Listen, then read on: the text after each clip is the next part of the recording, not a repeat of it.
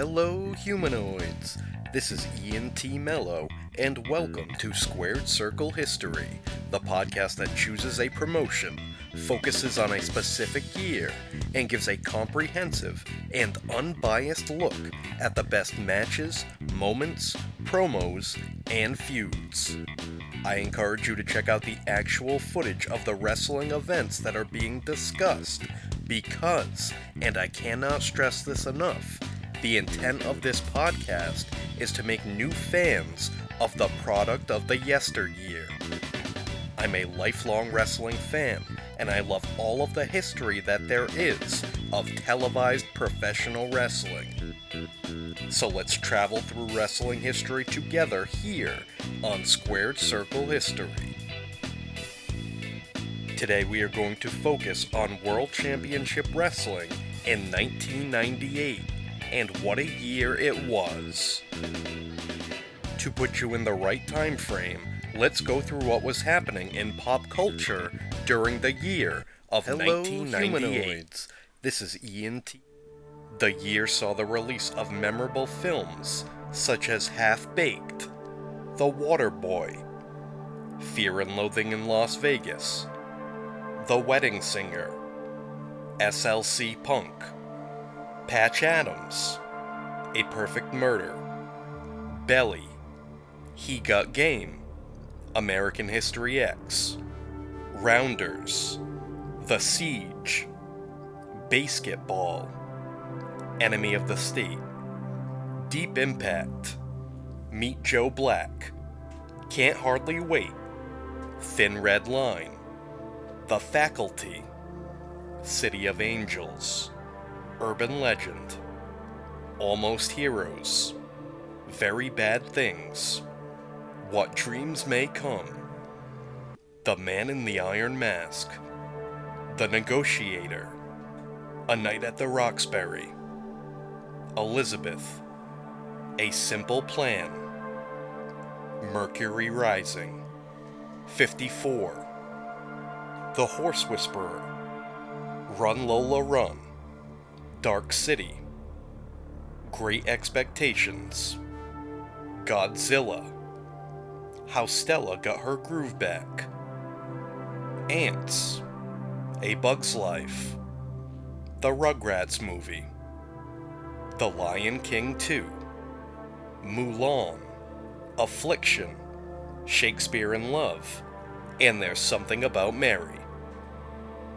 In record stores, we saw the release of albums such as Hellbilly Deluxe by Rob Zombie, Mechanical Animals by Marilyn Manson, The Elephant Riders by Clutch, Boggy Depot by Jerry Cantrell, Follow the Leader by Korn, Power Trip by Monster Magnet, Yield by Pearl Jam, Hello Nasty by the Beastie Boys, Is This Desire by PJ Harvey, Celebrity Skin by Hole, You've Come a Long Way Baby by Fatboy Slim,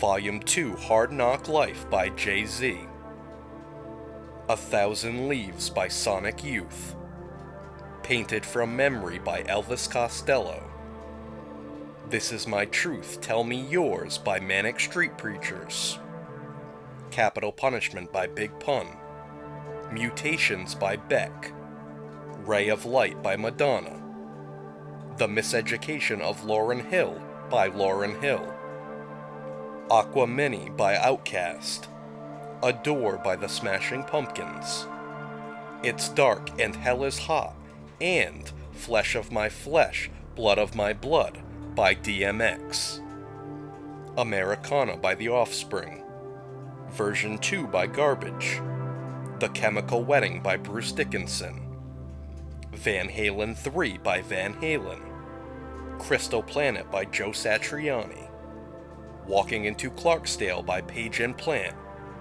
Snakebite Love by Motorhead, Sunburn by Fuel, My Arms Your Hearse by Opeth, Devil Without a Cause by Kid Rock, Psycho Circus by Kiss, Garage Inc. by Metallica, The Sound of Perseverance by Death, Abandoned by Deep Purple, Bobby Digital in Stereo by RZA, The Pillage by Capadonna, The Swarm by the Wu-Tang Clan, TCal 2000 Judgment Day by Method Man, Behind the Front by Black Eyed Peas, Doc's the Name by Redman, Time Out of Mind by Bob Dylan, ECW Extreme Music Volume 1, and self-titled debut albums from Queens of the Stone Age, Godsmack, Jurassic 5,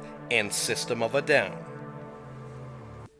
On television, we saw the debuts of That 70s Show, The King of Queens, Whose Line Is It Anyway?, Celebrity Deathmatch, Dawson's Creek, Felicity, Charmed, Becker, Will and Grace, Who Wants to Be a Millionaire, Cat Dog, Roly Poly Oly, The Wild Thornberrys, True Life, Sex and the City, The Powerpuff Girls, The Upright Citizens Brigade, and The Wiggles. The year also featured the final episode of Seinfeld, which was viewed by 76 million households. In the news, United States President Bill Clinton was involved in a sex scandal involving an intern in the White House. Europeans agreed on a single currency called the euro. The crew of the Space Shuttle Endeavour connected the first two modules of the International Space Station. The Athena probe discovered frozen water on the moon. The FDA approved the male impotence drug Viagra. Legendary singer Frank Sinatra died of a heart attack at age 82. Titanic captured 11 Academy Awards, including Best Picture and Best Director. The American Film Institute released its list of the top 100 films, with Citizen Kane ranked the greatest film of all time. ECW continued to break records and solidify the promotion as the number 3 pro wrestling organization in North America. The WWF overtook the lead in the ratings in the Monday Night War, enjoying an incredibly successful year and becoming a pop culture phenomenon. But all this paled in comparison to what was happening in World Championship Wrestling. While falling to the number 2 promotion in North America, WCW continued to be a multimedia juggernaut and a mainstay in pop culture. New superstars emerged, and major pay-per-view matches filled up an exciting calendar year. Nobody could predict the popularity of a rookie that rose to prominence and ran roughshod on the entire roster. Join us on this trip as we journey back to WCW in 1998. The first Monday Nitro of the new year took place on January 5th and began with Mean Gene interviewing the chairman of the WCW Executive Committee, J.J. Dillon. Dillon claimed that they can't show the footage of what happened when the show went off the air last week because the NWO attorneys are preventing that from happening. It was announced that the footage would air on the debut edition of Thunder, airing on TBS on Thursday. Chris Jericho came to the ring with a chair and a suit jacket. He apologized for the way he treated David Penzer the week prior and presented him with a chair and a new jacket. Jericho apologized for his actions and claimed that it would never, ever happen again.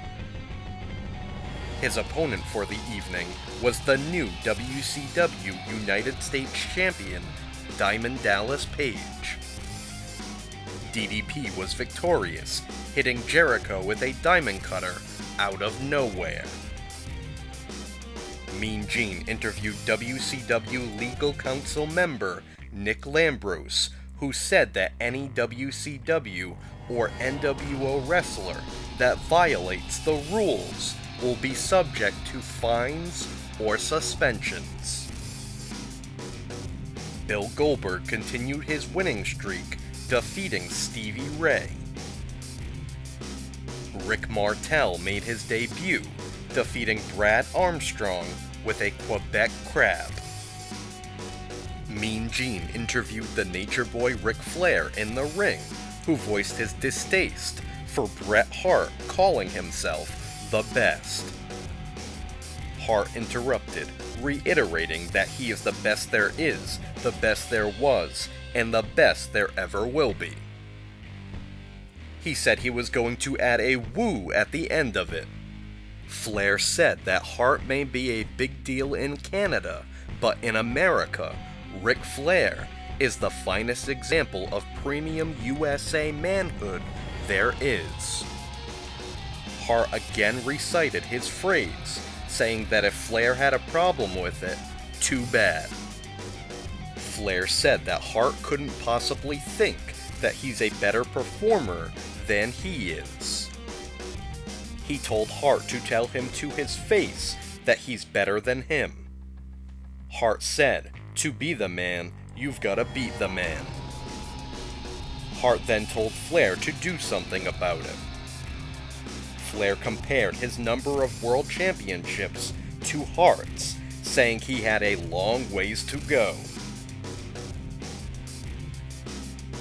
Lex Luger defeated the Macho Man Randy Savage in the main event, with the Macho Man accusing the referee of a fast count.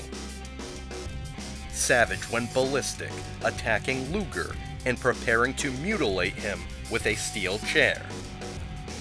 Eric Bischoff ran to the scene to talk sense into Savage. This caused Savage to snap, lunging at Bischoff. Hollywood Hogan hit the scene, inciting a shoving match with Savage. Kevin Nash laid out Savage from behind with a big clothesline before walking off. Hogan screamed for everyone to get a hold of themselves. The new World Heavyweight Champion Sting charged to the ring to stand side by side with Luger and fend off the rest of the NWO as the show went off the air. The debut edition of Thunder took place on January 8th, with Mike Tenay interviewing J.J. Dillon. Based on the announcement on Nitro that wrestlers were going to start being held accountable for their actions, Dillon reversed the decision from the Nitro main event, proclaiming Macho Man Randy Savage the winner over Lex Luger. The Total Package interrupted and voiced his disgust about the ruling and in the NWO. Before his match, Chris Jericho again apologized for his actions and presented ring announcer David Penzer with a new suit jacket. Jericho's opponent for the evening was the Nature Boy Ric Flair, who was victorious with a figure 4 leg lock. Following the bout, Jericho had another temper tantrum, ripping the suit jacket off of Penzer. Mike Tenay interviewed Larry Zbyszko, who hyped his upcoming match with Scott Hall at Sold Out. Zbyszko talked about how he used to torture Hall when he was a rookie. 10 years later, Zbyszko said he was going to embarrass Hall all over again. Later, Scott Hall battled Ray Traylor. As Hall attempted to use a chair, Zbyszko made his way to ringside. Hall was distracted, talking trash to Zbyszko, and turned right into a big slam from Traylor. Just like that, Traylor scored the pinfall victory. Juventud Guerrera defeated Ultimo Dragon with a 450 splash to become the new WCW Cruiserweight Champion. In the ring, Mike Tenay interviewed Bret Hart, who hyped his upcoming match with Nature Boy Ric Flair. While he admitted that he respected Flair, Hart said that he was going to prove that he is the best there is, the best there was, and the best there ever will be. Flair interrupted, who again asked Hart to say his slogan again to his face. Hart repeated himself, poking Flair in the chest. Flair got riled up, running down his own list of accomplishments, even mentioning seeing Bret as a kid, watching him from the crowd. Bret said, "To be the man, I guess I have to beat the man." Flair responded, saying, "It ain't just being the man, it's staying the man." The unaired footage of the Sting-Hollywood Hogan match from the final Monday Nitro of 1997 was finally aired. When it was originally taped, the show cut off when Sting accidentally hit referee Randy Anderson with a Stinger Splash. A suspended Nick Patrick entered, with Sting grabbing him by the shirt and shaking him. Hogan rolled up Sting, with Patrick counting 3 and calling for the bell. Sting attacked Patrick and then continued his beatdown on Hogan. Sting locked in the Scorpion Deathlock, with the initial official calling for the bell. J.J. Dillon tried to hand Sting his championship, only for Eric Bischoff to steal the gold and kick Dillon in the face. Sting grabbed Bischoff and hit a Scorpion Death Drop. The NWO rushed to the ring to attack Sting, with the WCW locker room running in to cause a huge brawl. Mike Tenay interviewed J.J. Dillon, who asked that Hollywood Hogan and Sting come to the ring. Hogan came out with the NWO by his side, while Sting stood on his own. Dillon announced that effective immediately, the WCW World Championship was vacant until the championship committee could render a decision. After Sting handed over the title, he said to Dillon, "You have no guts." Sting then stuck the bat in Hogan's face and said, "You're a dead man." The January 12th edition of Monday Nitro saw Bill Goldberg continue his winning streak, making quick work of Jerry Flynn. Mean Gene interviewed J.J. Dillon, who announced that he was fining Randy Savage $5,000 for putting his hands on Eric Bischoff last week. An irate Savage marched to the scene, getting in Dillon's face and saying, "Take it back." Bischoff rushed out, attempting to calm Savage down by saying he'd pay the fine. Steve Mongo McMichael defeated Chris Jericho after a tombstone pile driver. Following the commercial break, Jericho was irate, screaming at the fans who were booing him. He claimed to be a role model, saying he lost with dignity. As he continued apologizing to the fans for his recent actions, he was interrupted by Rey Mysterio Jr. Jericho was insulted, attacking Mysterio from behind and locking in the Lion Tamer.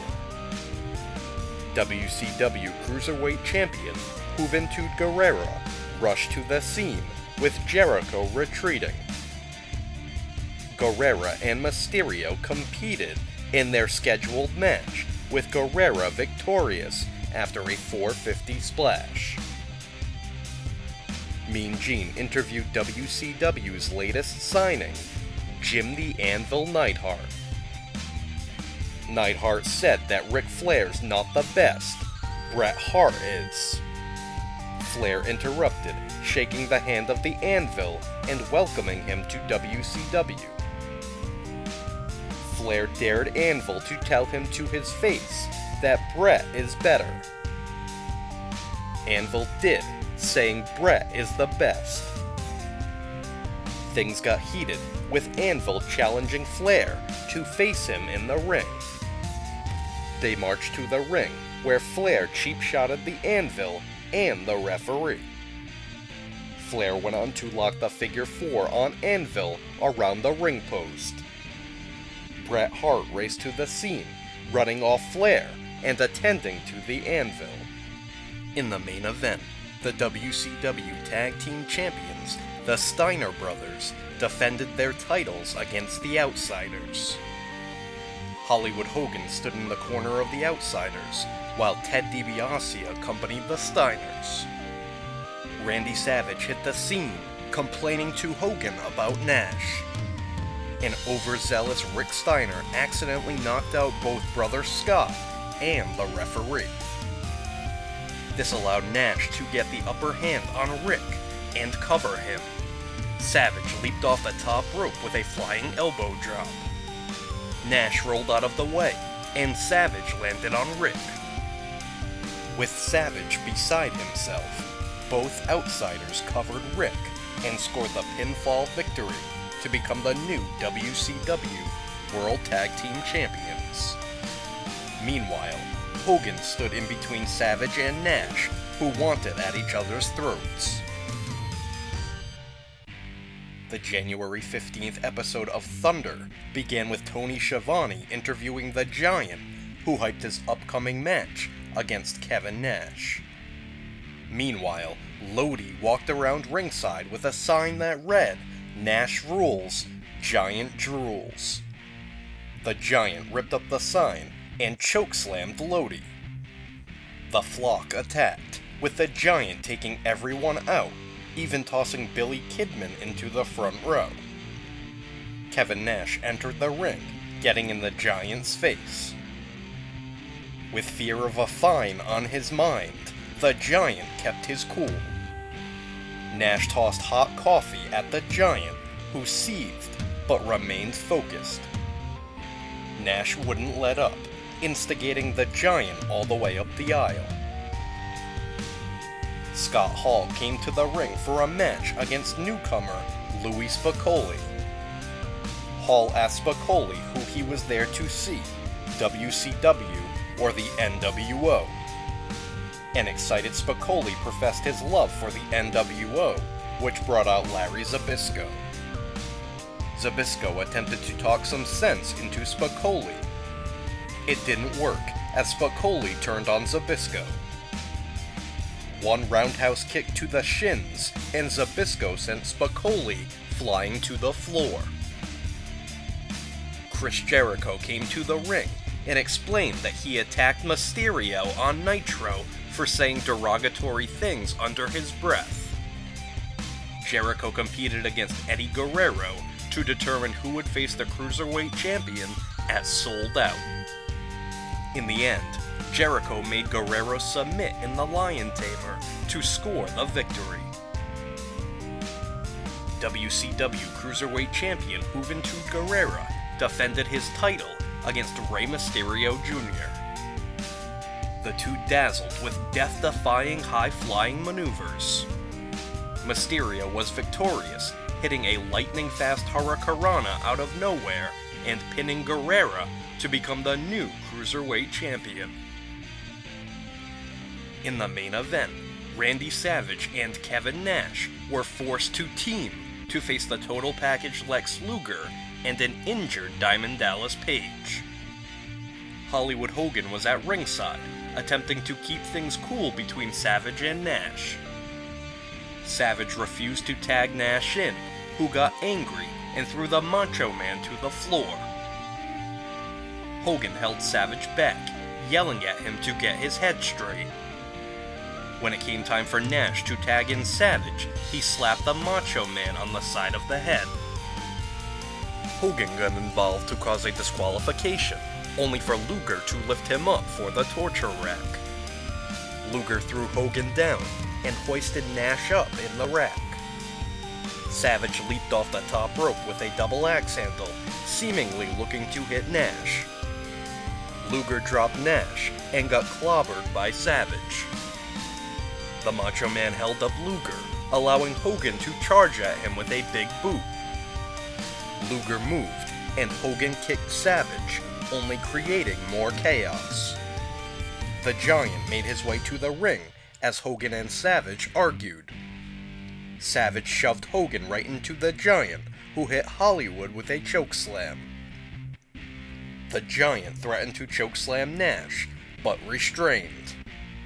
The rest of the NWO hit the ring and beat down the Giant.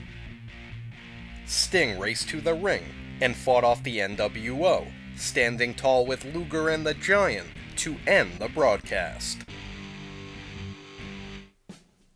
The January 19th edition of Monday Nitro saw Mean Gene interview the Nature Boy Ric Flair, who hyped his upcoming match with Bret Hart at Sold Out. Hart interrupted, saying he appreciates everything Flair has ever done. Flair responded, saying that even if they each think they're the best, somebody is going to come up short. Chris Jericho battled Juventud Guerrera, fighting dirty and winning with a lion tamer. Despite the bell ringing, Jericho refused to break the hold. Finally releasing the hold, Jericho blamed the referee for not properly stating that the match was over. Jericho claimed it would never happen again and apologized to Guerrera, who was less than receptive. This caused Jericho to snap, attacking Guerrera. Rey Mysterio Jr. raced to the scene, fighting off Jericho and saving Guerrera. The Giant battled Hollywood Hogan in the main event, with Randy Savage interfering. After arguing with Savage, Hogan walked right into a chokeslam, courtesy of the Giant. Referee Randy Anderson counted 3, and the Giant was declared the winner. Kevin Nash attacked Savage, and Lex Luger broke up a jackknife powerbomb attempt so that he could get his hands on the Macho Man. The rest of the NWO hit the scene, with Sting soon rappelling from the ceiling to clean house. The show ended with WCW standing tall. On the January 22nd episode of Thunder, Scott Hall stood in the ring with Louis Spicolli. Spicolli had Larry Zbyszko's golf clubs, which he proceeded to snap in half. Zbyszko made his way to the ring and talked trash, hyping the upcoming match with Hall at Sold Out. Spicolli provoked Zbyszko, who entered the ring. The two briefly rolled around until Hall interjected himself. Zbyszko rolled out of the ring to safety, saying he won't be walking out alone on Saturday. The main event saw Scott Hall battle the Giant. Hall was outmatched, with the Giant tossing him around the ring with ease. Hollywood Hogan and Kevin Nash made their way to the ring, with Nash getting in a cheap shot with a foreign object. Hogan got his shots in until the Giant grabbed Hogan and Hall by the throats. Randy Savage raced to the scene and climbed to the top rope, only for Luger to shove him to the canvas. While Luger lifted Savage up in the torture rack, Nash whispered something to the Macho Man. The Giant chokeslammed Hall and went for a pinfall attempt. Nash broke up the count, causing a disqualification. The Giant restrained himself, not wanting to break the clause in the contract for his match on Saturday. Angry, the Giant tore down the ring with his bare hands. Sold Out took place on January 24th, live on pay-per-view, and opened with Juventud Guerrera, Super Calo, Lizmark Jr., and Chavo Guerrero Jr. facing La Parka, Psychosis, Silver King, and El Dandy. It was fast-paced lucha libre action at its finest. After a breathtaking series of dives, Chavo pinned Psychosis after a tornado DDT to score the victory for his team. La Parka snapped, attacking everyone with brutal chair shots and earning the moniker of the Chairman of WCW. Despite dodging Chris Benoit for weeks, Raven finally went toe-to-toe with the Crippler. Per usual, the flock accompanied Raven to the ring. That is, until David Penzer announced that they were all banned from ringside. Raven wasted no time, attacking Benoit from the get-go and battering him mercilessly. Since it was Raven's rules, Raven brought a steel chair into play, bulldogging Benoit onto it. Raven attempted it again, only for Benoit to drop toe-hold him face first onto the chair.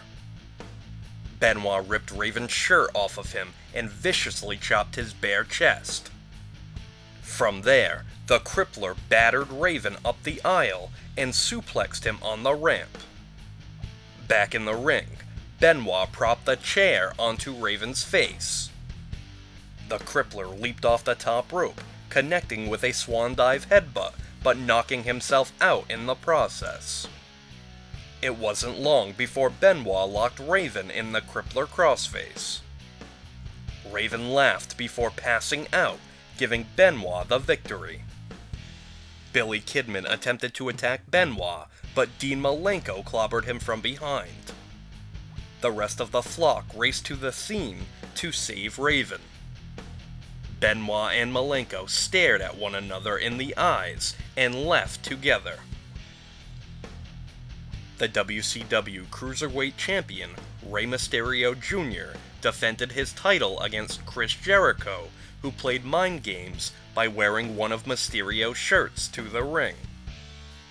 Mysterio sported a knee brace, which was only a bullseye for the opportunist that is Jericho.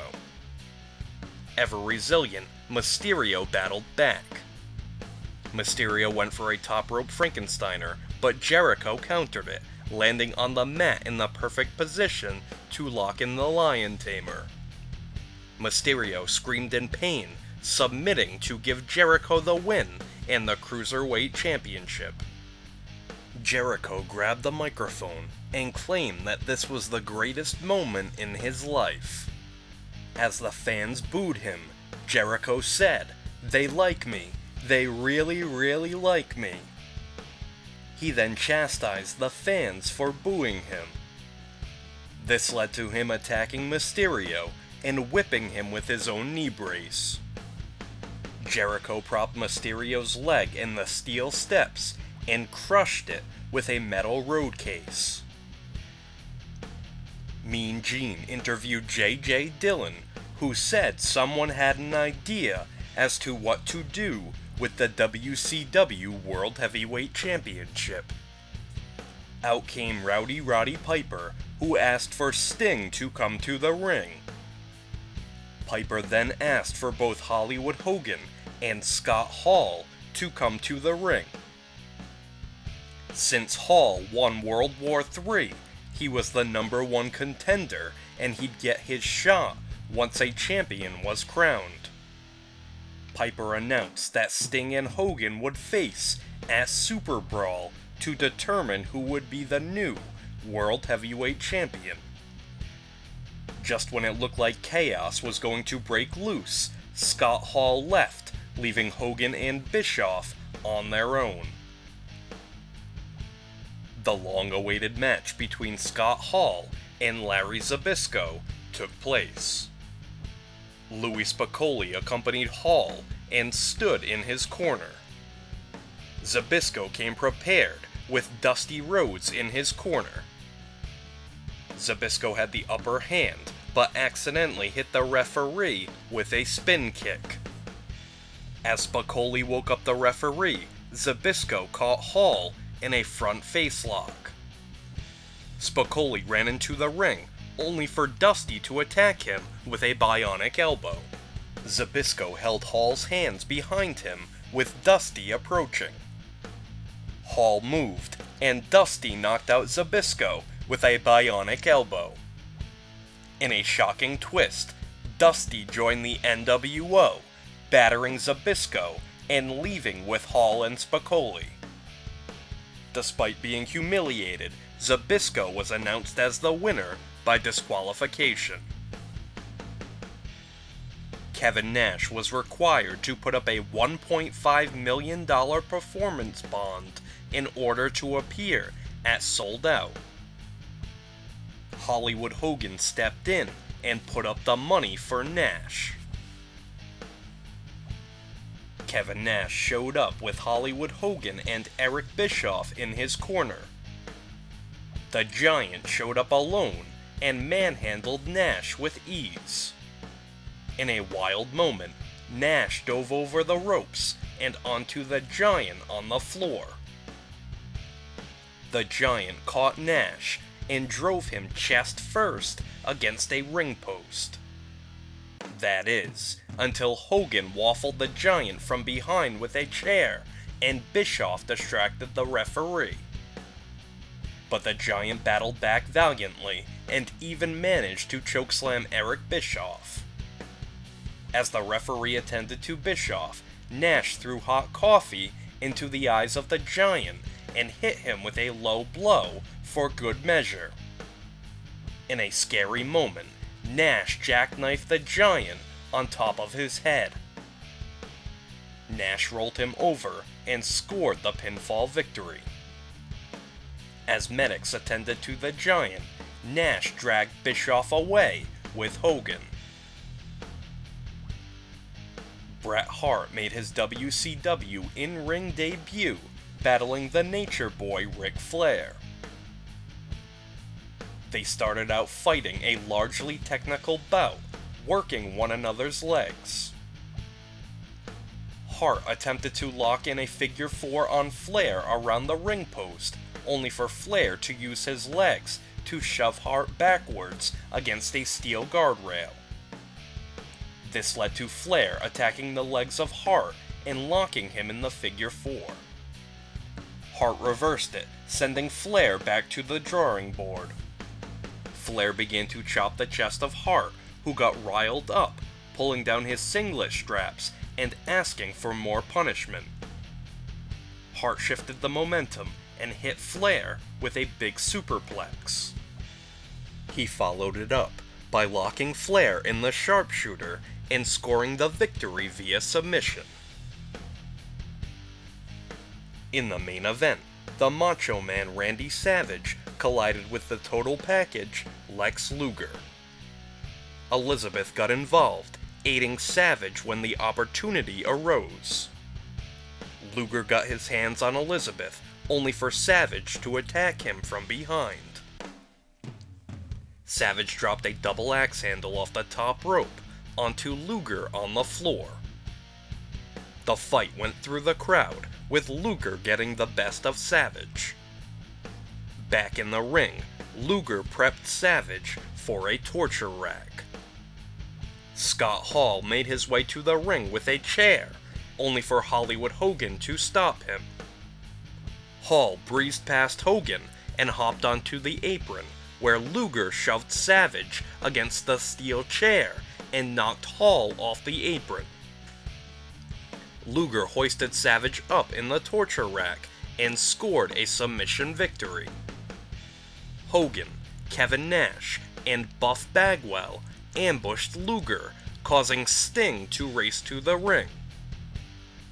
In a great moment for WCW, Sting locked Hogan in the Scorpion Deathlock, while Luger hoisted Nash up for a torture rack. The show went off the air, with Sting and Luger standing tall. Mike Tenay interviewed J.J. Dillon on the January 26th edition of Monday Nitro. Because of the injury to the Giant at Sold Out, Dillon banned the powerbomb indefinitely. any wrestler that uses the move will be disqualified and fined heavily. Later in the broadcast, Kevin Nash came to the ring with Eric Bischoff, claiming to be singled out. Nash showed no remorse for injuring the Giant, mocking him. He said that from this point forward, he'd like to be known as Big Sexy, the Giant Killer. An irate Randy Savage came to the ring, snatching the microphone from David Penzer. He blamed his loss at Sold Out on Kevin Nash, Scott Hall, and Hollywood Hogan, and demanded that Lex Luger face him in a rematch. Louis Spicolli attempted to calm Savage down, but failed. After Savage tossed Louis to the floor, the entire NWO made their way to the ring. Savage yelled at all of them, calling the NWO a bunch of clowns.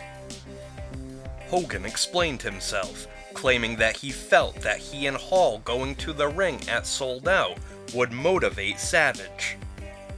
Still, Savage wished to be on his own, telling the NWO that he didn't want them interfering in any more of his matches. Savage riled up Hogan, saying he looked better with gold around his waist. As the Macho Man walked off with Elizabeth, Hogan told Savage to take care of himself. Mike Tenay interviewed Bret Hart, who thanked Ric Flair for a great match at Sold Out. Hart went as far as to say that Flair will always be the man. Hart said, "Sooner or later, I'm going to be the best WCW champion this company has ever had." Mike Tenay interviewed the new WCW Cruiserweight Champion, Chris Jericho, about his attack on Rey Mysterio Jr. Jericho told Mysterio it would never, ever happen again. Jericho wore a Mysterio shirt, which he said was a tribute to the injured athlete. Steve Mongo McMichael issued an open challenge, which was answered by the returning British Bulldog, Davey Boy Smith. The Bulldog was victorious with a running power slam.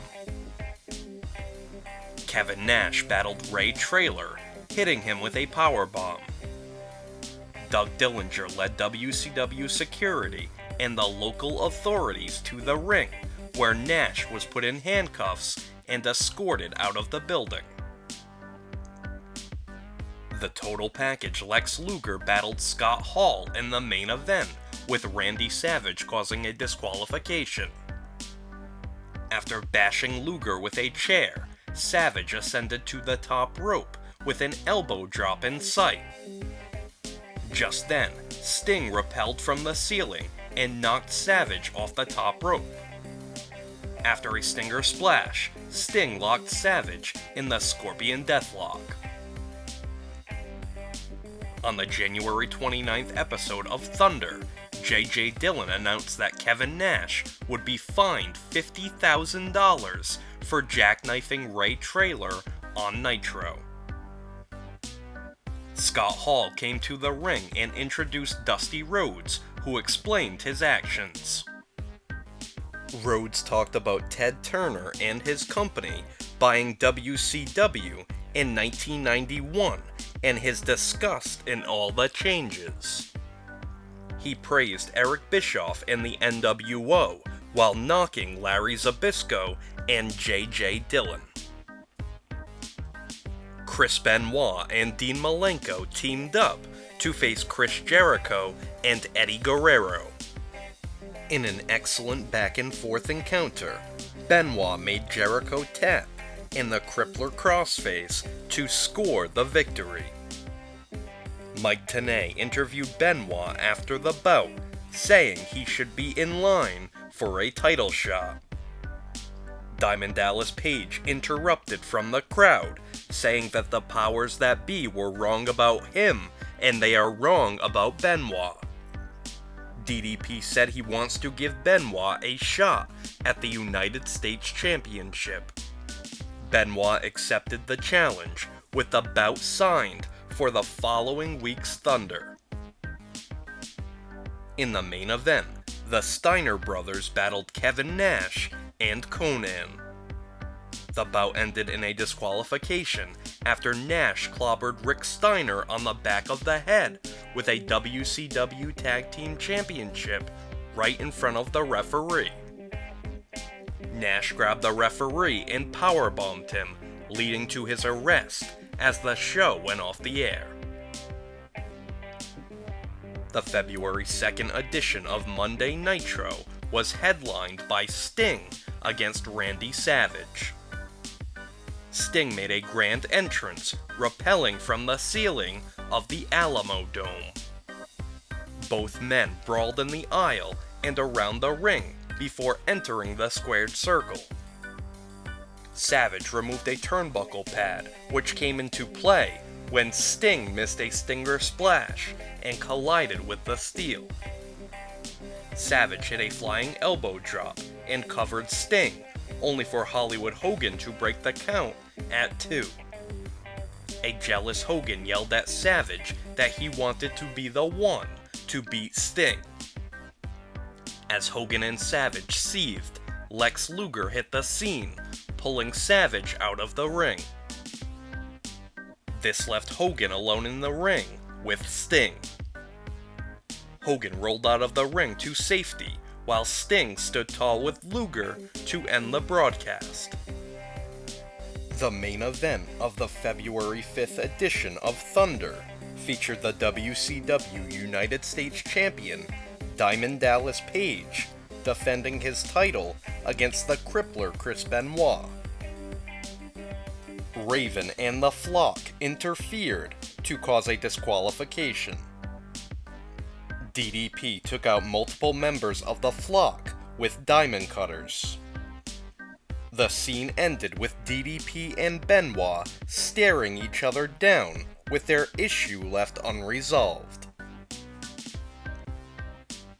The February 9th episode of Monday Nitro began with Hollywood Hogan and Eric Bischoff in the ring. Hogan issued a challenge to Randy Savage, who was quick to accept. They battled later in the broadcast, with Savage attacking both Hogan and Bischoff in the aisle to start the bout. After battling it out in the ring, they brought the fight to the floor. Hogan attempted to clobber Savage with a chair, but Elizabeth pulled it out of his hands. This allowed Savage to grab the chair and pound on Hogan. Savage nailed Hogan with a flying elbow drop and made the cover, only for Buff Bagwell to pull referee Randy Anderson out of the ring before he could make a 3 count. Several NWO members attacked Savage, with Hogan waffling the Macho Man off the head with a chair. Hogan spit on Savage before making his exit with the NWO. Savage wasn't finished, chasing after Hogan and clobbering him with a double axe handle. NWO members swarmed Savage as the show went to a commercial break. Goldberg put his streak on the line in his toughest challenge yet against Lord Steven Regal. Regal's masterful grappling skills frazzled Goldberg but couldn't keep him down. After a spear and a jackhammer, Goldberg emerged victorious. Lex Luger came to the ring and called out Randy Savage. Instead, Elizabeth came to the ring and distracted Luger. This allowed Savage to ambush Luger from behind. As Savage made his way to the top rope, Sting raced down the aisle. Sting knocked Savage off the top rope and bounced him off the guardrails around ringside. Back in the ring, Sting dropped Savage with a Scorpion Death Drop. The NWO made their way to the ring, with Sting staring down Hogan. Suddenly, a net dropped from the ceiling, covering Sting, Luger, and Savage. This allowed the NWO to assault the three, laying the boots to them. In the main event, the WCW Tag Team Champions, the Outsiders, defended their titles against the Steiner brothers. In the end, Rick Steiner made a blind tag and jumped off the top rope, nailing Scott Hall with a bulldog.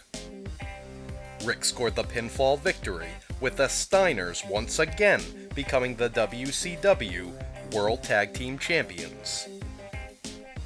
Despite the win, Scott Steiner was angry that he didn't get to score the pinfall. He was quick to cool down, celebrating with brother Rick and manager Ted DiBiase. The February 12th episode of Thunder began with Hollywood Hogan coming to the ring with Eric Bischoff by his side. Bischoff said that anybody associated with WCW, from Ted Turner to the people that water the plants, are fair game on the NWO's hit list. Hogan said that Bret Hart was number 1 on his personal hit list, blaming him for costing him the WCW World Heavyweight Championship.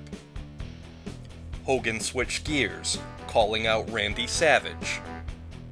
The Macho Man made his way to the ring, with Hogan informing him that they'd be teaming up on Nitro to face Sting and Lex Luger.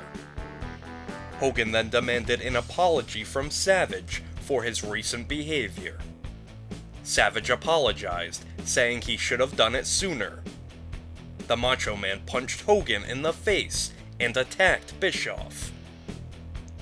Hogan grabbed a chair, causing Savage to retreat. Raven tried to motivate Mortis, telling him he could join the flock if he could defeat DDP. This led to DDP defending the United States Championship against Mortis. Mortis fought with a purpose, but fell victim to a diamond cutter. DDP picked up the win and celebrated in the crowd. The flock made their way to the ring, with Van Hammer carrying the lifeless body of Mortis away up the aisle. Hammer laid the body of Mortis at the feet of Raven, who stood on the stage. Raven drilled Mortis with an even flow onto the ramp. Later, Raven battled Chris Benoit. The flock interfered, which brought out DDP. Once the ring was rid of the flock, Benoit screamed at DDP that he didn't need his help. In the main event, Lex Luger battled the Nature Boy Ric Flair, with Randy Savage attacking the Total Package to cause a disqualification. Hollywood Hogan ran in and attacked Savage, while the NWO members attacked Luger and Flair. Sting raced to the ring, getting his hands on Hogan and battling beside Luger to end the broadcast. The February 16th edition of Monday Nitro began with the news of the untimely passing of Louis Spicolli. Hollywood Hogan led the NWO to the ring at the top of the broadcast. Hogan said he was going to pay whatever price it takes to make sure Nick Patrick is the official in his match with Sting at Super Brawl. Hollywood again called for Randy Savage to apologize to him. Savage interrupted, with Elizabeth by his side, saying he'd beat Sting and Luger by himself. Afterwards, he planned to beat Hogan within an inch of his life, leaving just enough so Hogan could apologize to him. As Savage left, Hogan said, "You're mine when this match is over, Macho." The Outsiders battled the Public Enemy, with Kevin Nash jackknife powerbombing Rocco Rock over the top rope, onto Johnny Grunge, and through a table. Doug Dillinger led security and the local authorities to the ring, who promptly arrested Nash and escorted him from the ring. Booker T defended the WCW Television Championship against Rick Martel. Martel was coming off a loss against Perry Saturn earlier in the evening. Both Booker T and Martel gave it their all in a highly competitive bout. Saturn got involved, colliding with Booker T on the apron.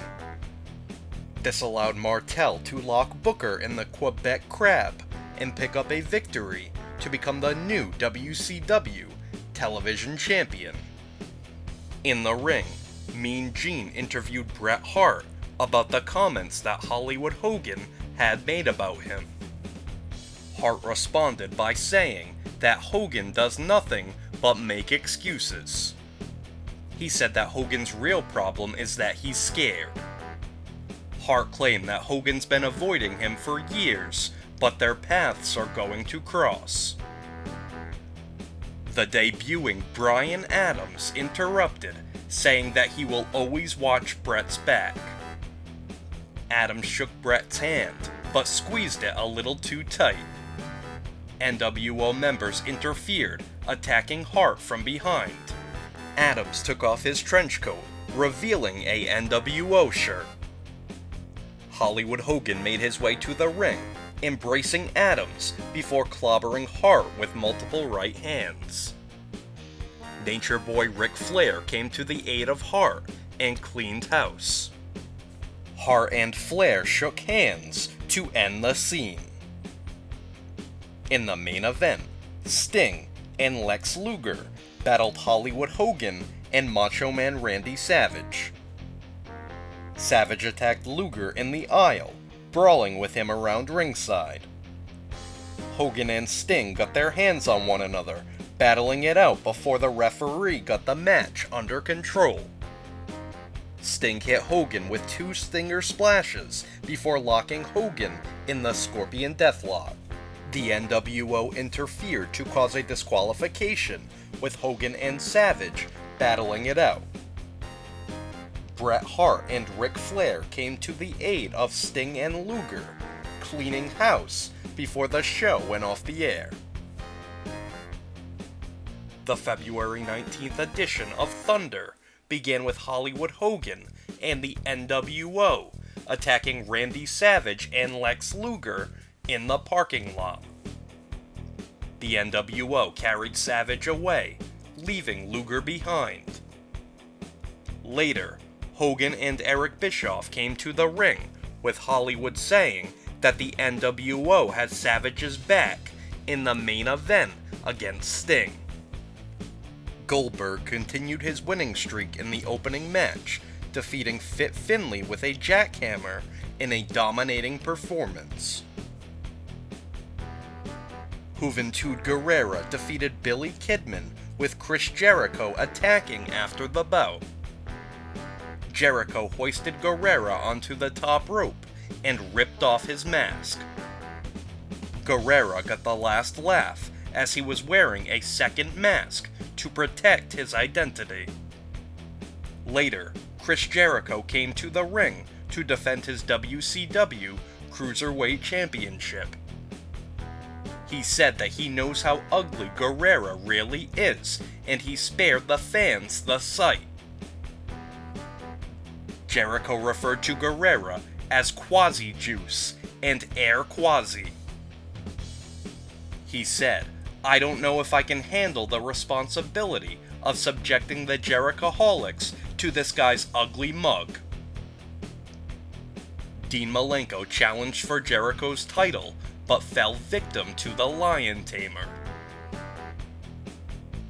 WCW United States Champion Diamond Dallas Page teamed with Chris Benoit to face Raven and Perry Saturn. It was chaotic, with things really breaking down in the end. After DDP hit Raven with a diamond cutter, Benoit made Saturn submit in the Crippler Crossface to pick up the victory. Randy Savage was scheduled to battle Sting in the main event. Come bell time, the NWO carried the lifeless body of Savage to the ring. He had a Sting mask on, and NWO was spray painted on his chest. Hogan talked trash about Sting, hyping their upcoming match on Sunday at Super Brawl and goading Sting to come to the ring. It worked, with Sting racing down the aisle to battle the NWO. The odds were stacked too high against Sting, outnumbered by the NWO. As Hogan got cheap shots in on Sting, Lex Luger burst onto the scene and cleaned house. The show ended with Sting and Luger standing tall in the ring over the lifeless body of the Macho Man. Super Brawl 8 took place on February 22nd and began with the WCW television champion, Rick Martel, defending his title against Booker T. Whoever won would have to face Perry Saturn immediately afterwards. It was a hard-fought battle, with Martel fighting ferociously. Booker T persevered, withstanding everything Martel threw at him and escaping the Quebec Crab. The end came quickly, with Booker T catching Martel with a Harlem sidekick in midair. Booker T scored the pinfall victory and was once again crowned the World Television Champion. Saturn rushed in, locking in the Rings of Saturn on Booker T. While Booker made it to the ropes, Saturn battled back with reckless desperation. Saturn continued his assault with a strong showing. Booker fought back valiantly, eventually defeating Saturn with a Harlem sidekick to retain his newly won title. J.J. Dillon announced that after a thorough investigation, effective immediately, Nick Patrick was reinstated. Chris Jericho defended the WCW Cruiserweight Championship against Juventud Guerrera in a mask versus title match. Jericho began the match competing with his championship belt still around his waist. He took it off once Guerrera kicked the belt too hard, taking all the breath out of Jericho. Guerrera flew around the ring, even hitting a springboard hurricanrana on Jericho off the ring apron.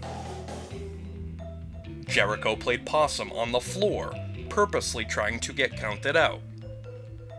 Guerrera caught on, dropping an elbow on Jericho and throwing him back into the ring. Jericho gained the advantage, knocking Guerrera off the apron with a springboard dropkick. He followed it up by launching himself off the ring steps. Guerrera moved, with Jericho crashing into a steel guardrail. Back in the ring, Jericho grounded Guerrera with a Michinoku driver. After a series of arrogant pinfall attempts by Jericho, he began to take Guerrera more seriously.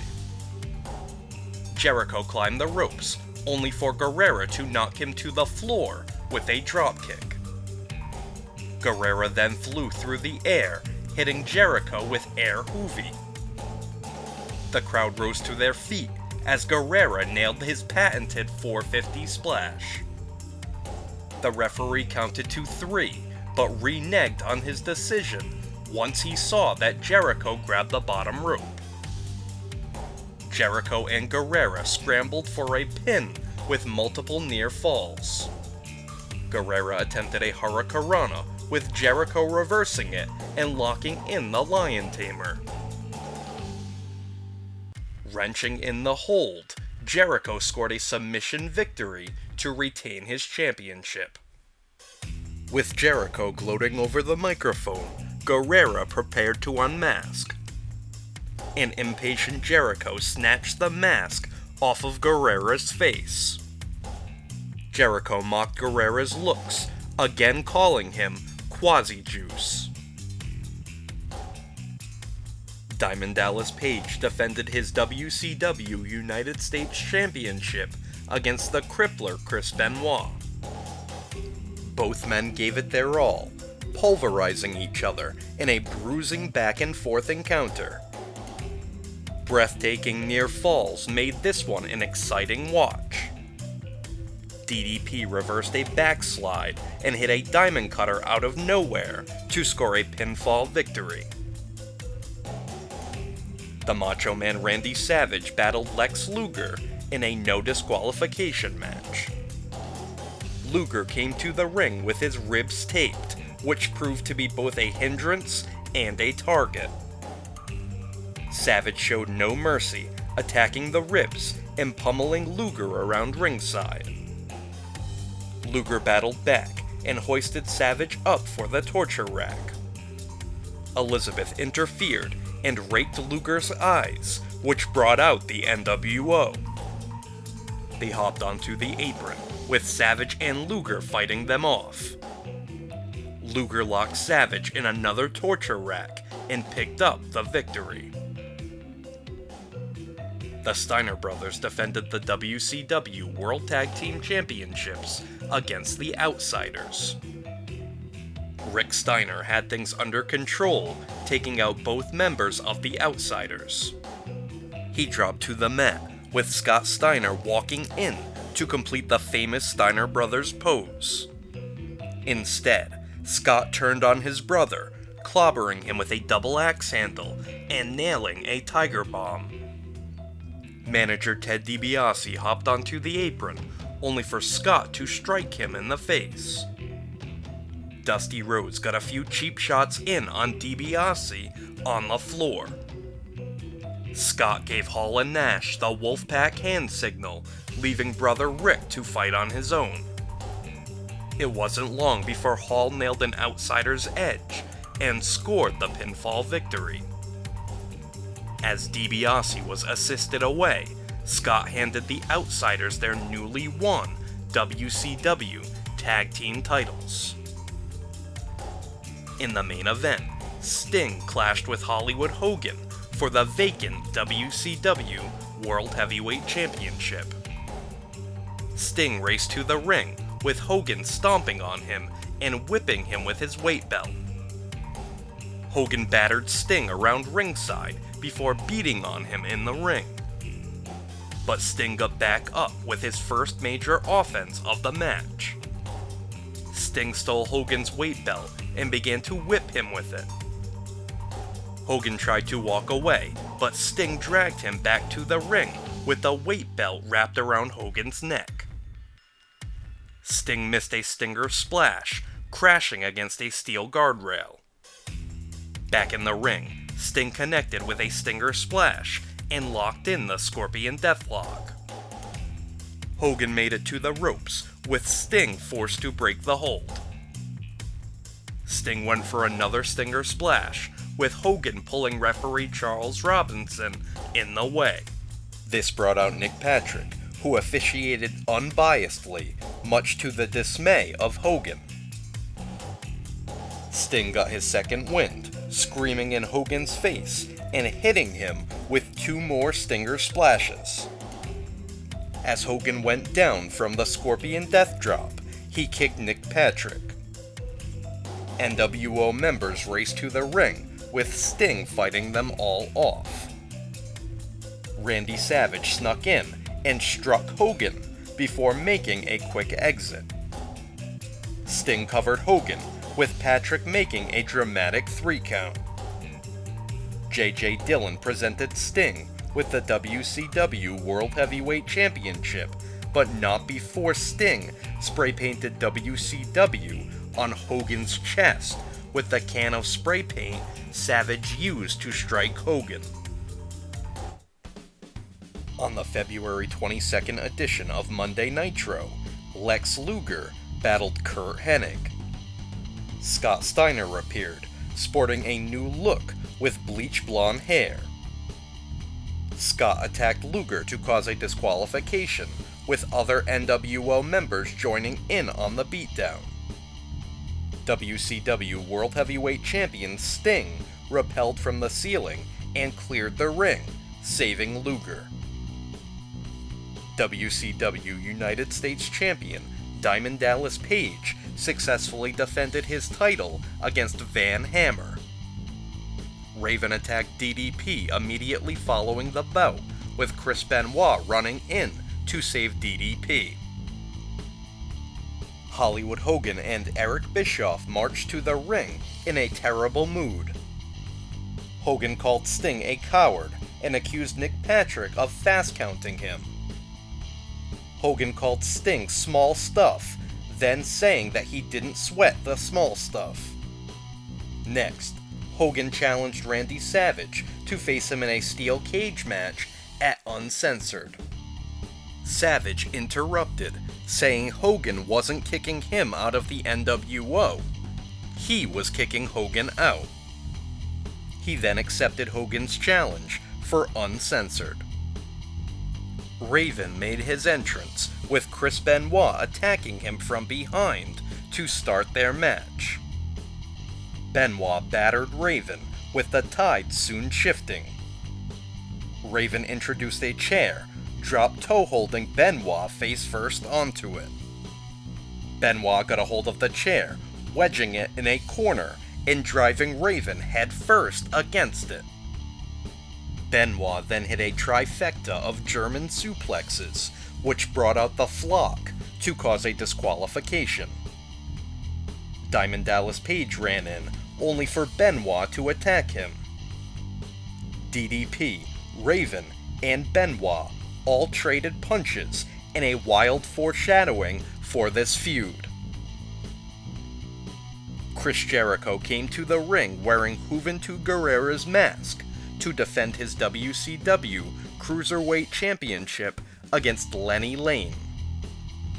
He soon unmasked, saying he could only deprive the fans so long from seeing his face. Jericho then suggested that they change the name of the show to Monday Night Jericho. Lenny Lane put up a solid effort, but ultimately fell victim to the Lion Tamer. Mean Gene interviewed the Giant, who came to the ring wearing a neck brace. The Giant accused Kevin Nash of barbarically trying to break his neck. He vowed to Nash and the world that he'd wrestle again. The Giant said that Nash had a bad case of the Giant on his back. Gene asked the Giant how he felt about J.J. Dillon banning the powerbomb. The Giant told Nash to keep using it because he was going to break him down. Bryan Adams came to the ring for an interview with Mean Gene and talked trash about Bret Hart. The Hitman interrupted, brawling with Adams and locking in the sharpshooter. Curt Hennig ambushed Hart with a stiff forearm. Hart briefly gained the advantage, only to be taken down by Adams and Rick Rude. Ric Flair raced to the ring to save the day and assist the Hitman. Flair declared that Hart was the best there is, the best there was, and the best there ever will be. Hart then challenged Hennig to face him at Uncensored. In the main event, Sting defended the WCW World Heavyweight Championship against Scott Hall. An imposter Sting attacked the real Sting from behind as he made his entrance. Hall hit Sting with an outsider's edge and spray-painted NWO on his chest. Randy Savage interfered, only to be beat down viciously by the NWO. During the beatdown, we saw the debut of the Disciple, who stood with the NWO. Hollywood Hogan spray-painted HH on Savage's chest, prompting Lex Luger to race to the ring with a chair and clear the ring to end the broadcast. The February 26th edition of Thunder saw Kevin Nash in action against Raven. The flock got involved, with Nash hitting Lodi with 2 power bombs. This meant that Nash would be fined another $100,000. Nash was promptly escorted from the ring, by the police.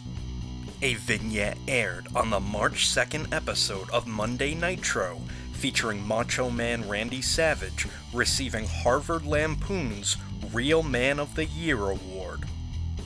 Shortly after, Hollywood Hogan and Eric Bischoff came to the ring, with Hogan claiming that Savage winning an award is a joke. Hollywood also claimed that Savage lives in his shadow. Later, Macho Man Randy Savage came to the ring with Miss Elizabeth. The Macho Man said that he's been carrying Hogan for years. He said that without the NWO, Hogan wouldn't have a life. Savage hyped the main event for the evening, saying his partner Sting was going to do things his way. Sting came to the ring, cutting his first promo in years. Sting told Savage that he only knows how to do things one way, his own way. Mike Tenay interviewed the Nature Boy Ric Flair in the ring until they were interrupted by Curt Hennig and Ravishing Rick Rude. After some trash talk, Flair and Hennig proceeded to have an impromptu scuffle. Flair was about to slap the figure 4 on Hennig, but Rude attacked him from behind. Hennig hit Flair with a fisherman's suplex, with Rude making a 3 count. The beatdown continued until Bret Hart ran in to make the save. Scott Steiner came to the ring, backed by NWO members, claiming his brother Rick would be initiated into the group. Rick Steiner came to the ring with Ted DiBiase by his side. Initially, Rick greeted them with a smile and accepted a NWO shirt from Dusty Rhodes. Suddenly, Rick punched Kevin Nash in the face, showing he was WCW through and through. The NWO ganged up on Rick, with Nash teasing a jackknife. Rick backdropped Nash, but then got beaten down further. The Giant interfered, hitting Nash with a huge powerbomb. During the commercial break, security tried to arrest the Giant. Unfortunately, the handcuffs didn't fit, with the Giant brushing security aside and walking away. Bret Hart battled Bryan Adams, nearly defeating him with a sharpshooter. Curt Hennig interfered, attacking Hart to cause a disqualification. Hart and Hennig proceeded to brawl around ringside and up the aisle. Adams attacked Hart from behind as the show went to a commercial break.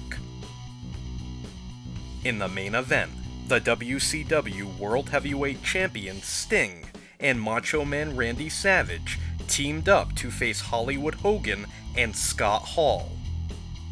It was complete pandemonium, with all 4 brawling around ringside. Sting got a hold of Hogan's weight belt, whipping him with it. Hogan clobbered Savage on the back of the head with a can of spray paint to gain the advantage. Sting made the hot tag, nailing Hogan with the Stinger Splash and locking in the Scorpion Deathlock. Members of both WCW and the NWO hit the ring for a brawl, while the Disciple helped Hogan get out of harm's way. Macho Man Randy Savage came to the ring on the March 5th edition of Thunder, calling out Hollywood Hogan. Hogan made his way out with Eric Bischoff and Bryan Adams. Savage told Hogan that he's like a horse with a broken leg, he's no good to anybody. At Uncensored in the Cage, Savage said he's going to send Hogan to the glue factory. Savage then challenged Adams to face him in the main event. Mike Tenay interviewed Raven, who insisted on conducting the interview while sitting in the corner of the ring. Raven said that he and DDP had a volatile past in which he helped Paige move ahead. But Paige didn't return the favor. Raven said, "What about me?" He complained about having to endure 3 years in barbed wire city. He said that taking DDP's United States Championship would be vindication. Later, Raven battled DDP for the United States Championship. DDP dismissed the referee and began brawling up the aisle with Raven. Chris Benoit interfered, brawling with both men in the aisle. They battled back into the ring, where a debuting Giant came to Raven's aid. The rest of the flock came to the ring, with Van Hammer carrying a guardrail. Raven proceeded to hit even flows on both DDP and Benoit onto the steel guardrail. A vignette aired showing Chris Jericho in a dark studio. He said that people should be looking up to him and have him as their role model. Randy Savage and Bryan Adams clashed in the main event, with Hollywood Hogan lurking around ringside. Savage got a hold of Hogan's weight belt, whipping both Hogan and Adams. The Disciple interfered, attacking Savage to cause a disqualification. The rest of the NWO joined in on beating down Savage until Sting raced to the ring with his baseball bat to save the day. The March 9th episode of Monday Nitro saw Hollywood Hogan come to the ring with Eric Bischoff.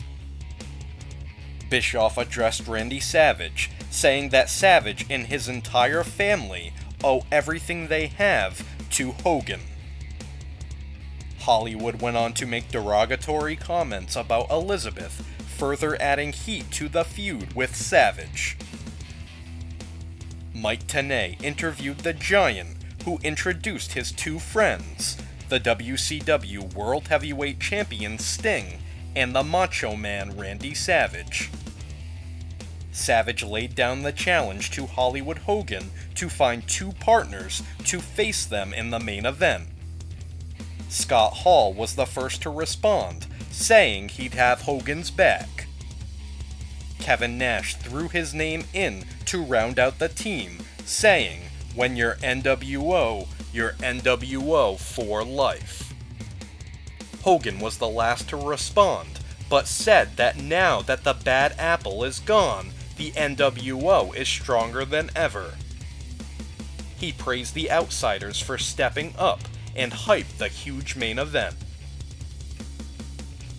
The WCW United States Champion Diamond Dallas Page teamed with Chris Benoit to face Raven and Perry Saturn in a hard-fought match. In the end, Benoit locked the Crippler Crossface on Raven, while DDP hit Saturn with a diamond cutter off the top rope. On Saturn's way down, he crashed onto Benoit, breaking the crossface. An angry Benoit clobbered DDP, leading to a bitter brawl between the two all the way up the aisle. Raven and Saturn scored the victory via countout. The Nature Boy Ric Flair battled Curt Hennig, with the bout ending in a disqualification after the NWO got involved. Just when things looked grim for Flair, Bret Hart raced in to save the day. Hart clobbered Hennig, with their match at Uncensored on the horizon. In the main event, the WCW World Heavyweight Champion Sting, the Macho Man Randy Savage, and the Giant faced Hollywood Hogan, Scott Hall, and Kevin Nash. The Giant competed with his neck brace on, which became a bullseye for the NWO. In due time, Hogan ripped the neck brace off of the Giant. Just when it looked like he was down, the Giant got a surge of adrenaline, swiping both arms to take out Hogan and Hall. Nash ran away, with the Giant stalking him all the way up the aisle. Sting tossed Hall around the ring, hitting him with stinger splashes. Savage and Hogan circled one another, with the Disciple clobbering the Macho Man from behind. This allowed Hogan to cover Savage and score the pinfall victory, with the broadcast going off the air moments later. The March 12th edition of Thunder saw Tony Schiavone interview Chris Jericho, who was wearing Juventud Guerrera's mask. Jericho didn't want to wait for Uncensored and said he'd defend his WCW Cruiserweight Championship against Dean Malenko. The match took place later in the broadcast, with Jericho competing in Juventud Guerrera's mask. It wasn't long until Malenko locked in the Texas Cloverleaf and scored a submission victory to become the new WCW Cruiserweight Champion. Or so we thought. Malenko ripped off the Juventud Guerrera mask to reveal Lenny Lane. Jericho raced in, ambushing Malenko and walking away with his Cruiserweight Championship. Tony Schiavone interviewed Eddie Guerrero, who said that his nephew Chavo is a disgrace to the family. Chavo interrupted, with Eddie saying he's tried everything to help Chavo move up the ranks, but he's failed at every attempt. Eddie challenged Chavo, with each naming a stipulation. If Eddie won, Chavo would become his servant. If Chavo won, Eddie would have to start fighting to live up to the Guerrero name. Eddie was victorious, defeating Chavo by pinfall after a frog splash. The Giant battled the NWO in an 8-on-1 handicap match. The bout ended prematurely when the Giant powerbombed Conan, resulting in a disqualification. Doug Dillinger led security into the ring, wrapping the Giant's wrists in chains and padlocking them together. Police officers escorted the Giant up the aisle, where Kevin Nash was waiting. Nash threw a cup of hot coffee in the Giant's face. Amazingly, the Giant broke the chains and chased off Nash. In the main event, the WCW World Heavyweight Champion Sting defended his title against Macho Man Randy Savage. After a brief period of brawling, Hollywood Hogan and Scott Hall interfered to cause a disqualification.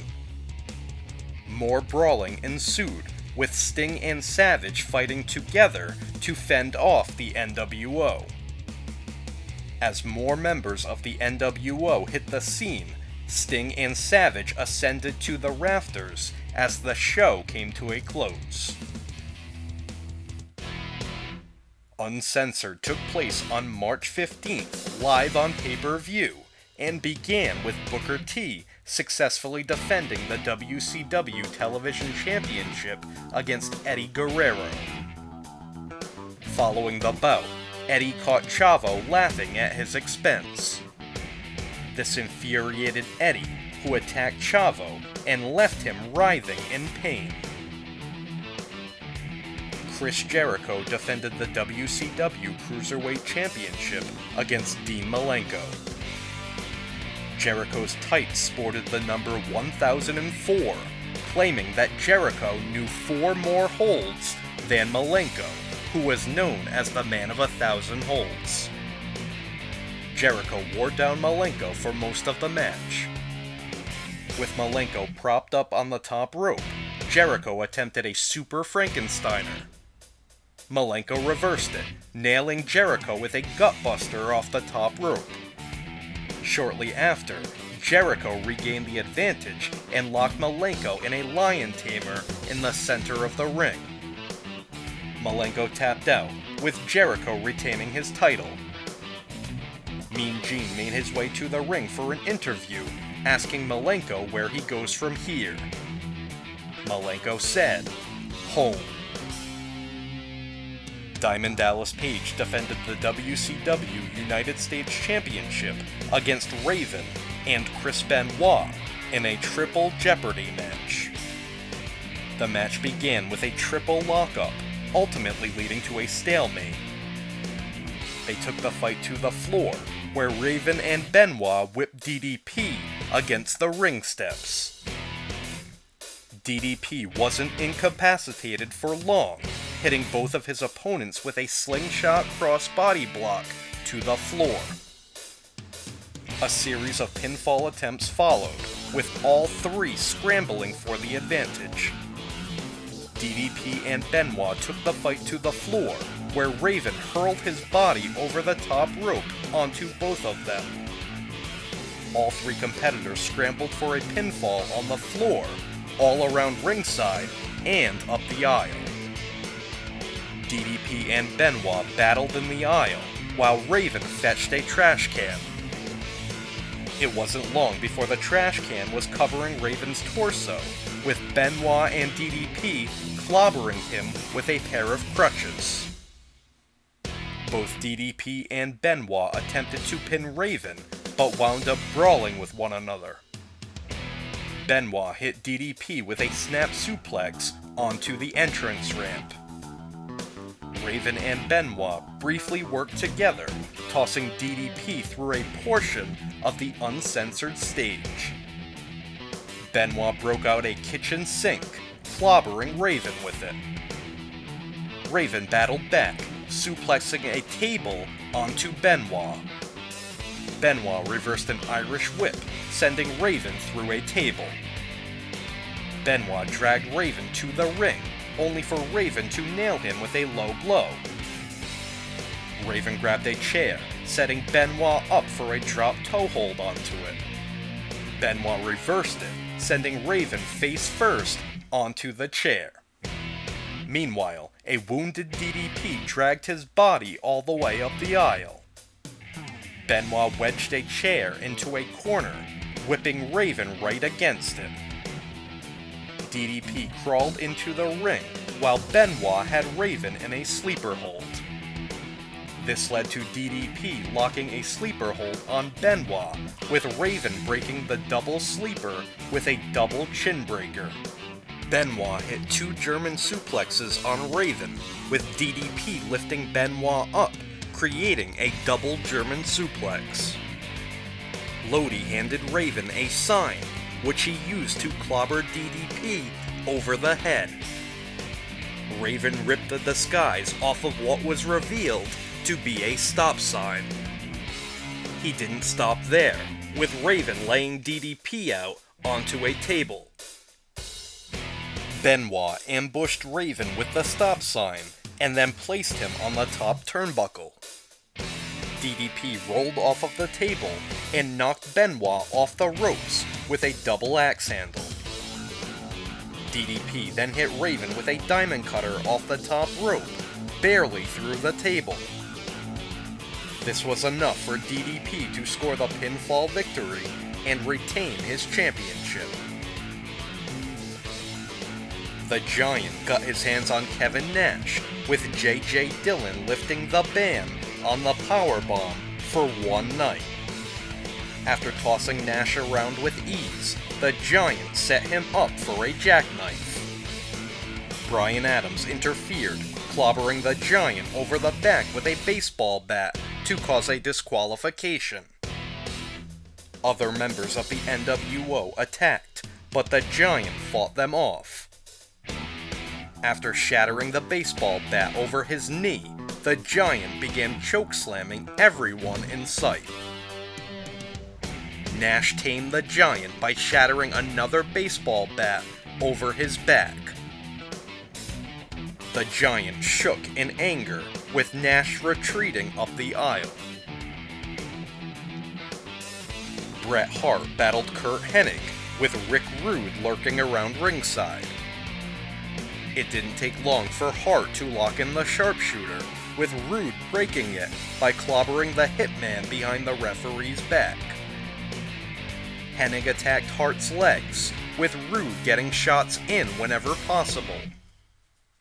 In time, Hennig nailed a Hennigplex, with Hart barely kicking out. Hart fought back resiliently and locked Hennig in the sharpshooter. While Hennig submitted, Rude clobbered Hart from behind to break the hold. Rude pounded on Hart, even hitting a rude awakening while Hennig fetched a chair. After clobbering Hart with a chair, Hennig posed over the Hitman. Hart was announced as the winner, but laid motionless on the canvas. Sting defended the WCW World Heavyweight Championship against Scott Hall, who had Dusty Rhodes in his corner. Outlasting Rhodes' interference, it looked like Sting was honing in on a victory. That was, until Sting hit a Stinger Splash on Hall, with referee Mark Curtis sandwiched underneath. Rhodes handed Hall a foreign object, which he used to clobber Sting. Hall made the cover, with Sting barely kicking out before 3. Sting wiggled out of an outsider's edge and nailed Hall with a Scorpion Death Drop to score the pinfall victory. In the main event, the Macho Man Randy Savage battled Hollywood Hogan in a steel cage match. They bashed one another against the cage, with Savage busted open. Still, Savage got his second wind and climbed to the top of the cage. He leapt off with a double axe handle, connecting with the head of Hogan. Savage climbed to the top for the second time. This brought out the Disciple, who attacked the referee, broke into the cage, and rolled Hogan out of harm's way. Savage climbed down the cage, with Sting rappelling from the ceiling moments later to even the odds. Out of nowhere, Savage clotheslined Sting, nailing him with a clothesline again shortly after. Savage left the cage, yelling at Hogan that he'll never work for him. Hogan yelled back, "You work for me," as the show went off the air with no decisive winner. The March 16th episode of Monday Nitro emanated from Club La Vila and began with Hollywood Hogan leading the NWO to the ring. Hogan said that Randy Savage was going to have to prove himself that evening. Later, Savage came to the ring with Elizabeth and Eric Bischoff. Bischoff said that he was happy that Savage saw the light after Hogan beat him within an inch of his life. Savage grabbed the microphone and said that what he did last night wasn't for Hogan, it was for the NWO. He then predicted that he was going to take the WCW World Heavyweight Championship from Sting. Raven and Chris Benoit battled to determine the number 1 contender to the WCW United States Championship. Benoit battered Raven around the arena and back to the ring. Raven gained the advantage, bulldogging Benoit face first onto a steel chair. He followed it up by nailing Benoit with an even flow onto the chair.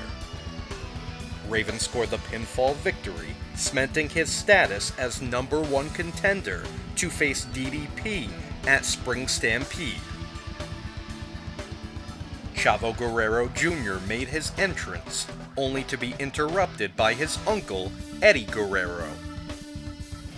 Eddie handed him a shirt to wear that said, "Eddie Guerrero is my favorite wrestler." Chavo balked at the idea, but being a man of his word, put on the shirt. Chavo's opponent for the evening was the WCW television champion, Booker T. Booker was victorious with an axe kick. Chris Jericho came to the ring, running down his list of accomplishments thus far in 1998. He mocked Dean Malenko for saying that he was going home. Jericho said that he was going to rechristen the Texas Cloverleaf as the Jericho Maple Leaf. He went on to face Juventud Guerrera, getting himself disqualified for using his championship as a weapon. Jericho then locked Guerrera in the Jericho Maple Leaf, but claimed it was an inferior move. The outsiders came to the ring and called out the Giant. The Giant came to the ring and stalked Kevin Nash around ringside. Nash had his own idea, hitting a cannonball into the pool surrounding the ring. The Giant did get his hands on Scott Hall, tossing him into the water. In the main event, the WCW World Heavyweight Champion Sting teamed with Lex Luger to face Hollywood Hogan and Macho Man Randy Savage. Before the match started, Hogan and Savage were already arguing. Sting made a grand entrance, rappelling to the ring from a helicopter. Hogan blamed Savage for not getting the job done against Sting. Savage walked off, but came face to face with the Disciple. Hogan clobbered Savage from behind and threw him into the ring. Savage took a beating, with Hogan refusing to tag in. Savage tried to tag Hogan in, but he walked off. As Hogan walked away, Savage hit him with a double axe handle from behind and threw him back into the ring. Luger lifted Hogan up for the torture rack, with the Disciple interfering to cause a disqualification. Numerous other members of the NWO hit the scene, with Sting and Luger fighting everyone off. Meanwhile, Hogan and Savage brawled on the floor. The March 19th episode of Thunder aired footage of DDP on MTV's Total Request Live with Carson Daly. Raven appeared on a television complaining that MTV rolled out the red carpet for DDP. He said, "What about me? What about Raven?" In a surprise twist, Raven clobbered DDP from behind with a stop sign and hit him with an even flow onto a coffee table. Raven stole the United States Championship, leaving DDP injured. In the main event, Curt Hennig battled Rick Steiner, with the NWO interfering to cause a disqualification. Suddenly, pyro went off, and Goldberg raced to the ring. He took out NWO members one by one, standing tall as the broadcast went off the air. The March 23rd episode of Monday Nitro began with Mean Gene interviewing Rowdy Roddy Piper. Piper said that he was asked to come in because the NWO is getting out of control. He announced that WCW was banning baseball bats until Spring Stampede, where Piper would team with the Giant to face Hollywood Hogan and Kevin Nash in a bat-on-a-pole match. Chavo Guerrero Jr. competed against Ultimo Dragon in a losing effort, tapping out to the Dragon Sleeper. Following the bout, Eddie Guerrero told Mean Gene that he's doing the best he can with Chavo. He apologized to the family and forced Chavo to apologize to his grandmother. WCW World Heavyweight Champion Sting defended his title against the WCW United States Champion Diamond Dallas Page in an exciting bout. The initial collar and elbow tie-up saw the two throw one another to the floor. Back in the ring, Sting was quick to go for a Scorpion Death Drop, with DDP desperately reaching for the ropes. The two fan favorites battled back and forth, trading the advantage in a competitive match. DDP attempted a Diamond Cutter, but Sting reversed it, nailing a Scorpion Death Drop. Sting scored the pinfall victory, retaining the title. Following the bout, Sting helped DDP to his feet and did the Diamond Cutter hand gesture in the center of the ring. Lenny Lane approached the WCW Cruiserweight Champion Chris Jericho, saying he was owed $1,000 for disguising as Jericho and facing Dean Malenko. Jericho turned the tables and told Lane that since he couldn't get the smell out of his gear, Lane owes him $1,000. A match ensued, with Jericho scoring a submission victory via the Lion Tamer. Hollywood Hogan and Kevin Nash faced the Giant in a handicap match. The Giant dominated, but ultimately had to settle for a disqualification victory once the Disciple interfered. He grabbed the Disciple by the throat, with Eric Bischoff running in and kicking the Giant from behind. The Giant turned around and hoisted Bischoff high up for a chokeslam. The sea of fans rose to their feet as the Giant slammed Bischoff down to the mat. The WCW television champion Booker T and Chris Benoit battled to a time limit draw. Curt Hennig battled the British Bulldog Davey Boy Smith, with Rick Rude interfering to cause a disqualification. Bret Hart raced to the ring, punching Rude and locking Hennig in a sharpshooter. Several members of the NWO attempted to interfere, with Hart fighting them all off.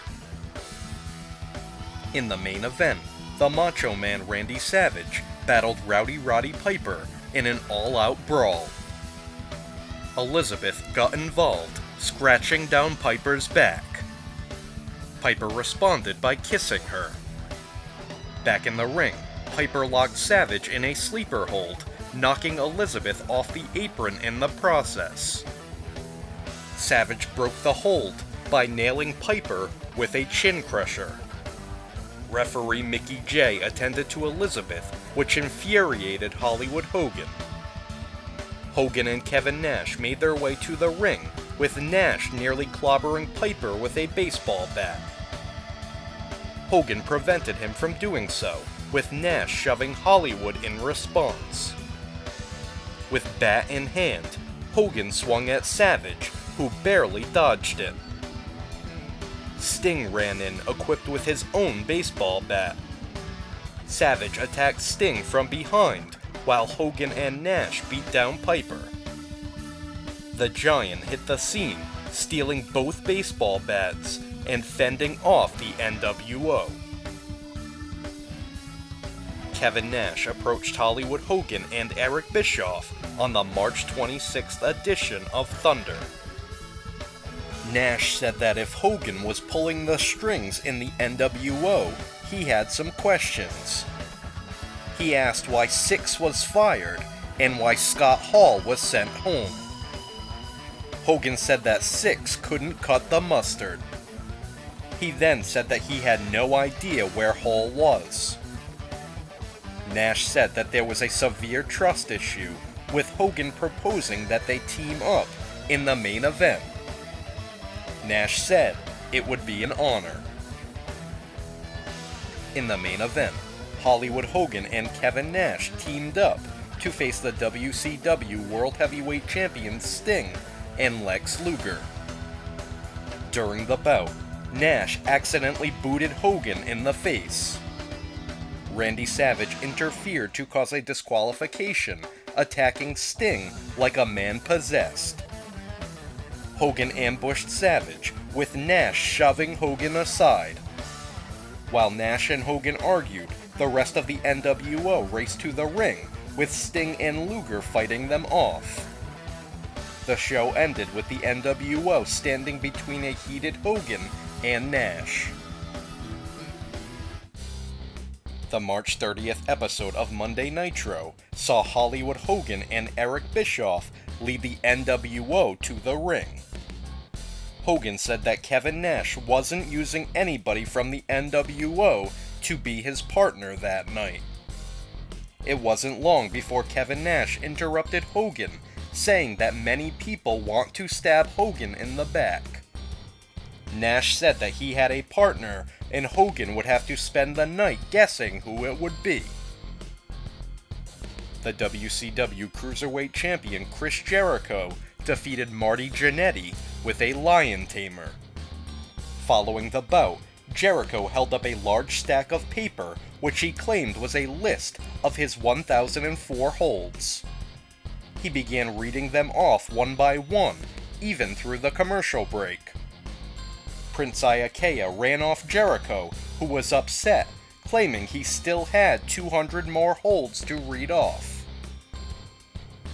WCW television champion Booker T and Chris Benoit competed in a rematch, again going to a time limit draw.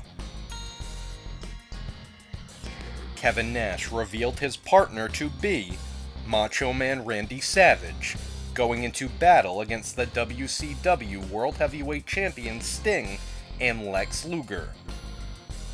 Savage attacked Sting from behind, pile driving him on the floor. Sting recovered and hit a Stinger splash onto Savage against a guardrail. Luger hoisted Nash up for a torture rack, with the Disciple interfering behind the referee's back. This allowed Nash to cover Luger and score the pinfall victory. Meanwhile, Hogan and the Disciple battered Rowdy Roddy Piper in the aisle. In the main event, Hollywood Hogan battled Rowdy Roddy Piper, with the Disciple interfering to cause a disqualification. Kevin Nash made his way to the ring and held up a defenseless Piper. Hogan lunged with a right hand, but Piper moved, with Nash taking the shot. As Nash and Hogan argued, the Giant made his way to the ring to save Piper. The April 6th edition of Monday Nitro began with paramedics loading an injured Randy Savage into an ambulance. Later, footage was shown from moments prior to the attack, with a red Viper speeding away and the Disciple standing over the injured Savage. As Elizabeth entered, the Disciple grabbed her and said, "He's not so macho now." In the main event, the WCW World Heavyweight Champion Sting defended his title against Kevin Nash. Prior to the bout, Nash took the microphone from Michael Buffer and speculated that it was Hollywood Hogan's Viper that sped away earlier in the evening. Wearing a Randy Savage shirt, Nash said that Macho Man better be careful, since whoever shirt he wears tends to get people fired, a jab at the release of 6. During the bout, Conan attacked Sting behind the referee's back. Sting battled back, locking Nash in the Scorpion Deathlock. With a little help from Conan, Nash made it to the bottom rope to break the hold. Moments later, Sting hit 3 Stinger splashes on Nash. This wasn't enough, as Nash set up Sting for a jackknife. Hollywood Hogan ran in, attacking Sting to cause a disqualification. Nash shoved Hogan, claiming he had the match won. The rest of the NWO hit the scene, attacking Sting. Roddy Piper and the Giant interfered, ridding the ring of the NWO. Hogan and Nash nearly came to blows in the aisle, with the NWO getting between them to end the broadcast. The April 9th episode of Thunder saw Tony Schiavone interview Chris Jericho, who stood in the ring with a scale. Jericho claimed that his upcoming challenger Prince Iaukea weighed more than 225 pounds, which was the weight limit for the cruiserweight division. Iaukea came to the ring and stepped on the scale, which read 218 pounds. Shocked, Jericho claimed that the scale must not be calibrated. He proceeded to clobber Iaukea with the scale and lock in the Lion Tamer. The April 13th edition of Monday Nitro featured multiple vignettes featuring Bret Hart commenting on various topics. Hart said he was sick of crying about getting screwed over, and he wants to fight for those that are getting screwed over. He said he wants a fair shot at the WCW World Heavyweight Championship. He said, Nash is scum, and Hogan is worse. Mean Gene interviewed Roddy Piper outside his dressing room. Hollywood Hogan and the Disciple interrupted, attacking Piper. Kevin Nash said that if it weren't for Hollywood Hogan's interference last week, he'd be the WCW World Heavyweight Champion. Sting interfered, ready to fight. J.J. Dillon got between the two and made the rematch official for the main event. Sting then asked for the powerbomb to be reinstated. Despite his better judgment, Dillon obliged. In the main event, Sting defended the WCW World Heavyweight Championship against Kevin Nash. As Sting locked Nash in the Scorpion Deathlock, Randy Savage and Elizabeth made their way to the ring. Savage clobbered Sting on the back of the head with the giant cast he wore on his arm. Meanwhile, Elizabeth had the referee distracted. Nash made the cover, with Sting barely kicking out at 2. Nash then hit a jackknife powerbomb. Before the referee could make the 3 count, he was pulled out of the ring by Bret Hart. As the bell rang to signal a disqualification, Hart brawled with Nash and locked him in a sharpshooter. Members of the NWO hit the scene and attacked Hart, while Nash hit Sting with another jackknife. The April 16th episode of Thunder saw the WCW Cruiserweight Champion Chris Jericho defend his title against Chavo Guerrero Jr. Jericho locked in the Lion Tamer, with Chavo reaching for the ropes. Eddie Guerrero stood at ringside, slapping Chavo's hand off the bottom rope and causing him to submit. After the match, Eddie told Chavo that if he could beat Jericho at Spring Stampede, he'd win his freedom. If he lost, Eddie would work him twice as hard. In the main event, the WCW World Heavyweight Champion Sting teamed with Bret Hart to face Randy Savage and Kevin Nash. Hollywood Hogan and the Disciple interfered to cause a disqualification, attacking Savage's injured arm. The NWO had to hold a furious Nash back as Hogan retreated up the aisle. Spring Stampede took place on April 19th and began with Goldberg defeating Perry Saturn to continue his winning streak. Ultimo Dragon defeated Chavo Guerrero Jr., meaning Eddie Guerrero would start being stricter with his nephew. WCW television champion Booker T defended his title against Chris Benoit in a match with no time limit. Following a referee bump, Benoit made Booker tap in a crippler crossface. Benoit broke the hold to wake up the injured official. Booker jumped over the referee, hitting Benoit with a Harlem sidekick. The referee gained his bearings and made the 3 count, with Booker T retaining his title. WCW Cruiserweight Champion Chris Jericho successfully defended his title against Prince Iaukea, winning by submission with the Lion Tamer. Following the bout, Jericho stole Iaukea's ceremonial dress. Roddy Piper and the Giant battled Hollywood Hogan and Kevin Nash in a bat on a pole match. A bat hung from a 15-foot high pole attached to one of the ring posts. The first person to retrieve the bat could legally use it. The Giant stood on the top rope, reaching above to give Piper a boost. Piper grabbed the bat and threw it down, but it got into the wrong hands. Hogan clobbered the Giant from behind with the bat. Nash held up Piper while Hogan swung. Piper moved, and Hogan connected with Nash. Piper clobbered Hogan with the bat, wailing on Nash afterwards for good measure.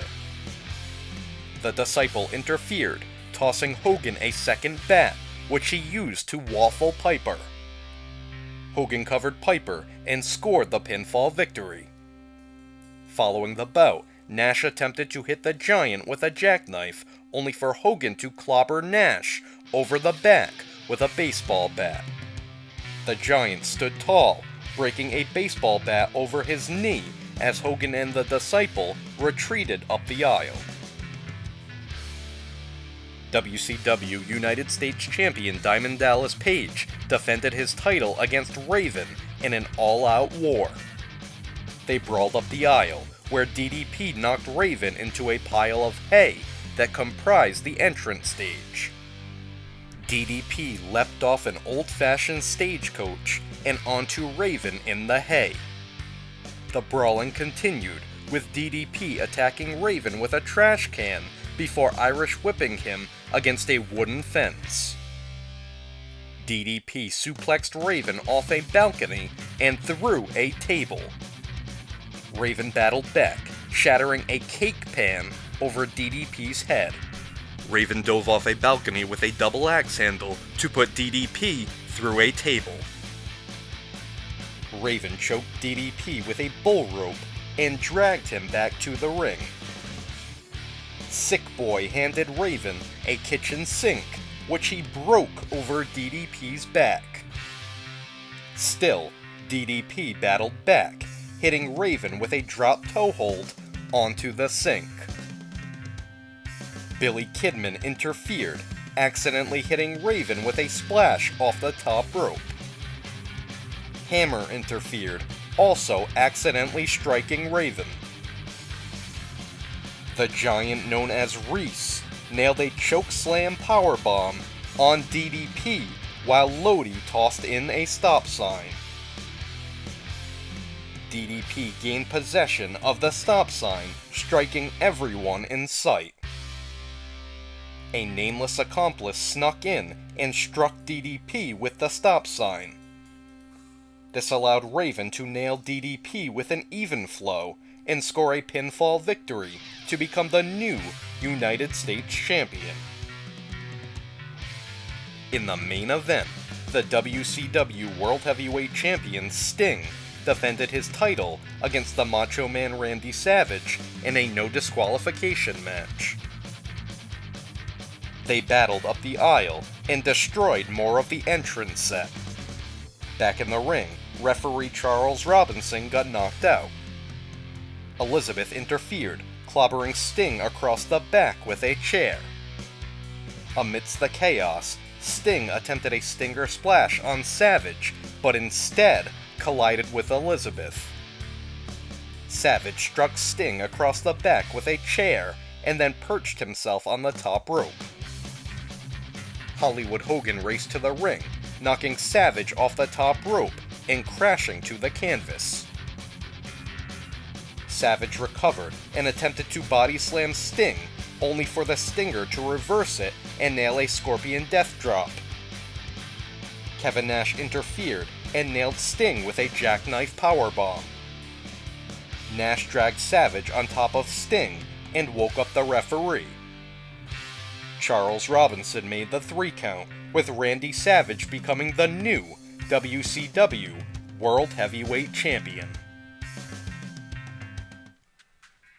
The April 20th edition of Monday Nitro began with footage of Hollywood Hogan and the Disciple attacking the new WCW World Heavyweight Champion Macho Man Randy Savage and Kevin Nash after Spring Stampede went off the air. Hogan explained himself on Nitro, coming to the ring with Eric Bischoff and the Disciple. Hogan claimed that he is the true leader of the NWO and demanded a title shot. After a commercial break, Savage hobbled to the ring and said, "I didn't come here to gloat, I came here to fight." He went on to say that he hated Hollywood Hogan in life and in death. Nash said that Savage would finish the job that evening, and he'd be there in case the Disciple or Eric Bischoff tried to interfere. He added that he'd be the one to put the stake through Hogan's heart, saying, "Book closed, end of story." WCW Cruiserweight Champion Chris Jericho came to the ring wearing Prince Iaukea ceremonial skirt and set up a large photo of Dean Malenko. Jericho mocked him and said that this next match was dedicated to Malenko. Juventud Guerrera was the challenger, but fell victim to the Lion Tamer. WCW United States Champion Raven defended his title against the undefeated Bill Goldberg. With the match being Raven's rules, the deck was stacked against the challenger. Raven introduced a chair, and the flock interfered, with Goldberg fighting everyone off. Goldberg hit the giant Reese with a jackhammer, with Raven attempting to leave through the crowd. But the crowd wouldn't allow it, throwing Raven back over the guardrail. Goldberg nailed Raven with a spear and hit the jackhammer to become the new WCW United States Champion. Mean Gene interviewed Roddy Piper, who said that the match between Savage and Hogan would be no disqualification. There must be a winner. In the main event, the WCW World Heavyweight Champion, Macho Man Randy Savage, battled Hollywood Hogan in a no disqualification match. Hogan attacked the injured knee of Savage, locking him in a figure 4. The Disciple interfered, attacking referee Nick Patrick before joining Hogan and attacking the injured knee of Savage. Kevin Nash raced to the ring, only for Eric Bischoff to distract him. This allowed Hogan and the Disciple to get their shots in, until Nash shoved them away. Nash set up Hogan for a jackknife, but Bischoff kicked him repeatedly. After shoving Bischoff aside, Nash hit Hogan with a jackknife and dragged Savage on top. As Nash woke referee Nick Patrick, Bret Hart raced to the ring.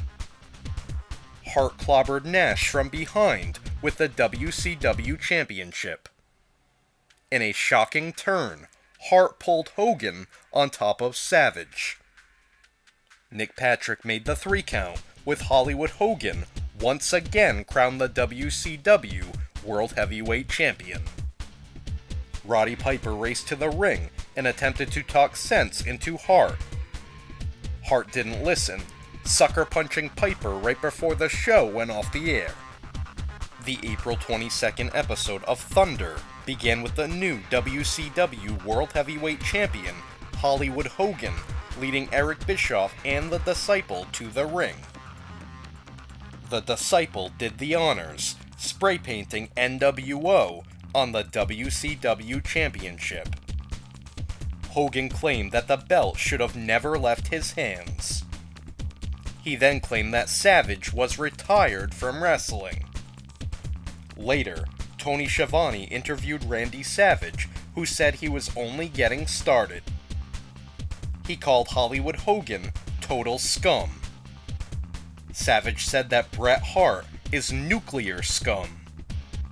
He said that Hart is the best con man walking God's green earth. Savage added that Bret was overpaid and called him the biggest mark for himself. He closed by saying that Hart is number 1 on the Macho Man's intergalactic hit list. Lex Luger teamed with Rick Steiner to face Scott Norton and Buff Bagwell. In a scary moment, Rick Steiner launched himself off the second rope to bulldog Bagwell.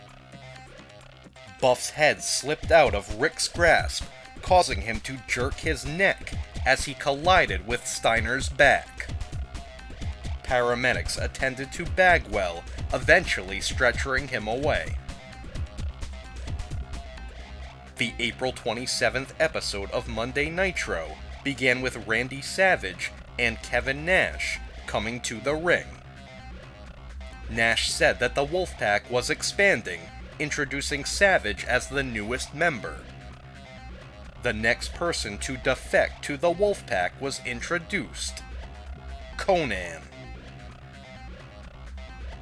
WCW Cruiserweight Champion Chris Jericho came to the ring with his framed portrait of Dean Malenko. Jericho claimed that Malenko was now a fry cook, further taunting him by calling him a quitter. He went on to defend his title against Chavo Guerrero Jr. During the bout, Jericho accidentally knocked Eddie Guerrero off the apron thanks to a dropkick from behind from Chavo. Jericho went on to defeat Chavo with a lion tamer. Following the bout, Eddie yelled at Jericho for knocking him off the apron. Jericho told Eddie it was all Chavo's fault, with Eddie scolding his nephew. In the final segment, Mean Gene interviewed Bret Hart. Hart said, "The one thing I found out is that there's no room for guilt or innocence in the world of wrestling. And I found out in professional wrestling that it's just a long, cruel, muddy trench of plastic hallways filled with pimps and thieves, and a place where good men die like dogs." He then claimed that Randy Savage never had the guts to face him. Hart said that Savage didn't have what it took to beat him. He claimed that he'd tell Hollywood Hogan face to face the following night why he screwed over Savage. He closed by saying, "It's finally time for the Hitman to arrive." A special Nitro aired on April 28th and saw Bret Hart get what he asked for. WCW World Heavyweight Champion Hollywood Hogan came to the ring with Eric Bischoff and the Disciple by his side. Hart said that he's looked up to Hogan, calling him the highest paid wrestler in the industry.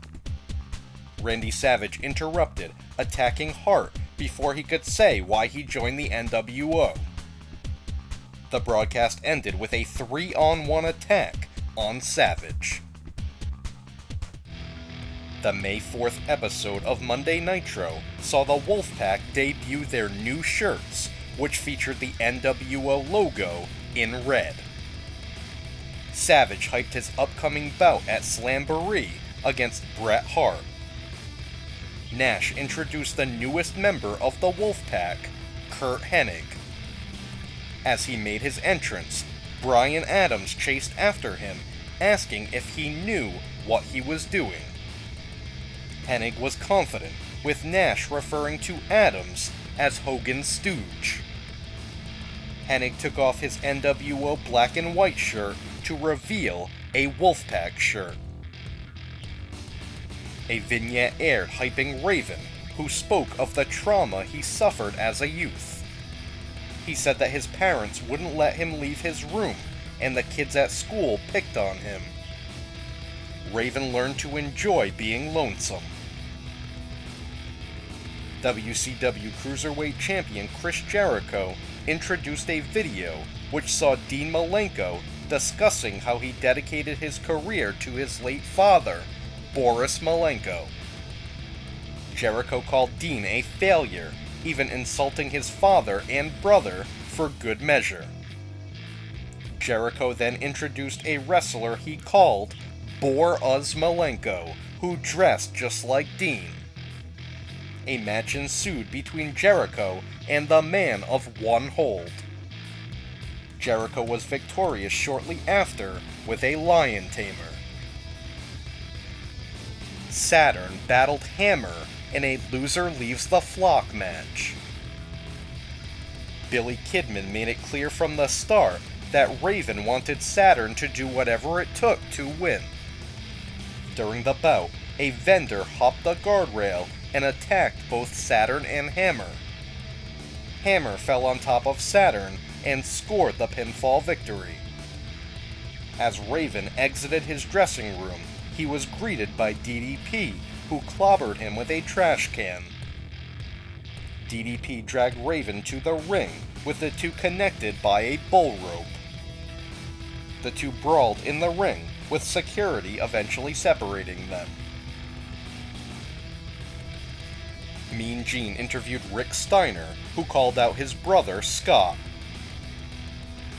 Out came Scott Steiner, who was on crutches, with Rick not buying it. Scott claimed that he'd made a mistake, citing there was no reason for he and Rick to fight. Rick said they were either fighting it out or getting back together. Scott got emotional, saying he wanted to be a Steiner brother again. Rick said he wasn't sure if he could trust Scott, with Scott hobbling away. Rick called him back, saying they'd make it work. They hugged it out. Bryan Adams attacked Rick from behind with a baseball bat. Scott shouted at Adams to injure his brother Rick.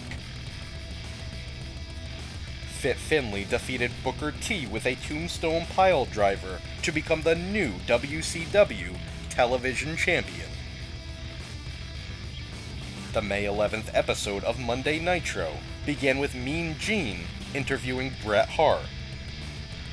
Hart hyped his upcoming match with Randy Savage, calling him a chicken. He bragged about locking Savage in the sharpshooter the week prior. Shortly after, Randy Savage made his way to the ring. He talked trash about Bret Hart, hyping their upcoming match at Slamboree. Savage then challenged Hollywood Hogan to face him in the main event. Eric Bischoff rode his motorcycle to the ring to cut a promo. Shockingly, Bischoff called out the owner of the WWF, Vince McMahon. He then addressed DX invading the Norfolk Scope and CNN headquarters, saying Sean Waltman should have known they wouldn't be there. Bischoff challenged McMahon to face him in a fight at Slamboree. Bischoff said that McMahon isn't man enough to step in the ring with him. Alex Wright interrupted the Nitro Girls, dancing his way through them to take center stage. Doug Dillinger restrained Wright and escorted him off the stage. Kevin Nash and Conan made their way to the ring through the crowd. Nash discussed forming the NWO with Scott Hall and Hollywood Hogan jumping on the bandwagon. He said that there's only one NWO, and it's the boys wearing black and red. Nash challenged Hogan to meet him in the ring later that evening to admit that Big Sexy is the better man. Dusty Rhodes made his way to the ring to cut a promo on Hollywood Hogan and Eric Bischoff. He said that if it weren't for the American Dream, there'd be no Hogan or Bischoff. Rhodes then told Randy Savage to stop complaining. He then assured that Scott Hall was going through personal problems, but he'd be at Slamboree. Mean Gene introduced J.J. Dillon, who discussed Raven filing a grievance against Diamond Dallas Page for his recent attack. Dillon admitted that since WCW provided an unsafe working environment, Raven will now be accompanied by his own riot squad. Raven challenged DDP to face him at Slamboree inside of a steel cage. He then called out Saturn, looking for an explanation for his loss last week. It was a setup, with the Flock attacking Hammer.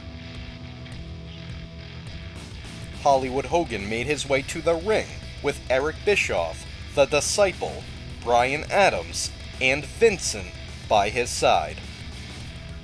After discussing his upcoming movie, Hogan said that Scott Hall and Kevin Nash befriended him so they could get a top spot because they weren't talented enough. Hogan dedicated his match that evening to the crew of his latest film. Finally, Hogan called out Nash, who quickly made his way to the ring. Hogan said, "Black and red just don't get it." He asked Nash for an apology, which wasn't happening. As Nash began to fight everyone off, out came the Giant, who was wearing a NWO black and white shirt.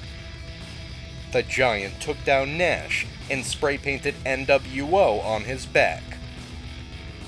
Randy Savage, Conan, and Dusty Rhodes made their way to the ring to attend to Nash, with the Giant leaving with Hogan and crew. Mean Gene interviewed the WCW Cruiserweight Champion Chris Jericho, who showed off all of his latest trophies. Jericho said that he was going to retire the Cruiserweight Championship since nobody can defeat him. J.J. Dillon interrupted, informing Jericho that at Slamboree, he'd be facing the winner of a 15-man Cruiserweight Battle Royal. Jericho then revealed that somebody had defaced his photo of Dean Malenko. Joe Malenko, brother of Dean, interrupted, angry at Jericho for disrespecting his family. Jericho told Joe to take the portrait and everything would be over. Just as Joe grabbed the portrait, Jericho clobbered him with a mannequin leg. Booker T faced off with Chris Benoit, continuing their rivalry to determine the #1 contender to the WCW Television Championship. Benoit was victorious by submission, making Booker tap and a crippler crossface. In the main event, WCW World Heavyweight Champion Hollywood Hogan battled Macho Man Randy Savage. Just when it looked like Savage had the match won, the Disciple shoved him off the top rope. Bret Hart raced to the ring and whacked Savage across the back with the WCW Championship. Hogan covered Savage and scored the pinfall victory. Kevin Nash raced to the ring with Roddy Piper close behind. Piper announced he'd be the special referee for a match between Savage and Hart at Slamboree. The Giant arrived to stand by the side of Hogan with a spotlight shining on Sting in the rafters to end the broadcast. On the May 14th edition of Thunder, an interview aired from the home of Mondo Guerrero, Eddie's brother. He said that Eddie was being too hard on nephew Chavo. Mondo said that the family was divided because of this bet. Raven stood in the ring with his Riot Squad and called out Diamond Dallas Page. With a bull rope around his neck, DDP made his way to the ring through the crowd. The Riot Squad surrounded Raven. DDP climbed to the top rope, leaped over the Riot Squad, and began to pound on Raven. The Riot Squad attacked, with Raven hanging DDP over the ropes with the bull rope. A training video aired, highlighting Eric Bischoff's karate skills and hyping his challenge to Vince McMahon. Later, Bischoff cut a promo in the ring, reading a letter from Vince McMahon's attorney, Jerry McDevitt. Bischoff made a mockery of the letter, which stated that McMahon wouldn't be appearing at Slamboree. Despite this, Bischoff said that the invitation still stands for a fight at Slamboree if Vince changes his mind. In the main event, Randy Savage battled Sting. Bret Hart interfered to cause a disqualification, with Savage getting the best of him. Just before Savage could launch himself off the top rope, the Giant ran in to block Sting. Savage still leapt, with the Giant catching him and squeezing him tight in a bear hug. Kevin Nash ran in and clobbered the Giant from behind to break the hold. Sting grabbed the chair and whacked Nash across the back. Since they'd be teaming up at Slamboree, the Giant offered Sting a NWO black and white shirt. Before Sting could respond, Lex Luger ran in, questioning Sting why he'd even consider the offer. Slamboree took place on May 17th and saw head of security Doug Dillinger circled the building all night, just in case Vince McMahon chose to accept Eric Bischoff's challenge. In the opening match, WCW television champion Fit Finlay defended his title against Chris Benoit. It was a hard-hitting, competitive bout with the champion ruthless as ever. Benoit dove through the ropes, only for Finlay to clobber him over the head with a chair. As the action continued, Booker T made his way to the ring.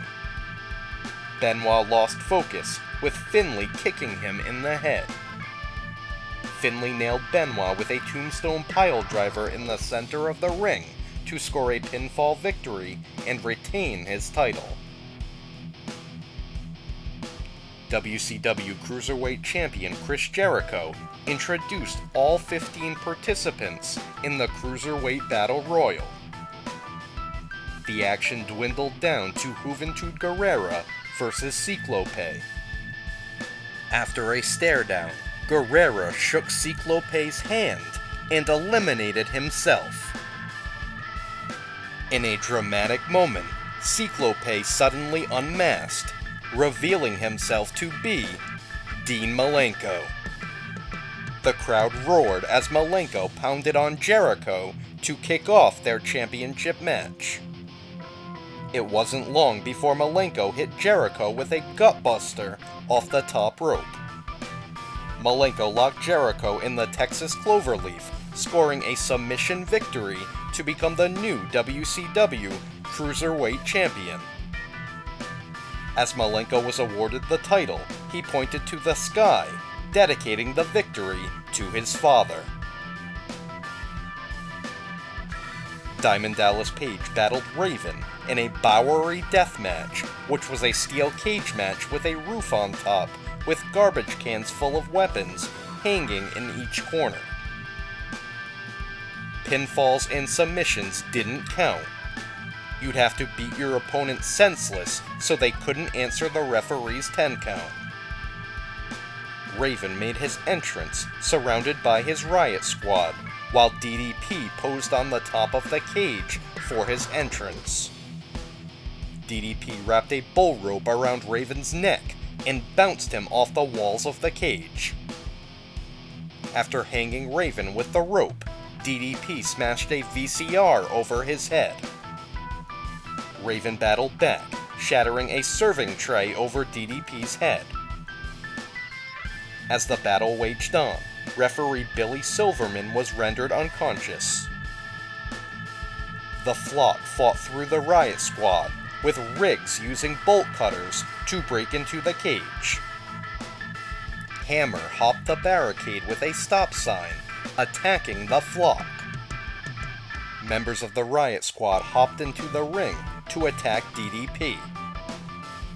They revealed themselves to be Flock members Kidman and Horace Boulder. Horace held DDP up as Kidman soared off the second rope with a stop sign. DDP moved, with Horace getting clobbered by the stop sign. Horace was then the victim of a diamond cutter. Kidman swung from the ceiling of the cage for an attack, with DDP hitting him with a diamond cutter. DDP turned around, right into an even flow. Billy Silverman awoke and began his count, with DDP incredibly breaking it at 8. Raven nailed DDP with a diamond cutter, with DDP still rising to his feet. DDP nailed a diamond cutter out of nowhere on Raven, with both men left battered on the mat. In a race to beat the count, DDP rose to his feet at the last second, barely scoring the victory. As DDP celebrated in the crowd, a Riot Squad member handcuffed members of the Flock to the cage. The Mystery Man entered the cage and assaulted Raven. He handcuffed Raven to the cage and took off his helmet. It was Mortis. Shockingly, he unmasked and waffled a defenseless Raven over the head with a steel chair. Eric Bischoff made his way to the ring, ready for a fight, with Michael Buffer giving him a grand entrance. Buffer announced Vince McMahon, who clearly wasn't there. To add insult to injury, Bischoff forced the referee to count McMahon out. The crowd and Michael Buffer counted along to 10, with Bischoff declared the winner. Randy Savage battled Bret Hart, with Roddy Piper serving as the special guest referee. Hart took his time at the start, circling the ring to jaw-jack with the fans. Piper threw Hart into the ring, where the action began. They battled, with the action heading to the floor and the steel steps coming into play. Piper kept up with the action as Savage and Hart brawled through the crowd. Back in the ring, Hart attacked Savage's injured knee to gain the advantage. Even with a victory in sight, Hart paid more attention to the fans than his opponent. This allowed Savage to capitalize and hit a big flying elbow drop. Savage further injured his knee on impact, allowing Hart to lock in the sharpshooter. As Elizabeth ran to the ring, Savage reversed the sharpshooter. Elizabeth distracted Piper, with Hart clobbering the hot rod from behind with a pair of brass knuckles. Savage wrestled the brass knuckles away from Hart, stalking him around the ring. Hollywood Hogan interfered, attacking Savage's wounded knee. Piper awoke to see Hart with Savage in a sharpshooter. With Savage unconscious, Piper declared Hart the winner. On commentary, Tony Schiavone assumed that Piper thought Savage clobbered him from behind with the brass knuckles. In the main event, WCW World Tag Team Champions The Outsiders defended their titles against Sting and The Giant. The unlikely pairing of the now NWO Giant and Sting managed to coexist. During the bout, the Giant climbed to the top rope, launching himself off for a big splash. Kevin Nash moved, and the Giant crashed to the mat. Dusty Rhodes distracted the referee as Nash set the Giant up for a powerbomb. Scott Hall did the unthinkable, clobbering Nash over the back with one of the tag team championships. The Giant covered Nash, with the referee turning around and making the 3 count. Hall, the Giant, and Rhodes celebrated as a shocked Sting stood on the apron as one half of the new tag team champions. The May 18th episode of Monday Nitro saw Roddy Piper call out Randy Savage. The Macho Man was quick to respond, confronting Piper in the middle of the ring. Piper apologized for thinking that Savage was the one that attacked him. This led to Piper reversing the decision of the match with Bret Hart, giving Savage the victory. An irate Hart came out, calling both Savage and Piper gutless. Savage dared Hart to come to the ring, with Hollywood Hogan having to hold the Hitman back. Hogan suggested he and Hart face Savage and Piper at the Great American Bash. Eric Bischoff held them back as Piper dared them to come to the ring. In the final segment of the show, Hollywood Hogan came to the ring with members of NWO Black and White. It was the moment of truth for Sting, marching to the ring to make his decision whether or not to join the NWO. The Giant approached Sting in the aisle and got his answer. Sting spit in the eye of the Giant. The Giant attacked Sting, with Kevin Nash making the save, wielding a lead pipe. The May 25th edition of Monday Nitro saw the Giant come to the ring with Bryan Adams and Vincent by his side. He called Kevin Nash a coward and dared him to come to the ring. Out came Nash, who began to brawl with the 3 members of NWO Black and White. In a shocker, Lex Luger ran to the ring with the Wolfpack and cleared the ring. Nash threw Luger a Wolfpack shirt, which the Total Package put on proudly. After defeating El Dandy, Chris Jericho got on the microphone and declared himself a conspiracy victim. Jericho called out J.J. Dillon and demanded to be reinstated as WCW Cruiserweight Champion. Dillon said that since Jericho can't support sufficient evidence as to why the decision should be reversed, the decision stands. A vignette aired featuring the man formerly known as Mortis. He declared himself as Canyon and said he's going to get Raven anytime and anywhere he wants. A best-of-7 series between Booker T and Chris Benoit began with WCW television champion Fit Finlay watching from the aisle. Benoit scored the first victory, making Booker tap in the Crippler crossface. In the main event, the Giant came to the ring with the NWO Sting to face the real Sting and the newest member of the Wolfpack, Lex Luger. Sting hit a Scorpion Death Drop and scored the pinfall victory on the bogus Sting. Following the bout, Kevin Nash presented Sting with a Wolfpack shirt. The crowd roared in approval as Sting held up the shirt, with the show going off the air before an official decision was made. The May 27th episode of Thunder saw Tony Schiavone interview Chris Jericho, who apologized for insulting J.J. Dillon on Nitro. Jericho called out Dillon, with Schiavone informing him that J.J. wasn't there. Jericho forced Schiavone to hold up a sign that read, "Conspiracy Victim," with an arrow pointed at the former Cruiserweight Champion. He said he'd be going to the White House on Monday to persuade the president to have Dillon return Jericho the Cruiserweight Championship. The Wolfpack debuted their new theme music as they made their way to the ring. Lex Luger claimed that he turned his back on no one, saying he still has great respect for WCW.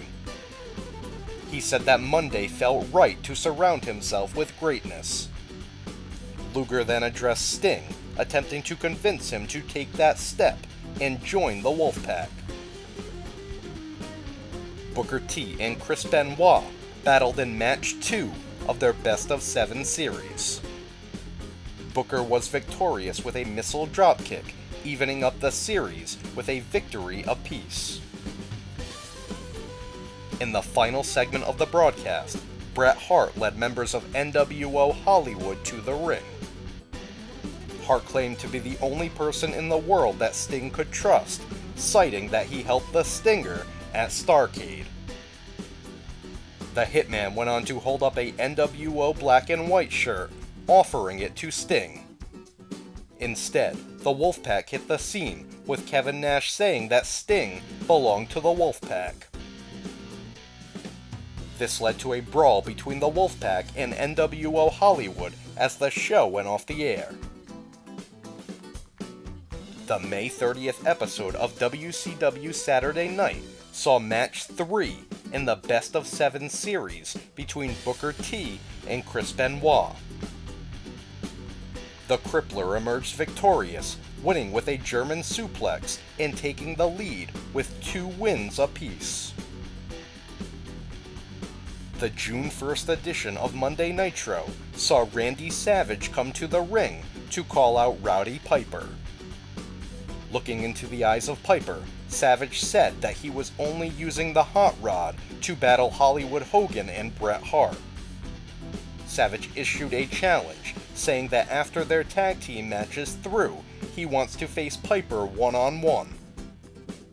Piper accepted the challenge, but accepted to talk sense into Savage.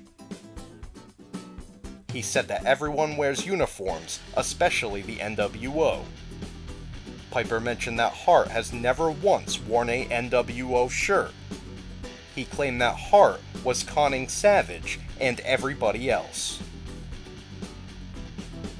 Tony Schiavone interviewed J.J. Dillon, who pleaded with Sting to remain with WCW. Dillon reminded Sting that he's the franchise of WCW and he'll always have his back. A limo arrived, with NWO Hollywood exiting. Bret Hart caught up with them, and they made their way to the ring.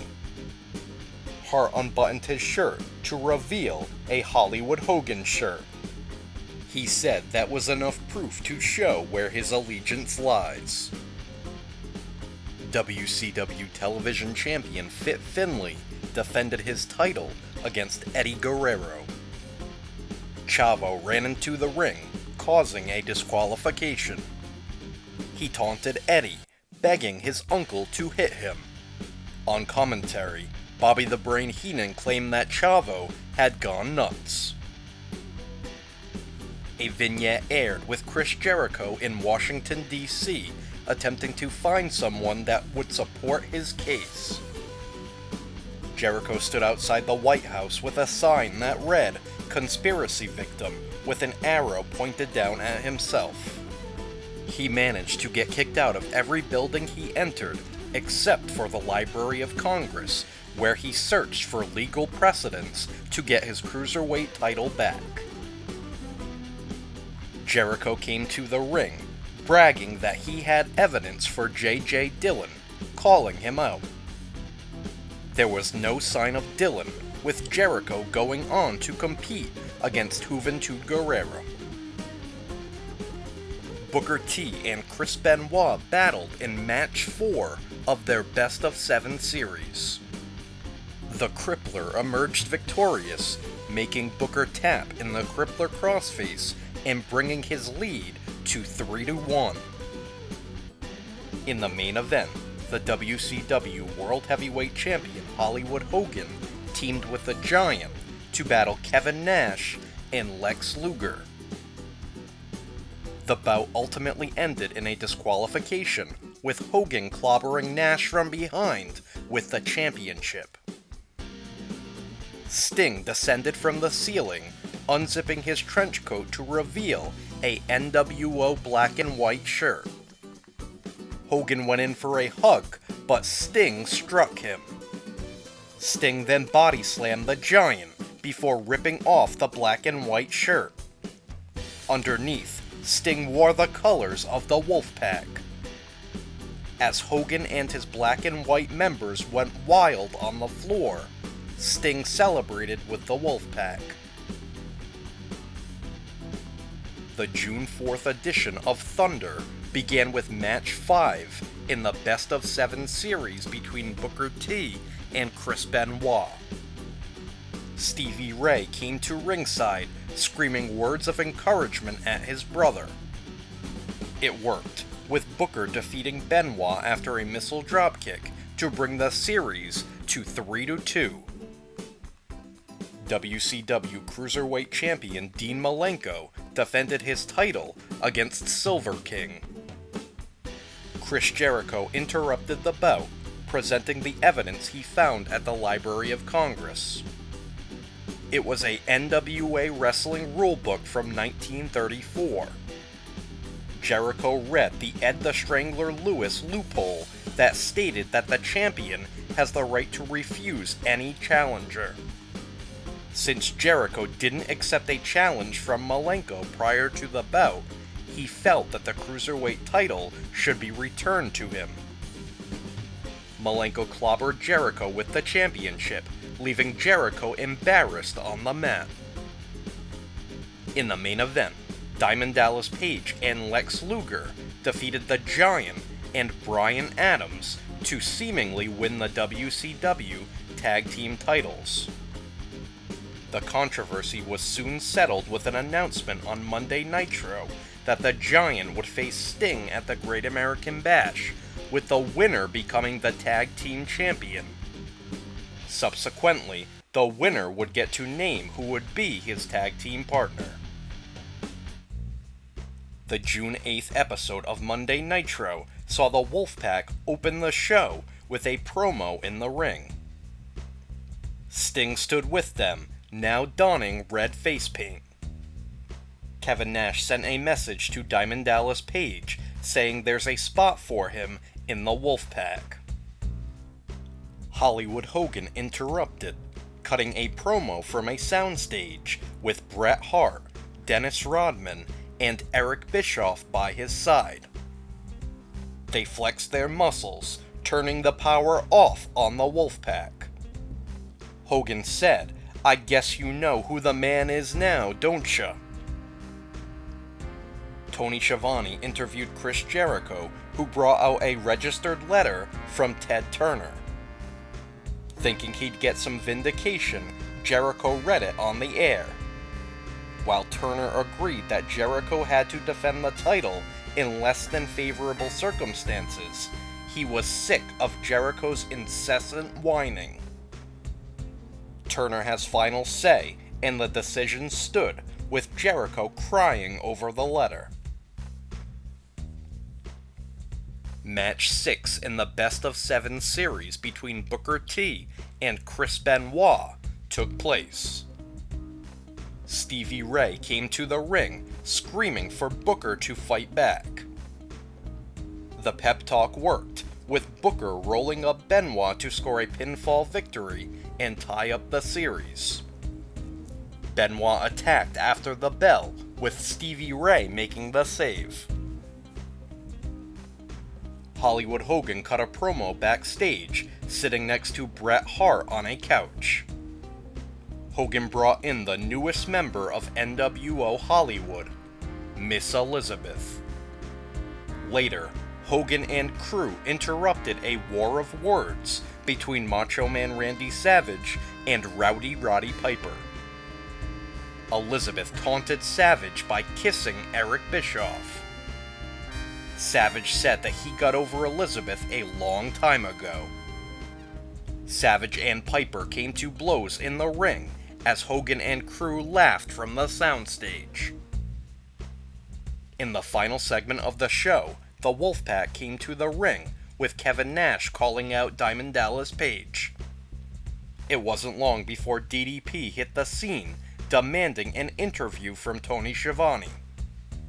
Before DDP could make his decision, he was clobbered from behind by Dennis Rodman, who wielded a chair.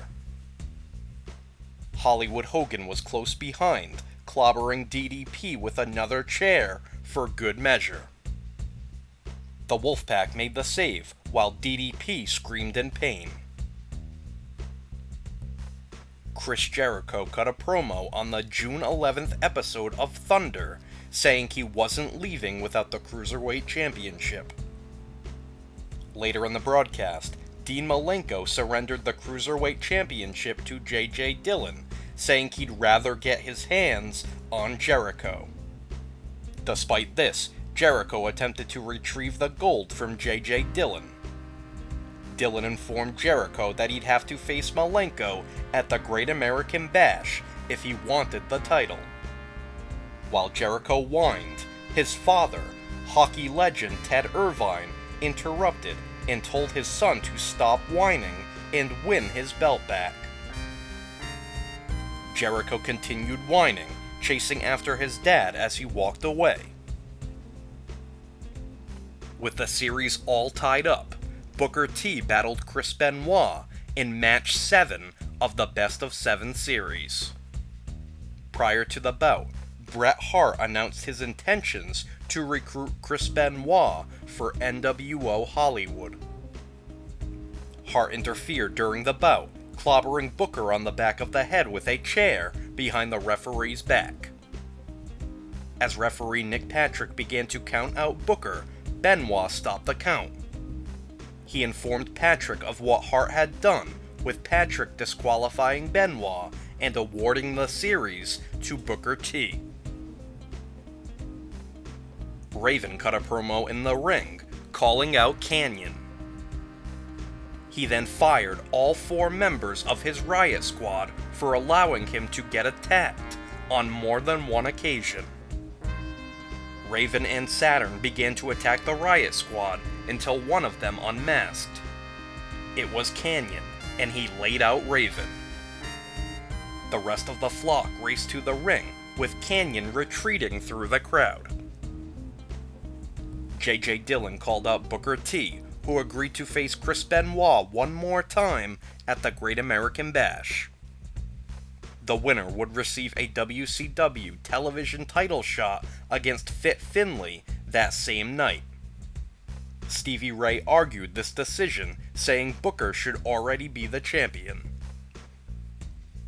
Miss Elizabeth came to the ring with Eric Bischoff, saying she didn't need to get over Savage since she's the one who left. She continued to run down and insult Savage, saying the best thing about him was his checkbook, and she has all of that. Elizabeth closed by saying Savage needs to get over calling himself the Macho Man. The Great American Bash took place on June 14th and began with Booker T battling Chris Benoit to determine the number one contender to the WCW Television Championship. Following an incredible series of near falls, Booker T scored the victory after a missile dropkick. Kanyon defeated Saturn with a flatliner. Someone dressed as Mortis attacked Kanyon, hitting him with a DDT on the floor. It was Raven, who proceeded to scold Saturn for the loss. Saturn attacked Raven, with the flock rushing to the ring. While Raven retreated, Saturn beat down the flock. Chris Jericho and Dean Malenko battled over the vacant WCW Cruiserweight Championship. The two had a competitive bout until Jericho riled up Malenko by saying, "You're nothing, just like your dead father." Malenko snapped, clobbering Jericho with a chair to cause a disqualification. Despite the bell ringing, Malenko battered Jericho all the way up the aisle and backstage. Malenko dragged Jericho outside the arena and brawled with him in the street. Doug Dillinger held Malenko back while Jericho retreated to the building across the street. A leery Eddie Guerrero took on his nephew, Chavo Guerrero Jr., who seemed to be losing his mind as of late. Chavo snapped during the bout, allowing his emotions to get the best of him.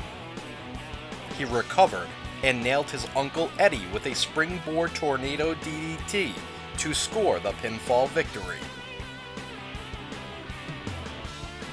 Fit Finlay defended the WCW Television Championship against Booker T. Finlay laid the boots to Booker, but failed to capitalize. Booker hit a big pile driver and covered Finlay to score the pinfall victory and once again become the television champion. Stevie Ray came to the ring to celebrate with his brother. Kurt Hennig and Rick Rude turned their backs on Conan and the Wolfpack, revealing their true colors to be black and white. WCW World Heavyweight Champion Hollywood Hogan teamed with Bret Hart to battle Macho Man Randy Savage and Rowdy Roddy Piper. Savage and Piper worked surprisingly well together, but were no match for the cheating tactics of Hogan and Hart. Savage attempted to even the odds, quickly slipping a steel chair onto Piper's torso as Hart dropped for a headbutt. Savage climbed to the top rope, looking to hit an elbow drop on Hart below. Hogan whipped Piper against the ropes, causing Savage to fall to the mat and further injure his knee. As Piper fought off Hogan and the Disciple on the floor, Hart made Savage submit in the sharpshooter. Mean Gene interviewed Savage and Piper following the bout, with neither looking to talk. Piper helped Savage to his feet, only for Savage to attack him to kick off their match. Savage managed to drop an elbow on Piper, but only gained a 2 count. This caused Savage to attack the official. Piper hit Savage with a low blow and locked in a figure 4 leg lock. A second official ran to the ring to make the call that Piper was the winner. In the main event, Sting battled the Giant to determine who would gain the WCW World Tag Team Championships. It took 3 Scorpion Death Drops, but Sting managed to score the pinfall victory and win the titles. The June 15th episode of Monday Nitro saw Mean Gene interview Macho Man Randy Savage, who challenged DDP to face him in the main event inside of a steel cage. He said that if DDP can get past him, he can wear any color shirt he wants. Mean Gene interviewed J.J. Dillon, who had the WCW Cruiserweight Championship in his possession. Dillon said that as much as it pained him, the winner of the match was Chris Jericho. At that, Jericho made his way to the scene to gloat. Before handing over the title, Dillon said that Jericho would have to defend the belt against Dean Malenko within 30 days. Jericho went on to insult Malenko and his late father. Out came Malenko, who attacked Jericho, battering him up the aisle and pounded on him backstage. Security eventually hit the scene, holding back Malenko while Jericho ran away. For the second night in a row, the Giant came to the ring smoking a cigarette. His opponent for the evening was Gentleman Chris Adams, but the Giant was more interested in his cigarette. Adams clobbered the Giant, who grew annoyed. With the cigarette still in his mouth, the Giant chokeslammed Adams and pinned him with 1 foot on his chest to score the pinfall victory. WCW World Heavyweight Champion Hollywood Hogan came to the ring with Eric Bischoff and the Disciple by his side. He issued a challenge to Diamond Dallas Page, daring him to find a partner to face him and Dennis Rodman at Bash at the Beach. Sting named the man that he'd carry the WCW World Tag Team Championships with: Kevin Nash. They'd go on to defeat Harlem Heat. In the main event, Macho Man Randy Savage faced Diamond Dallas Page inside of a steel cage that had a roof on it. The referee for the bout was Rowdy Roddy Piper. DDP and Savage battered each other, using the cage as a weapon to further add to the brutality. It didn't take long before Savage nailed Piper with a pile driver. DDP followed it up by hitting Savage with a diamond cutter. Piper awoke and put his hands on DDP, but DDP attacked him. Piper battled back, pounding on DDP and tossing him against the side of the cage. Savage met the same fate, with Piper tossing him around as well. The cage began to raise, with NWO Hollywood running in to attack everyone. The cage lowered once all members of the NWO Black and White were inside. The Wolfpack attempted to break in as Hollywood led an attack on Savage, DDP, and Piper. The show ended with Kevin Nash finding the remote that controlled the steel cage and raised it up.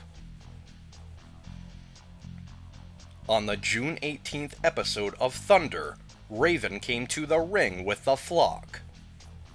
He said that Saturn broke his heart and let him down. Out came Saturn, who said he was through with Raven. The flock attacked Saturn, with Canyon running in to make the save. Footage aired on the June 22nd edition of Monday Nitro of a major press conference that took place the prior Thursday at Planet Hollywood. It was the announcement that DDP would team with NBA great Karl Malone to face Hollywood Hogan and Dennis Rodman in the main event of Bash at the Beach. Later, Hollywood Hogan made his way to the ring with NWO Hollywood by his side. He talked trash about DDP and Karl Malone, hyping their upcoming bout. Eric Bischoff flaunted Elizabeth and taunted Randy Savage, who he said was home with a broken leg. The footage was shown from last week of Hogan holding a chair over Savage's knee and Bischoff striking it with a spin kick. Bret Hart battled Chris Benoit, with Stevie Ray interfering to distract the referee. This allowed Hart to clobber Benoit with a foreign object, lock him in the sharpshooter, and score the victory. In the main event, the Giant battled football great Kevin Green, with NWO Hollywood interfering to cause a disqualification. United States Champion Goldberg ran in to make the save, fighting off the NWO members and standing tall with Green. The June 25th edition of Thunder saw J.J. Dillon inform the WCW Cruiserweight Champion Chris Jericho that he'd be forced to defend his title against Dean Malenko at Bash at the Beach. Jericho went on to battle Ultimo Dragon, only for the bout to end in a disqualification. Further provoking Dean Malenko, Jericho looked into the camera and said, "This is for your dead daddy, Malenko." Dean ran in, attacking Jericho and shoving Dragon to the mat. Jericho retreated, racing up the aisle to safety. The June 29th episode of Monday Nitro saw Eddie Guerrero battle Little Dragon.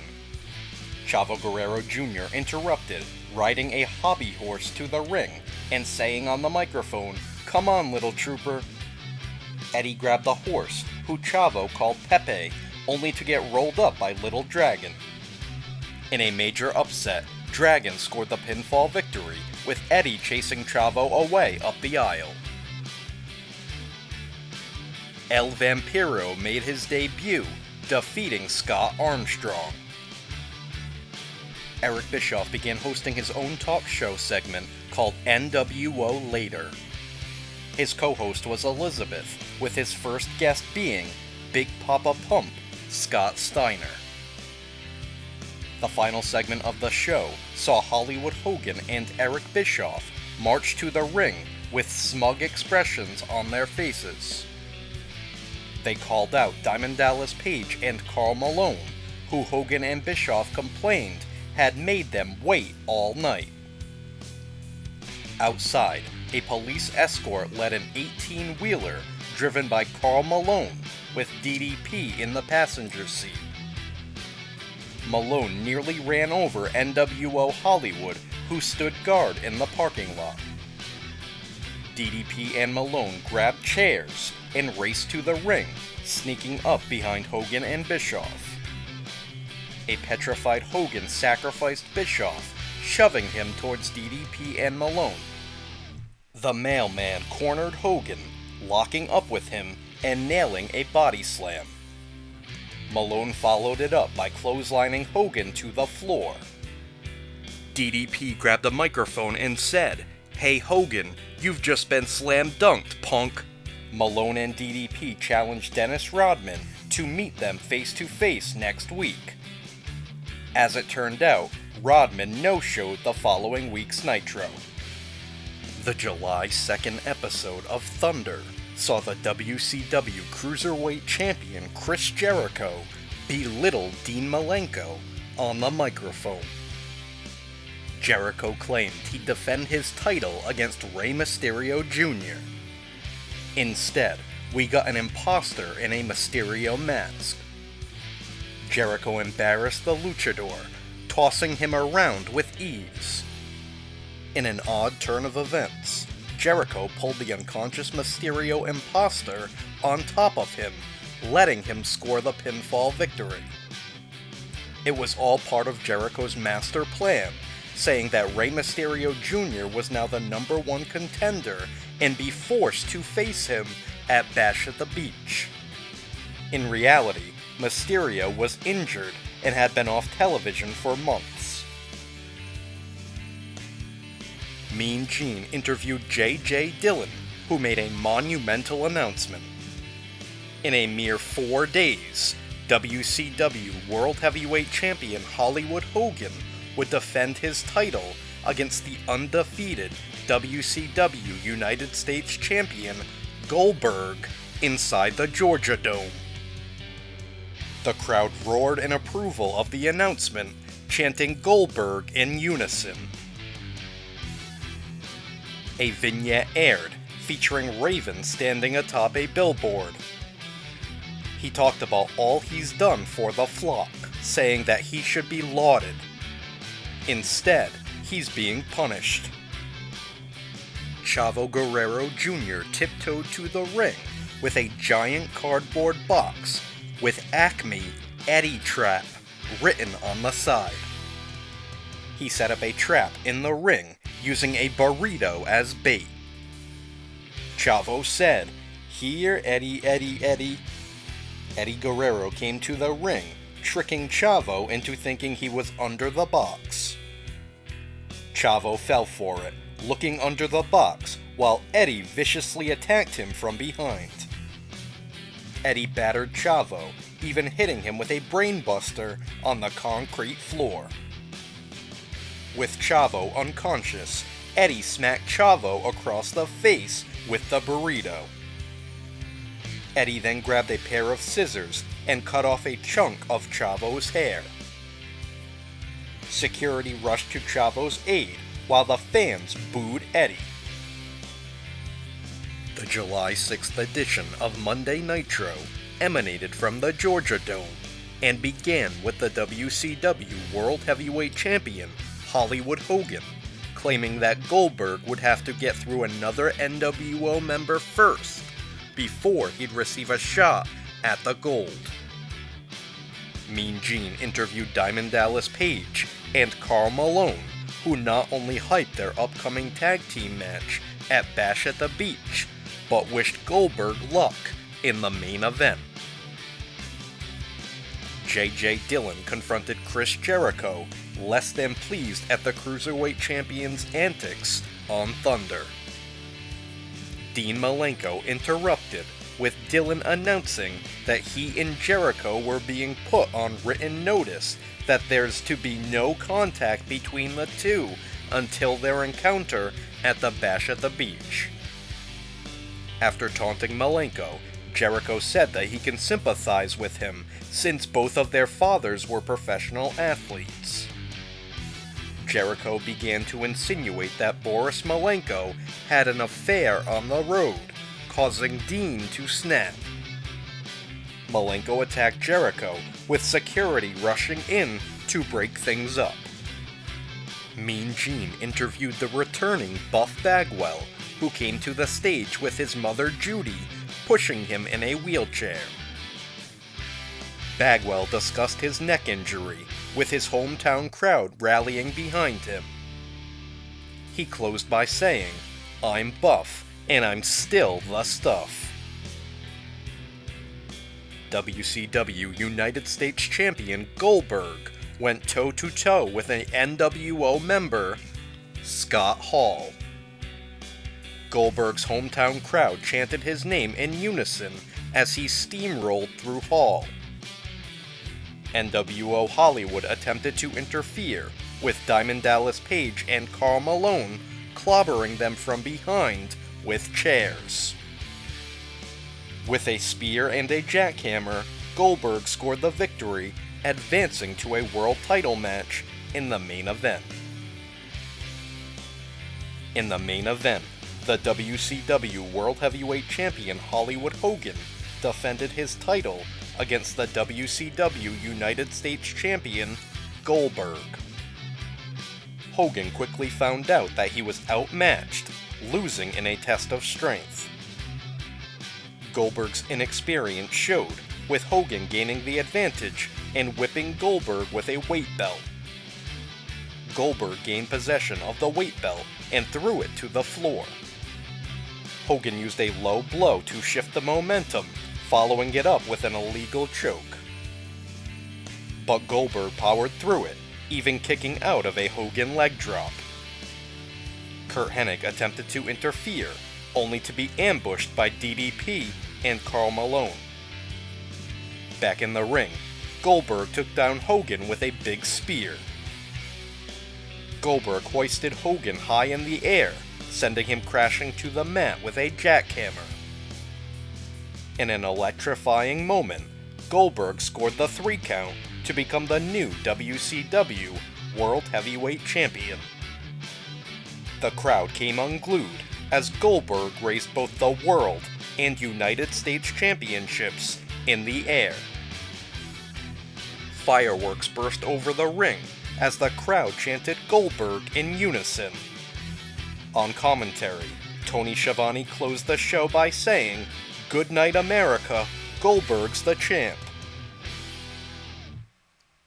Bash at the Beach took place on July 12th and began with Raven and Saturn battering one another in a Raven's Rules match. After fending off the flock, Saturn accidentally knocked out referee Nick Patrick with a flying kick to the face. Saturn laid Raven on a table, setting another table up on top of him. As Saturn launched himself off the top rope, Kanyon pulled Raven off the table. This left Saturn crashing through the stack of tables. Kanyon rolled Raven into the ring and hit him with a flatliner onto a chair. Riggs rolled Saturn into the ring, with Raven making the cover, but only getting a 2 count. A few moments later, Raven nailed the even flow and scored a pinfall victory. Chavo Guerrero Jr. competed in 2 matches, first battling Stevie Ray.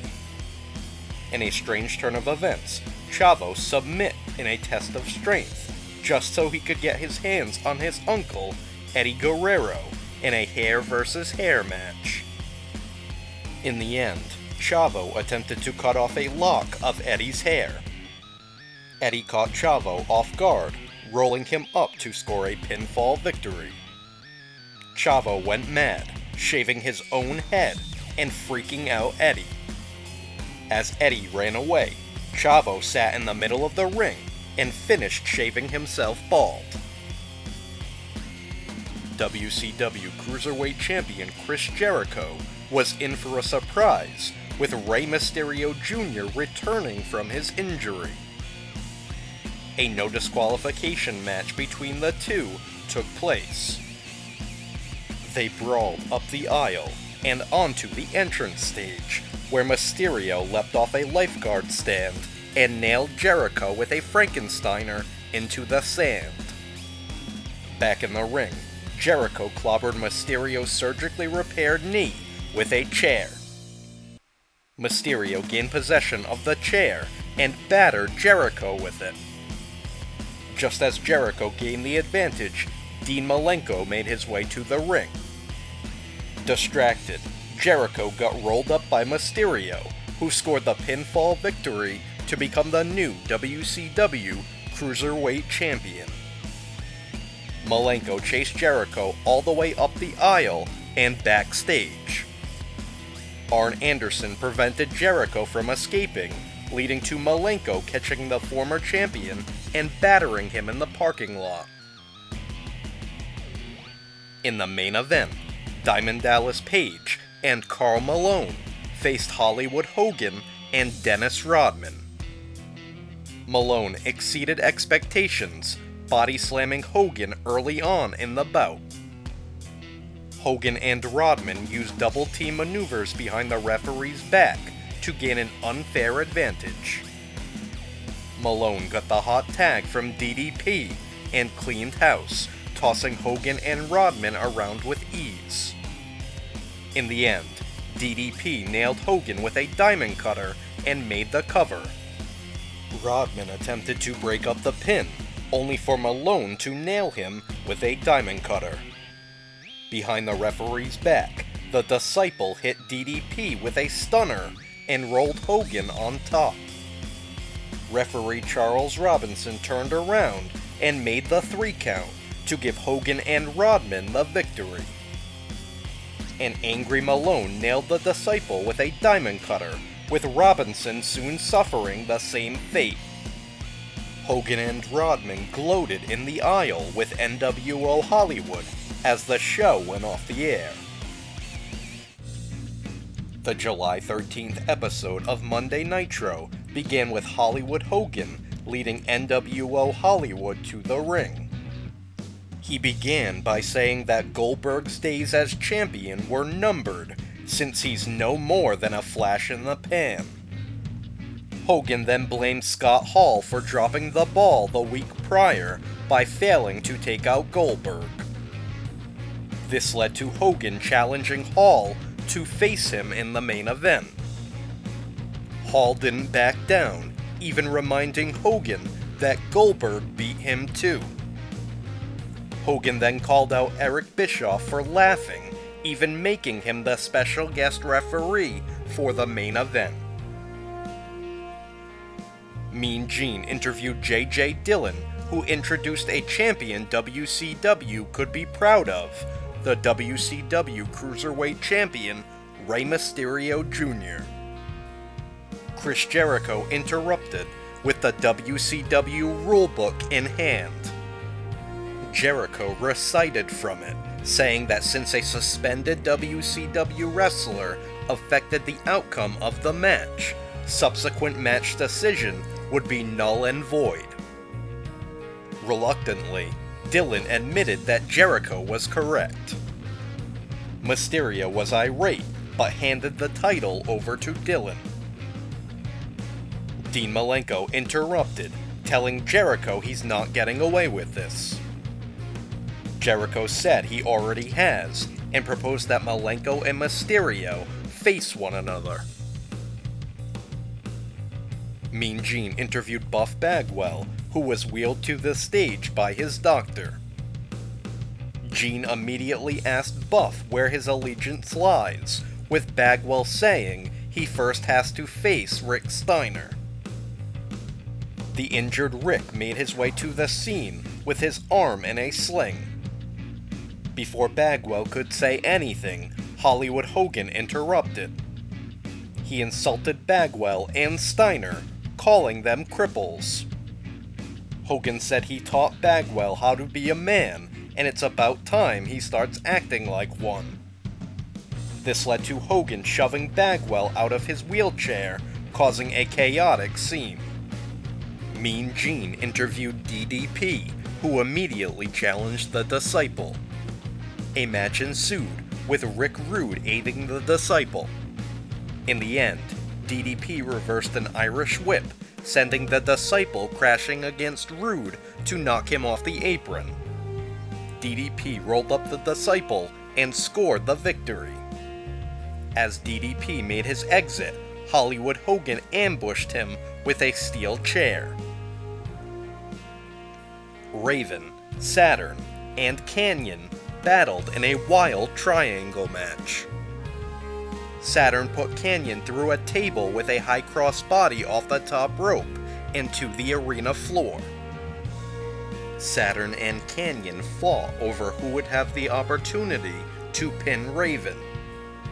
The referee counted out both Saturn and Canyon, who brawled in the aisle, giving Raven the victory. Rey Mysterio Jr. and Dean Malenko battled to determine the number 1 contender to the WCW Cruiserweight Championship. Chris Jericho interfered, clobbering Malenko in the kidneys with the Cruiserweight title behind the referee's back. This allowed Mysterio to score the pinfall victory and become the number 1 contender. Hollywood Hogan battled Scott Hall, with Eric Bischoff serving as the special guest referee.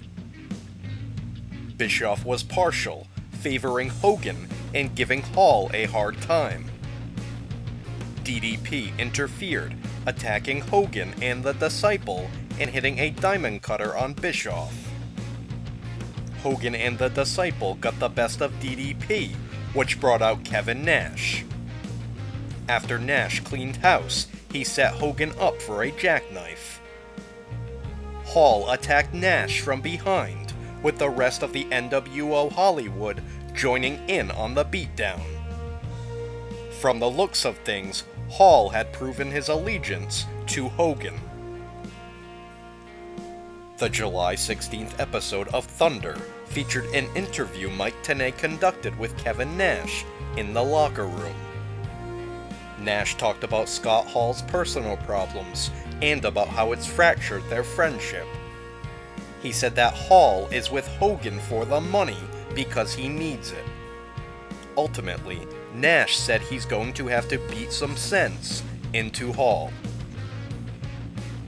Scott Hall came to the ring later in the broadcast, cutting a promo on Nash.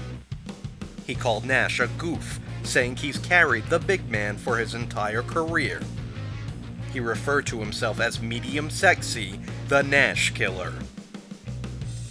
Hall practically begged for Nash to confront him, showing no fear. Tony Schiavone interviewed Dean Malenko in the ring with the Man of 1,000 Holds, saying he's not leaving until he speaks with Arn Anderson. Out came Double A, with Steve Mongo McMichael close behind. Malenko proposed that they reform the Four Horsemen with Anderson at the helm. Anderson said, "You don't join the Horsemen, you're chosen." He said there's one thing that nobody gets. He wants to come back real bad, but he can't. Anderson said, "I've got the heart, but I don't have the tools." It was an emotional scene, with Anderson walking off in tears. The July 20th episode of Monday Nitro began with Scott Hall cutting an in-ring promo. He continued spewing hatred towards Kevin Nash, even saying, "How can you call yourself the leader of the Wolfpack when you're not even a man?" He then said that Nash isn't half the man that Hollywood Hogan is. Mean Gene brought out Rick Steiner, who was just about healed up from his arm injury. Rick issued a challenge to his brother, Big Papa Pump Scott Steiner, to face him in Sturgis at Road Wild. Buff Bagwell interrupted, wheeled to the scene by a WCW doctor. Bagwell and Rick were about to make amends when Scott Steiner clobbered his brother from behind with a chair. In turn, Bagwell fell out of his wheelchair. Bagwell grabbed the chair away from Scott, but then swerved everyone. Buff clobbered Rick with a chair, revealing he was still a member of the NWO. Mean Gene interviewed the WCW Cruiserweight Champion, Chris Jericho, who claimed Dean Malenko was mentally abusing him. He challenged Malenko to face him next week on Nitro in his final title shot. Eric Bischoff hosted a NWO Later segment, doing an opening monologue similar to Jay Leno's Tonight Show. As he told jokes, Tony Schiavone on commentary said that Bischoff had stolen all of these jokes from Leno's Friday monologue. His jokes then turned to Leno insults before Bischoff hyped an upcoming appearance by the person he called the real star, Hollywood Hogan.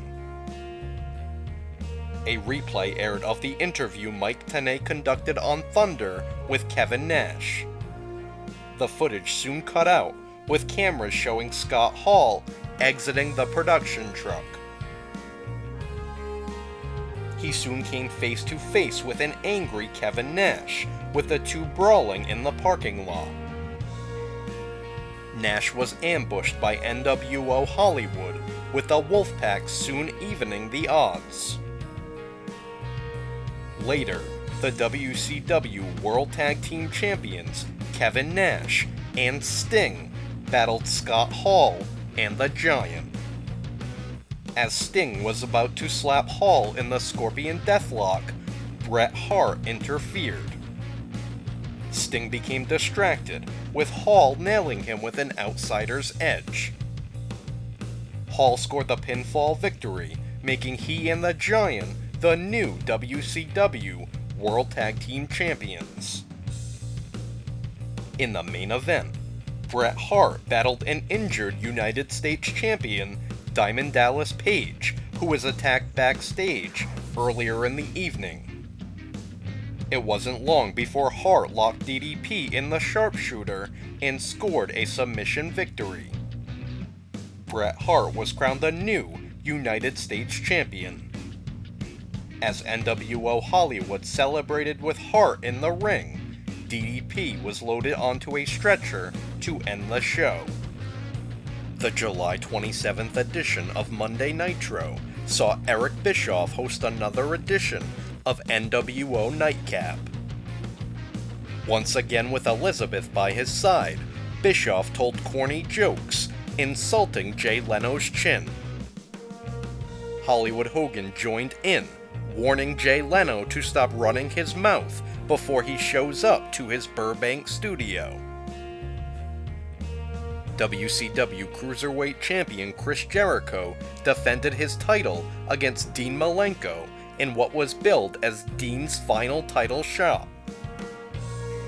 Both men put up a tremendous effort, with Malenko even hitting Jericho with a top rope DDT.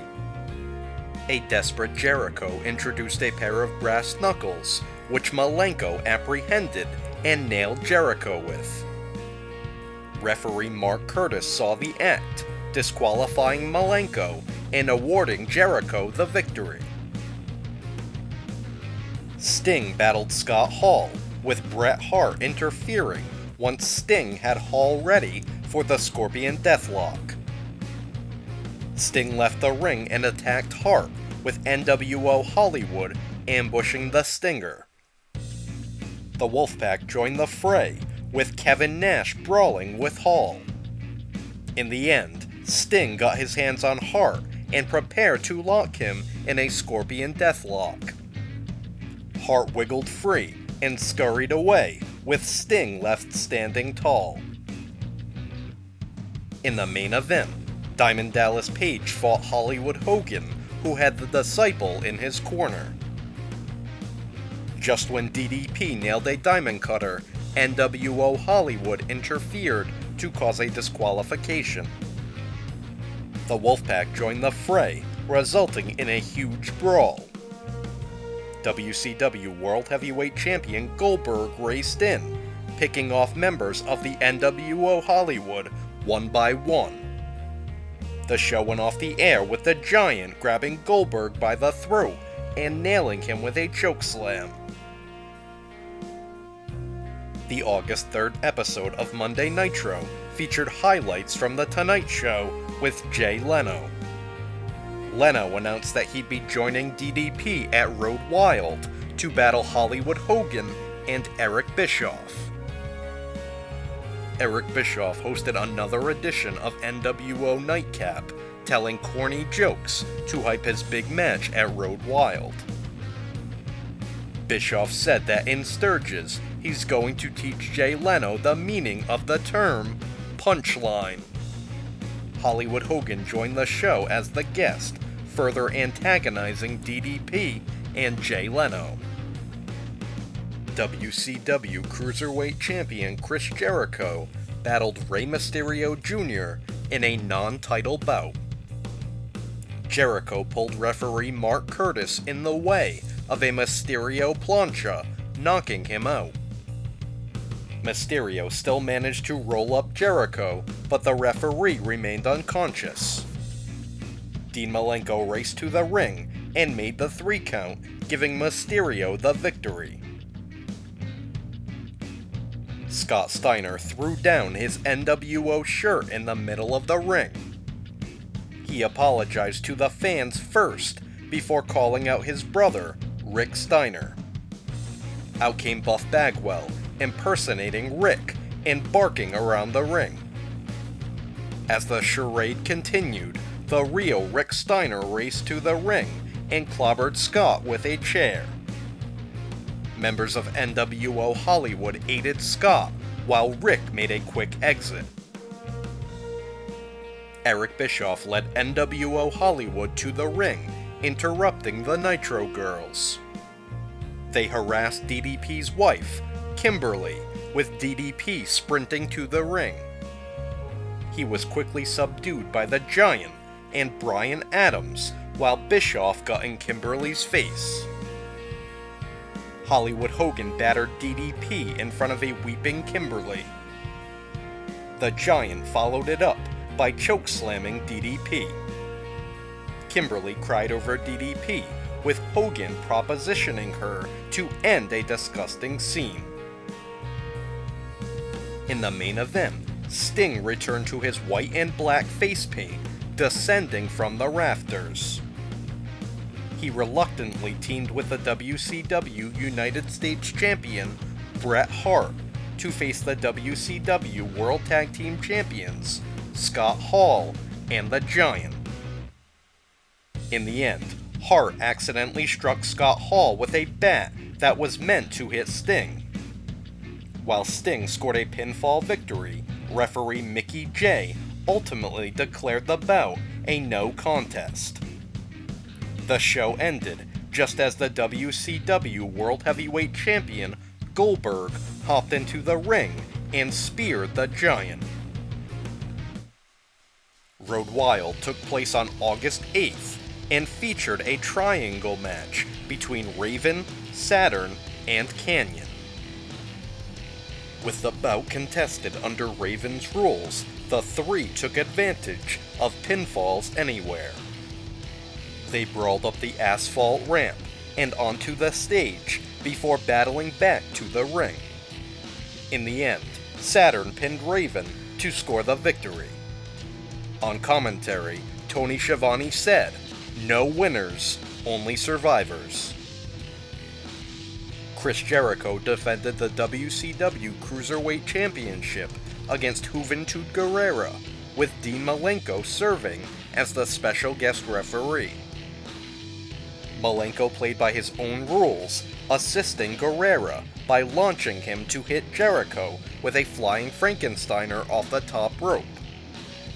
Guerrera made the cover, and Malenko made the 3 count. Juventud Guerrera was once again crowned the WCW Cruiserweight Champion.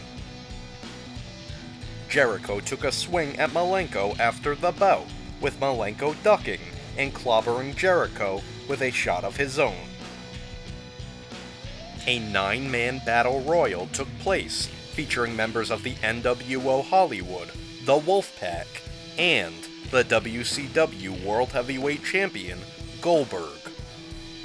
It boiled down to Goldberg and the Giant, with the champion shaking off a chokeslam.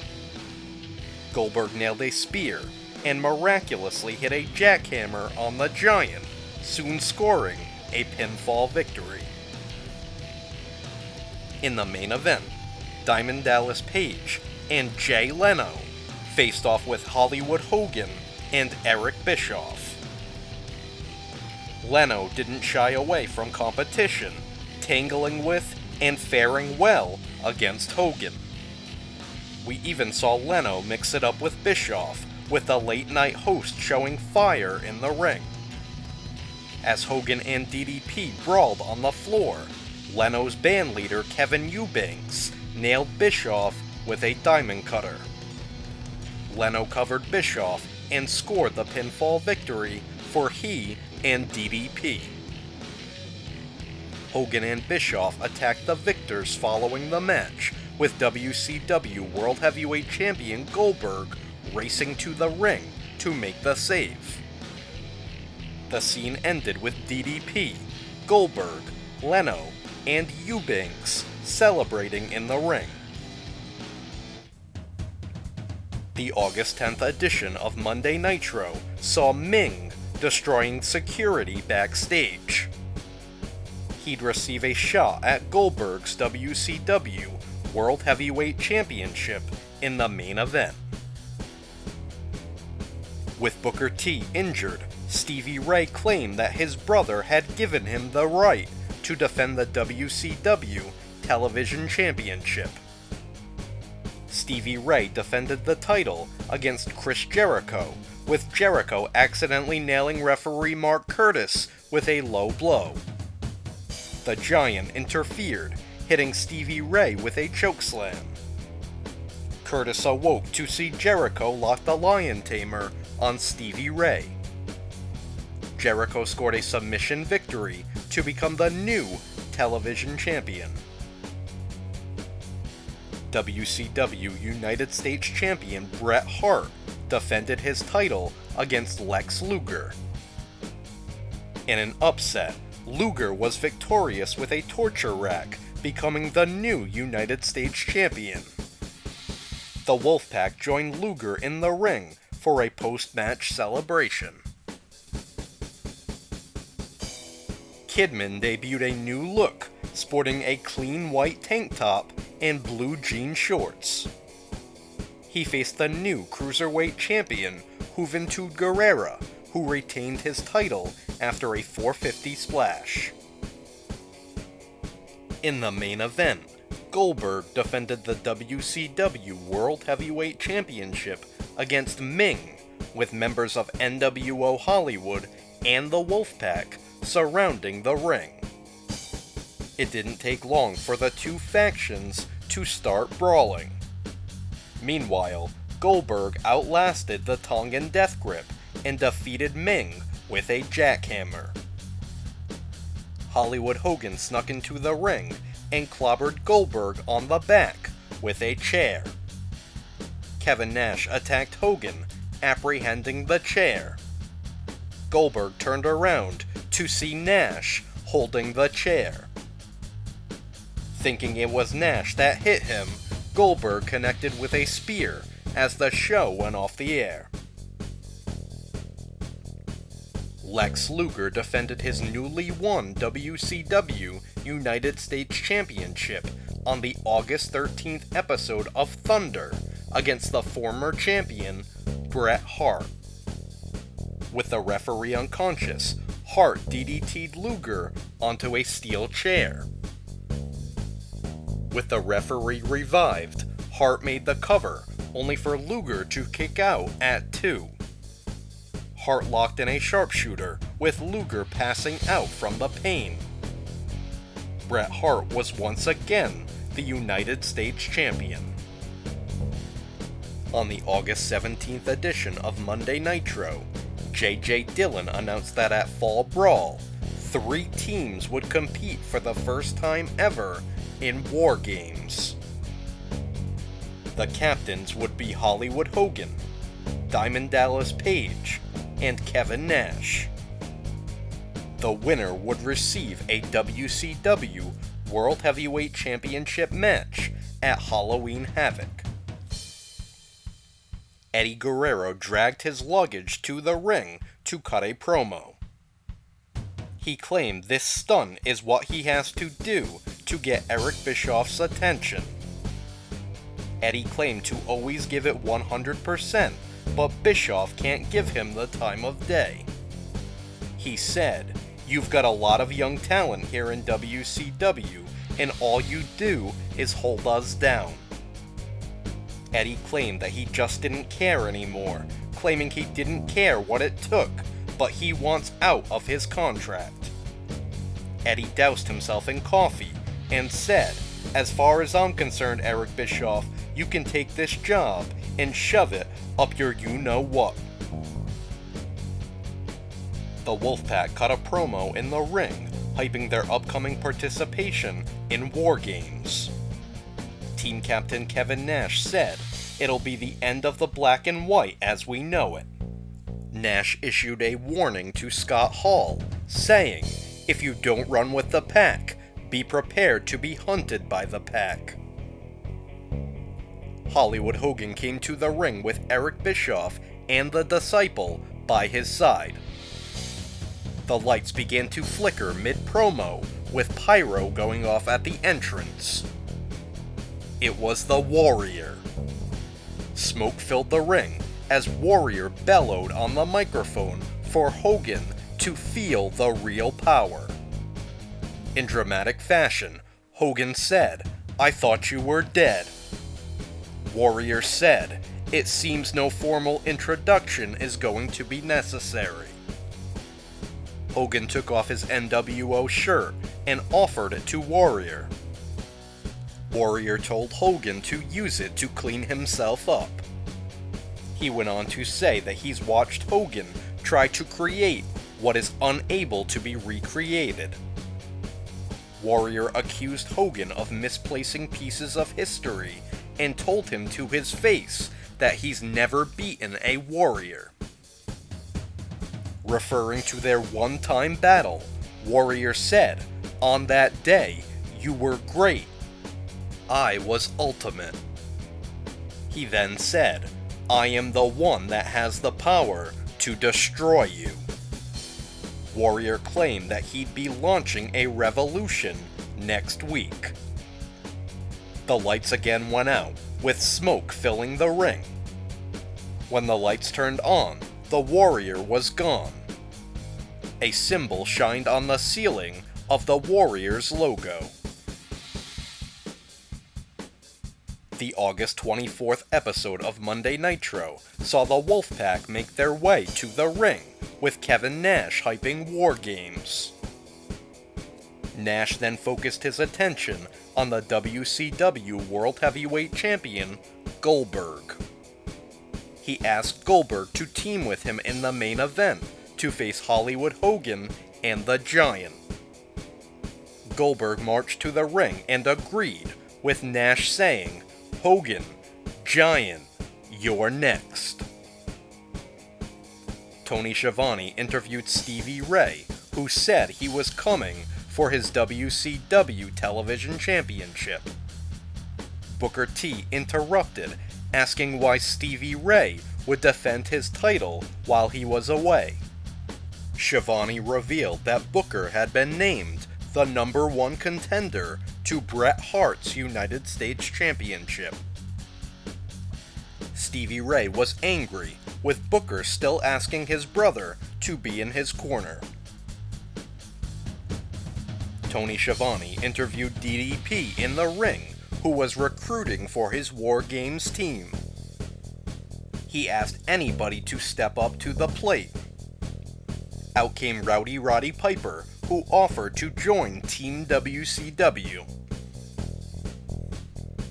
Piper then said he was going to use his powers to make the greatest dream team ever assembled, with the fans chanting, "Warrior." Later, the Warrior raced to the ring to deliver a promo, calling Hollywood Hogan a sellout. He said that Hogan's world would be turned upside down with his launch of the OWN, the One Warrior Nation. Warrior gave his opinion of the NWO, saying, "A revolution is built on better ideas, not belligerent idiocy." He teased that his revolution would continue next week. Chris Jericho defended the WCW Television Championship against Curt Hennig, battling to a time limit draw. Hennig continued to attack Jericho following the bout. The Giant came to the ring, grabbing Hennig by the throat and throwing him aside. This allowed Jericho to retreat to safety. Bret Hart came to the ring to defend his United States Championship. Booker T's music played, but he was nowhere to be found. Backstage, Booker T was shown knocked out on the ground, with Stevie Ray standing over him. Stevie Ray made his way to the ring, with members of the NWO Hollywood in tow. Hart said that Stevie Ray shouldn't have to pay for the mistakes of his brother. As the head recruiter of the NWO, Hart offered Stevie Ray a NWO black and white shirt. It didn't take long for Stevie Ray to accept the offer and become the newest member of NWO Hollywood. In the main event, WCW World Heavyweight Champion Goldberg and Kevin Nash teamed to face Hollywood Hogan and the Giant. Curt Hennig and the Disciple ran in to attack Goldberg and cause a disqualification. It was 4-on-1, with Goldberg taking a beating. Lex Luger raced to the ring, with Conan close behind to even the odds. Somehow, Goldberg pinned Hennig after a jackhammer, with the referee making the 3 count. Hogan attacked Goldberg from behind, with Nash lifting his leg for a big boot. Hogan dodged it, and Nash ended up kicking Goldberg. The Giant shoved Goldberg to the floor, which brought out DDP, Piper, and the Warrior to clean house and stand tall as the show went off the air. The last moment saw Nash and Goldberg staring each other down and ready for a brawl. The August 31st episode of Monday Nitro began with Hollywood Hogan coming to the ring with Eric Bischoff. Hogan announced his teammates for War Games, Bret Hart and Stevie Ray. He then called out the Warrior. The lights went out and smoke filled the arena, with the Warrior emerging from the entrance. After a brief stare down, smoke filled the ring and the Warrior disappeared. Members of NWO Hollywood hopped into the ring with their ambush foiled. The Wolfpack came to the ring, with Kevin Nash saying they drew straws to determine their team for War Games. It would consist of Sting, Lex Luger, and Nash. J.J. Dillon called Arn Anderson to the ring, reminiscing with him about their glory days. Dillon directed Anderson to look at the video screen, where footage aired of an old promo Anderson had cut on the beach. Anderson was wide-eyed, with Dillon telling him he's not getting the message. Steve Mongo McMichael and Chris Benoit came to the ring and had a private conversation with Double A. Just as Anderson turned to walk away, Dillon stopped him and asked where he was going. Anderson asked Dillon why he was doing this. Dillon asked Arn if he was afraid, which caused Anderson to walk away. In the main event, Sting teamed with Lex Luger to face Hollywood Hogan and Bret Hart. As the action intensified, Hogan took off his weight belt and began to whip Sting. Hart wasn't happy and walked off on Hogan. Hollywood confronted Hart in the aisle, with the two arguing. Hart screamed at Hogan, "You gave me your word." In the midst of the argument, Sting and Luger picked up a victory by countout. Hogan and Hart argued in the ring, with the Disciple attempting to calm them down. The ring filled with smoke, and the Warrior appeared. Everybody was knocked out cold, except for Hogan, who ran away, scared. The September 7th episode of Monday Nitro began with NWO Hollywood scouring the building in search of the Warrior. Their locker room wall had been tagged with a giant Warrior logo. In the ring, Hollywood Hogan called out the Warrior. He also announced that Bret Hart was off the team and the Giant would be joining them in War Games. Shortly after, J.J. Dillon clarified that since Bret Hart signed to compete, the Giant wouldn't be his substitution. Later, the Disciple was found unconscious and hung by his feet from the ceiling of the NWO dressing room. A pre-taped promo aired featuring Rick Steiner talking about what it used to be like teaming with his brother. He said that he's going to hurt his brother for what he's doing to the family. Eddie Guerrero made his way to the stage, provoking Eric Bischoff in an attempt to get fired.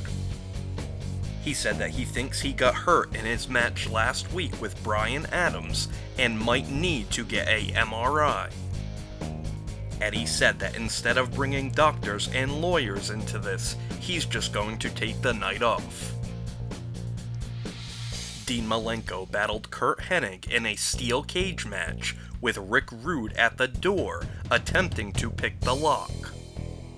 Malenko locked the Texas Cloverleaf on Hennig and would have won the match had the referee not been unconscious. NWO Hollywood raced to the scene with Eric Bischoff unlocking the door. Hennig set Malenko up to slam the door on his head, just as he'd done to Ric Flair the year prior. Arn Anderson raced to the scene, saving Malenko and fighting off NWO Hollywood. In the final segment, Hollywood Hogan made his way to the ring with the Giant. With the steel cage surrounding the ring, Hogan called out the Warrior.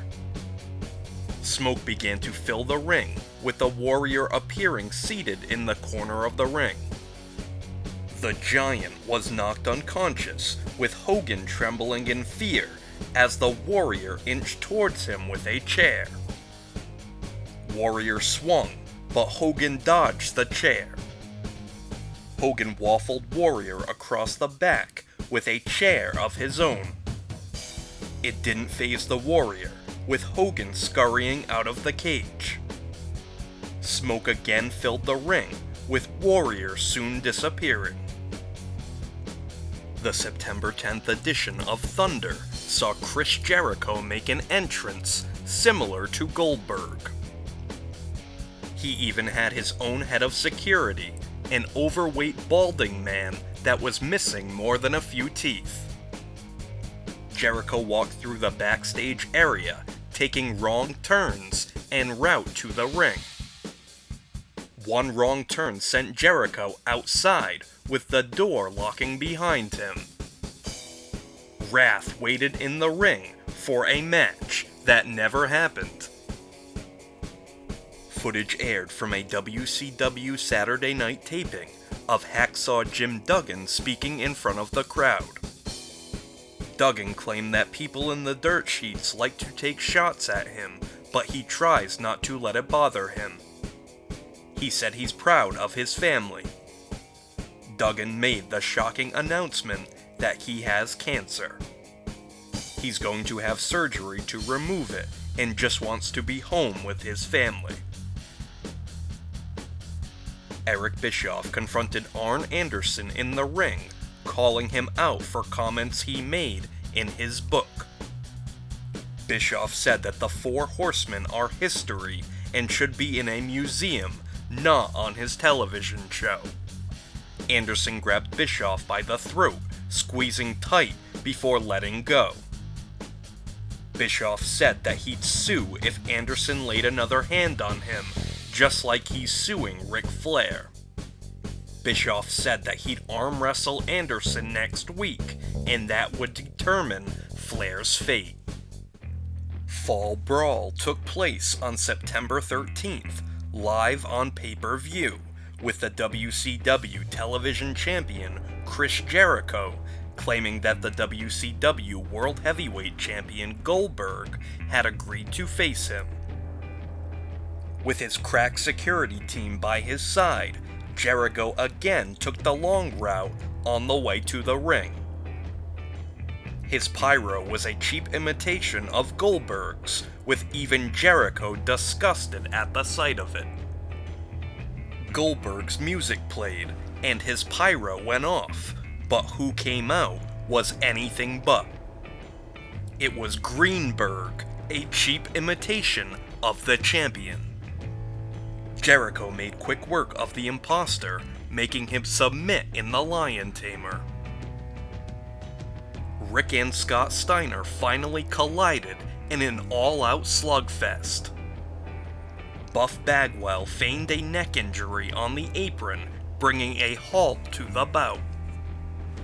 Medics attended to him, even loading him onto a stretcher. Rick Steiner followed as Buff was loaded into the ambulance. As the doors closed, Rick walked away with his head down. Bursting out of the ambulance came Scott Steiner and a healthy Buff, who put the boots to Rick.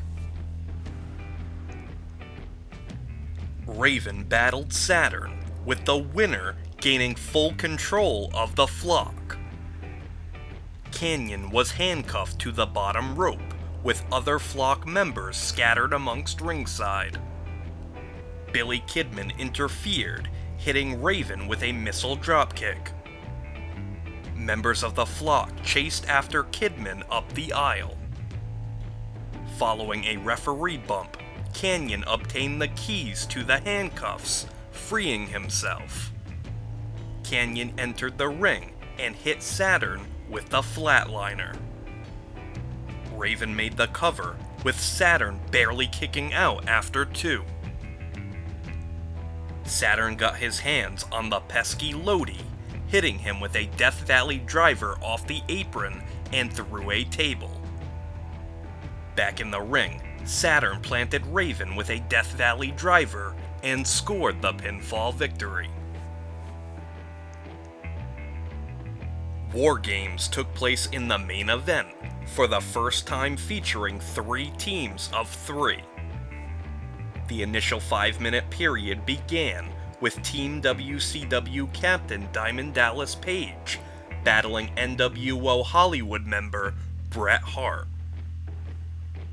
Entering third from Team Hollywood was Stevie Ray, with Wolfpack member Sting coming out fourth to a raucous ovation. He leapt from one ring to another, knocking over Stevie Ray. A wild, rowdy Roddy Piper came out next, even punching his own partner DDP in excitement. Out at number 6 for Team Wolfpack was Lex Luger, with the leader Kevin Nash entering at 7. Hollywood Hogan was out next, sneaking into the cage early and laying waste to everyone. Smoke filled the ring for the final entrant. As the smoke cleared, the Warrior was beating his chest in the ring. Hogan snuck up and attacked the Warrior from behind, with more smoke filling the cage. The smoke again cleared, with Hogan holding Warrior's empty jacket. The Warrior raced down the aisle, re-entering the cage. The Disciple soon snuck Hogan out of the cage. With the door locked, the Warrior kicked through the mesh and chased Hogan up the aisle. Security held Warrior back, with Hogan retreating. Back in the cage, DDP hit Stevie Ray with a diamond cutter and scored the pinfall victory. Thus, DDP was the number 1 contender to the WCW World Heavyweight Championship. The following night on Monday Nitro, Saturn told the members of the flock that they were free. Meanwhile, Raven stood in the ring with Canyon, begging the former flock to pay attention to him. Everyone left, with Raven left pouting. A confident Hollywood Hogan stood in the ring with Eric Bischoff, Elizabeth, and the Disciple. Hogan issued a challenge for the Warrior to face him one-on-one. Smoke filled the ring, and when it cleared, the Disciple was missing. Hogan screamed for the Warrior to face him, to no avail. Later in the broadcast, Smoke filled the ring again, with the Warrior making an appearance. With him was an unconscious Disciple. Hollywood Hogan led his faction to ringside, with Warrior agreeing to face him at Halloween Havoc. As Hogan climbed into the ring, smoke filled the air, and the Warrior disappeared. WCW Cruiserweight Champion Juventud Guerrera defended his title against Billy Kidman in an exciting bout. After numerous near falls, Kidman nailed Guerrera with a shooting star press and scored the pinfall victory to become the new Cruiserweight Champion. Saturn came to ringside, giving Kidman a standing ovation as he celebrated his victory. Backstage, Eddie Guerrero argued with Eric Bischoff, with Bischoff saying he made Guerrero who he is. With Guerrero's daughter's birthday on the horizon, Bischoff was forcing Guerrero to travel to Japan for a tour. Scott Hall staggered to the ring, drinking an unknown substance. Standing with him was Vincent, holding a brown bag. Hall staggered about the ring, waiting for his opponent, Lex Luger. The match was an embarrassment, with Hall flopping around and making a fool of himself in a drunken stupor. A disgusted Luger told Hall to knock it off before he got fired. Eric Bischoff came to ringside, attempting to talk sense into Hall. Meanwhile, Kevin Nash and Conan began to make their way to the scene. Hall asked Nash where he was when he really needed him. It wasn't long before Hall puked all over Bischoff and the camera. The show quickly cut to a commercial. J.J. Dillon came to the ring in a tuxedo, inviting Arn Anderson to the ring. Dillon apologized to Anderson for putting him in an uncompromising position. Anderson said that this was the beginning of a new era for the Horsemen. He brought out members of the group, Steve Mongo McMichael, Dean Malenko, and Chris Benoit, all dressed to the nines. Anderson then introduced the fourth horseman, the returning Nature Boy Ric Flair. The crowd gave Flair a standing ovation, bringing him to tears. Flair and Anderson embraced in the middle of the ring. Flair then said, "Someone told me the Horsemen were having a party tonight in Greenville." He then said, "The group that Eric Bischoff said was dead is alive and well." Flair revealed that Bischoff was the one that asked Flair to disband the Horsemen. Bischoff came to the ring, saying, "Your history." Flair had some choice words for Bischoff, saying that he abuses his power. With Bischoff continuing to threaten Flair, the Nature Boy barked back, "Fire me, I'm already fired." The fans ate up every second of it as the show went to a commercial. In the main event, the WCW World Heavyweight Champion Goldberg defended his title against Sting. It was Goldberg's toughest challenge to date, with Sting nailing him with 3 Stinger splashes. Sting locked in the Scorpion Deathlock, with Hollywood Hogan interfering, kicking Sting in the back of the head to break the hold. With the interference occurring behind the official's back, the match continued. Goldberg connected with a spear and nailed Sting with a jackhammer to finish the match and secure a victory. Hogan immediately attacked Goldberg from behind, with Bret Hart running in to chase off Hollywood. Goldberg helped Sting to his feet, with the two embracing to end the broadcast. The September 21st episode of Monday Nitro began with smoke filling the ring. When the smoke cleared, the Disciple appeared face down in the middle of the ring. Hollywood Hogan led his NWO to the ring, where smoke again filled the ring. When it cleared, the Disciple was gone. The Warrior appeared in the rafters, holding the slumped-over body of the Disciple. Hogan called Warrior a coward, telling him not to run away from what he ran from 8 years ago. But the Warrior was in full control, and his mind games had only just begun. Later, Hogan led NWO Hollywood back to the ring. Hogan again called the Warrior to face him in the ring. The Warrior appeared at the entrance, daring Hogan to follow him. Hogan and NWO Hollywood raced up the aisle and made their way backstage. Hogan entered his dressing room, where a Warrior logo was burning on the wall. Peeking around the corner, Hogan found the Disciple's lifeless body in the bathroom. Smoke filled the room, with the Disciple disappearing. With only one friend left, Raven teamed with Kanyon to face Villano 3 and 4. In the blink of an eye, Kanyon lifted one of the Villanos up for a powerbomb. Raven pulled the Villano down for a neckbreaker, with Kanyon driving his weight down onto his neck. It was a scary scene, with the bout stopped and paramedics attending to the injured Villano.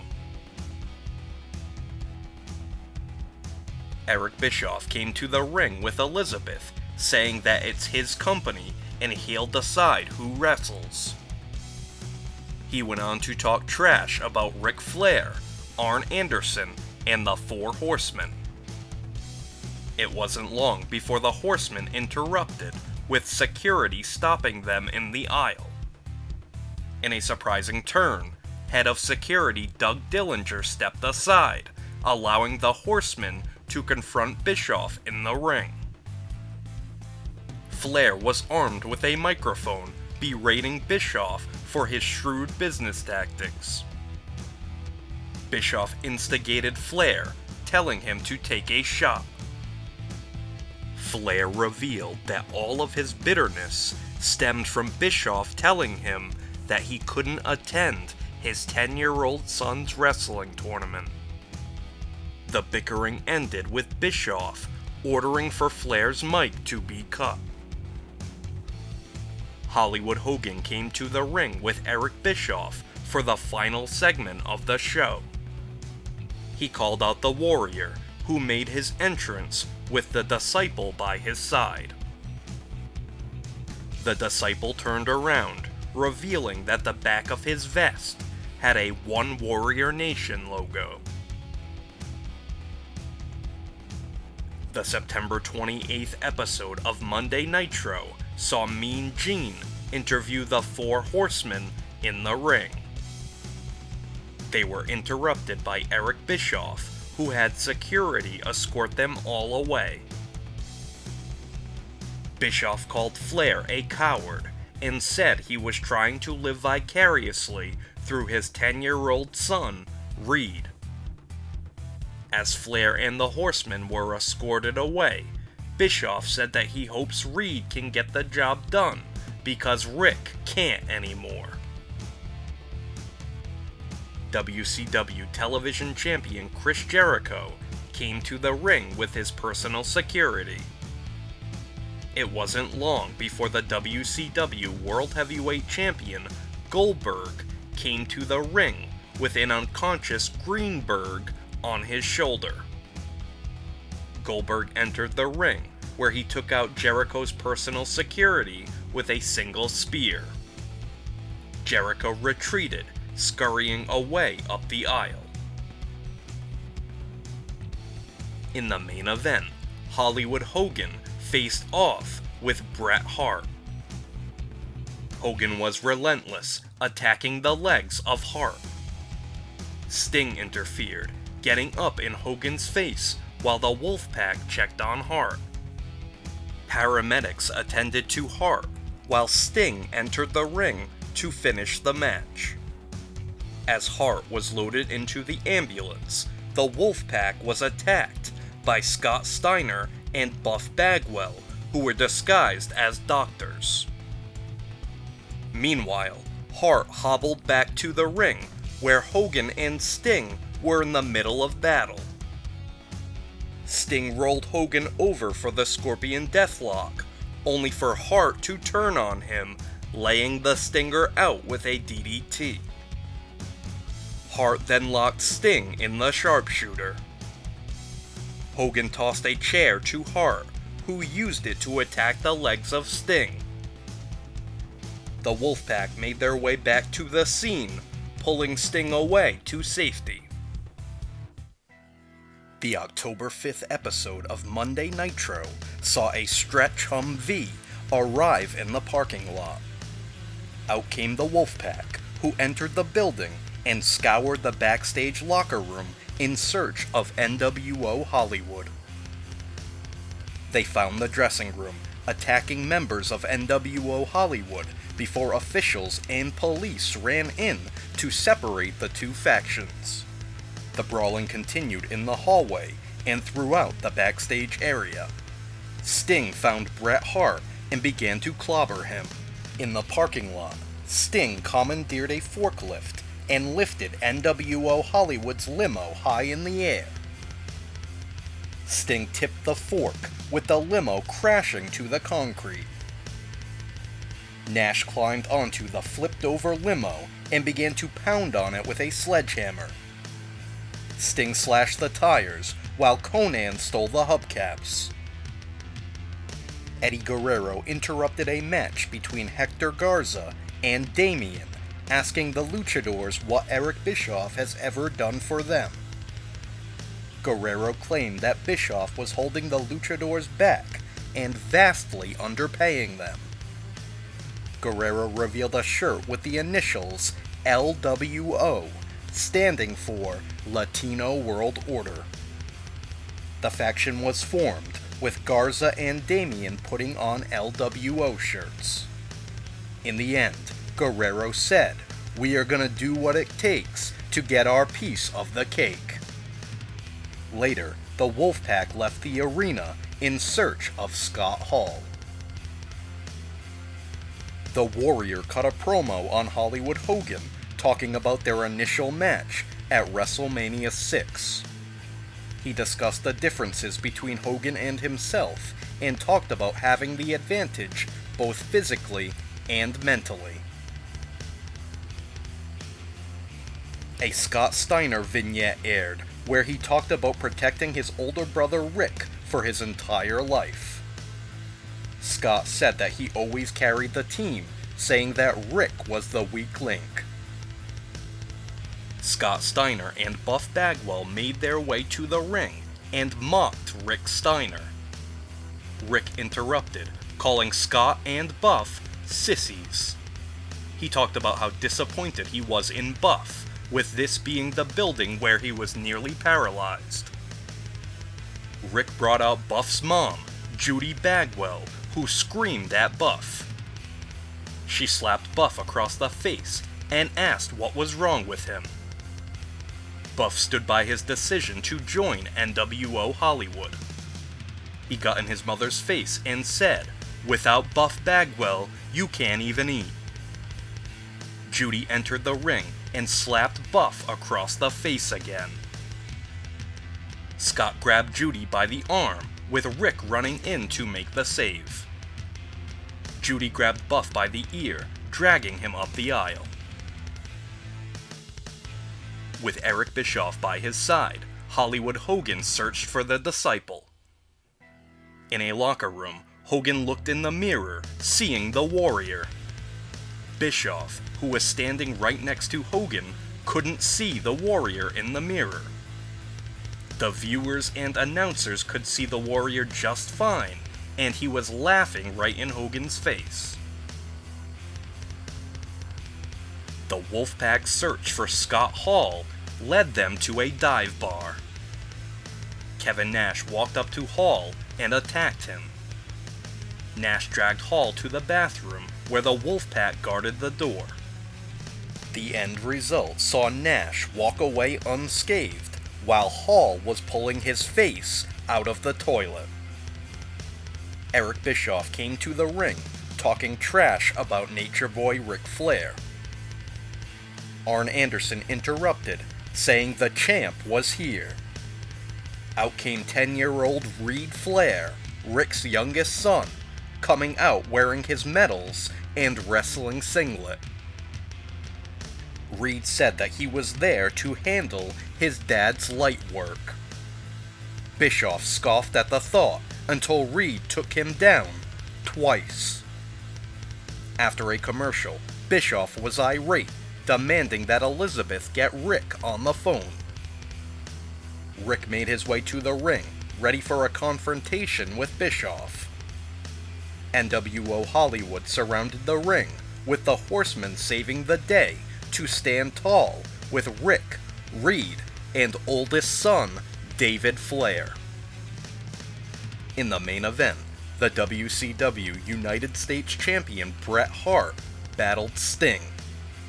But the match never made it to the ring, with Hart luring Sting backstage for a brawl. They battled to the cafeteria, where Bret suplexed Sting through a table. Bret attacked Sting's legs with a chair before brawling into a production office. Sting got revenge, slamming Bret's leg in a door. Bret gained the advantage with a low blow and clobbered Sting over the back with a lead pipe. Sting snatched the lead pipe and battered Bret with it. Sting then locked on the Scorpion Deathlock, with security arriving shortly after. The October 8th edition of Thunder saw the WCW television champion Chris Jericho scouring the building in search of the WCW World Heavyweight Champion Goldberg. Later, Jericho came to the ring with Ralphus for an interview with Tony Schiavone. Jericho again called out Goldberg to face him in a match. Referee Nick Patrick began to count out Goldberg, with Schiavone saying that Goldberg wasn't even in the building. Jericho laid claim to a count-out victory. The October 12th episode of Monday Nitro began with Eric Bischoff in the parking lot.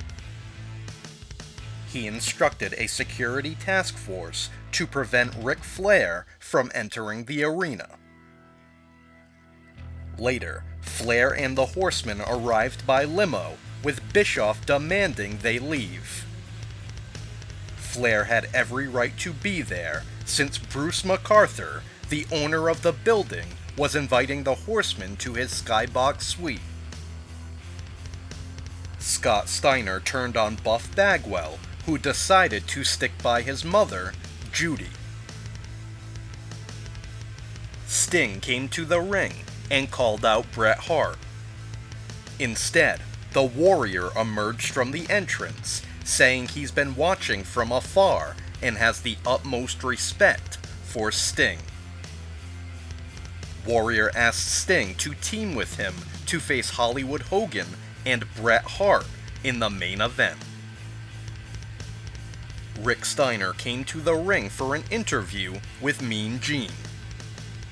On the big screen, he was interrupted by horror icon Chucky. The talking doll told Rick not to mess with the co-star of his next movie, Scott Steiner.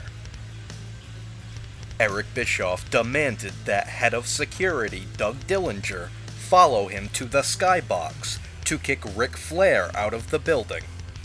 Bischoff walked right into the suite, confronting Bruce MacArthur. Things got physical, leading to a chaotic pull-apart brawl. Security intervened in a wild scene that saw Bischoff hogtied and escorted away. In the main event, Sting teamed with the Warrior to face Hollywood Hogan and the WCW United States Champion Bret Hart. The bout ended in a disqualification when NWO Hollywood attacked Sting and the Warrior. Smoke filled the ring, but the NWO threw the Warrior to the floor. Sting grabbed a baseball bat and cleared the ring, while the Warrior whipped every NWO member in sight with Hogan's weight belt. The October 15th Thunder main event featured Dean Malenko against Stevie Ray. NWO Hollywood caused a disqualification, with the Four Horsemen making the save. Nature Boy Ric Flair cut a passionate promo afterwards, saying that when it's all said and done, he's going to have Eric Bischoff's job. The October 19th episode of Monday Nitro saw Rick and Scott Steiner face off, with Scott gaining the advantage with a low blow. This allowed Scott to grab a chair and clobber his brother to cause a disqualification. Buff Bagwell raced to the ring, grabbing the chair and swinging wildly at Scott. Scott ducked the chair and retreated up the aisle. Mean Gene interviewed the WCW television champion Chris Jericho, who had his security guard Ralphus by his side. Jericho continued his campaign against Goldberg and criticized Diamond Dallas Page for getting the WCW World Heavyweight title shot at Halloween Havoc. DDP interrupted, saying he'd shut Jericho's mouth up that evening. The match took place a bit later, with Bill Goldberg running in to cause a disqualification. Goldberg took Jericho down with a spear and then attempted a jackhammer. DDP pushed Jericho's legs down to the mat and nailed him with a diamond cutter. A pull-apart brawl ensued between Goldberg and DDP. WCW Cruiserweight Champion Billy Kidman defended his title against the returning Rey Mysterio Jr. They had a highly competitive bout, ending in a time-limit draw. Mean Gene interviewed the mayor of Minneapolis, who in turn introduced sports heroes Kirby Puckett and John Randall. She then introduced a man that was born and raised in Minneapolis, Ric Flair. As Flair entered to a rousing ovation, the mayor declared it Ric Flair Day in Minneapolis. Eric Bischoff interrupted, with the mayor berating him for the interruption.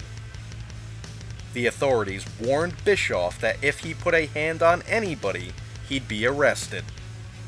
The officer also informed Bischoff that he had unpaid warrants and had 20 minutes to leave the building. Bischoff left in a huff, exiting to the parking lot where he saw his Cadillac getting towed. Hollywood Hogan came to the ring, calling out his nephew, Horace. Hogan proceeded to call out NWO Hollywood to bear witness to a special ceremony. Hogan took the NWO shirt off his back, teasing a handoff to Horace. Instead, Hogan attacked Horace, proving to the Warrior that he's willing to sacrifice for the business. Hogan said, "If I would do this to someone I love, imagine what I'm going to do to you at Halloween Havoc, Warrior." Looking into the camera, Hogan said that Warrior is going to have to start training, saying prayers, and taking his vitamins. Warrior raced to the ring and attacked NWO Hollywood with a baseball bat. The Giant clobbered Warrior from behind and planted him with a chokeslam. Hogan stood over the Warrior and painted NWO on his chest, alluding this would be the site at Halloween Havoc. If that weren't enough, Hogan hit multiple leg drops on Warrior before leaving the ring. Bret Hart came to the ring, complaining that Sting has made a career out of copying him. Sting came to the ring, attacking Bret to kick off the main event. Sting locked in a Scorpion Deathlock, refusing to break the hold. Referees rushed to the ring as the bout was ruled a disqualification. Several referees attempted to pry Sting off of Bret, to no avail. NWO Hollywood members raced to the ring and attacked Sting before helping Hart to safety. Sting chased them all up the aisle to close the broadcast. The Four Horsemen were in full force on the October 22nd edition of Thunder, taking turns running down Eric Bischoff. Ric Flair closed by saying, "We will continue to represent the best that this sport has to offer." In the end, Flair said that Bischoff would soon be bowing before him. Halloween Havoc took place on October 25th and began with the WCW television champion Chris Jericho facing Raven. Raven complained at the start about having to wrestle in an unadvertised match and refused to compete. Jericho said that was fine, since he didn't want to wrestle a loser like Raven. Of course, this brought Raven back to the ring, where the bout began. What ensued was a competitive contest full of near falls. In the end, Jericho locked Raven in the Lion Tamer and scored a submission victory. Scott Steiner and the Giant defended the WCW Tag Team Championships against Rick Steiner and Buff Bagwell. It was a setup, with Bagwell attacking Rick and abandoning him.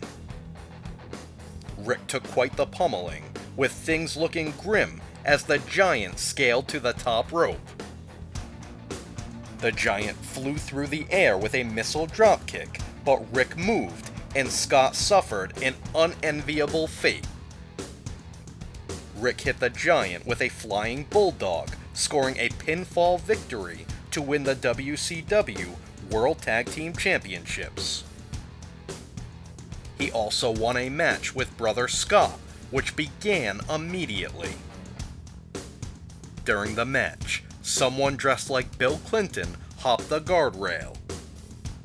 Stevie Ray handed him a slapjack, which the masked man used to attack Rick and the referee to cause a disqualification. The masked man unmasked. It was Buff Bagwell. Scott covered Rick, with Buff making the count, but Rick kicked out at 2.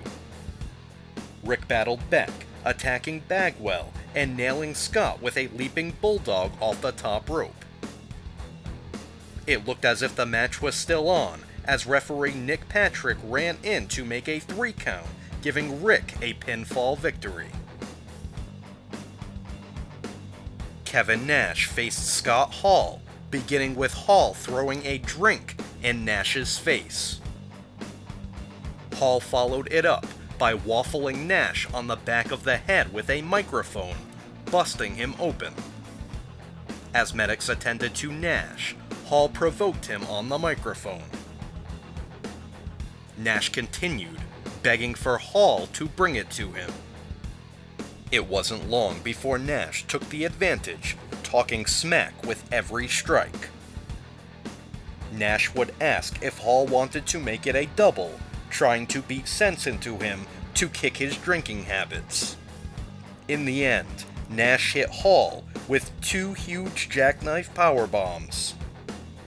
Nash stood over Hall, crotch chopping, before walking away. Hall was declared the winner by countout. WCW United States Champion Bret Hart defended his title against Sting. Hart spent the early goings avoiding Sting, dodging him by retreating to the floor. When he eventually started to compete, Hart methodically took the advantage. His luck didn't last long, and Sting soon had Hart in a Scorpion Deathlock. Hart decided to resort to dirty tactics, breaking out a pair of brass knuckles. Sting spotted the weapon, commandeering it and winding up for a strike. Referee Billy Silverman saw this, holding back Sting's arm. This allowed Hart to connect with a low blow on Sting. A wary Sting accidentally elbowed the referee, knocking him out. Ever the opportunist, Hart dropped a leg on the unconscious Silverman. Sting and Hart continued battling over a lifeless Silverman. Sting nailed Hart with a huge superplex off the top rope.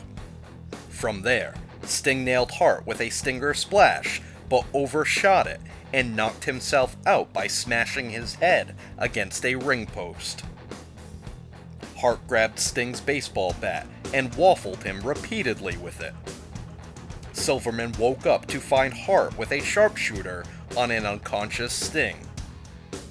The referee called for the bell, with Hart retaining his championship.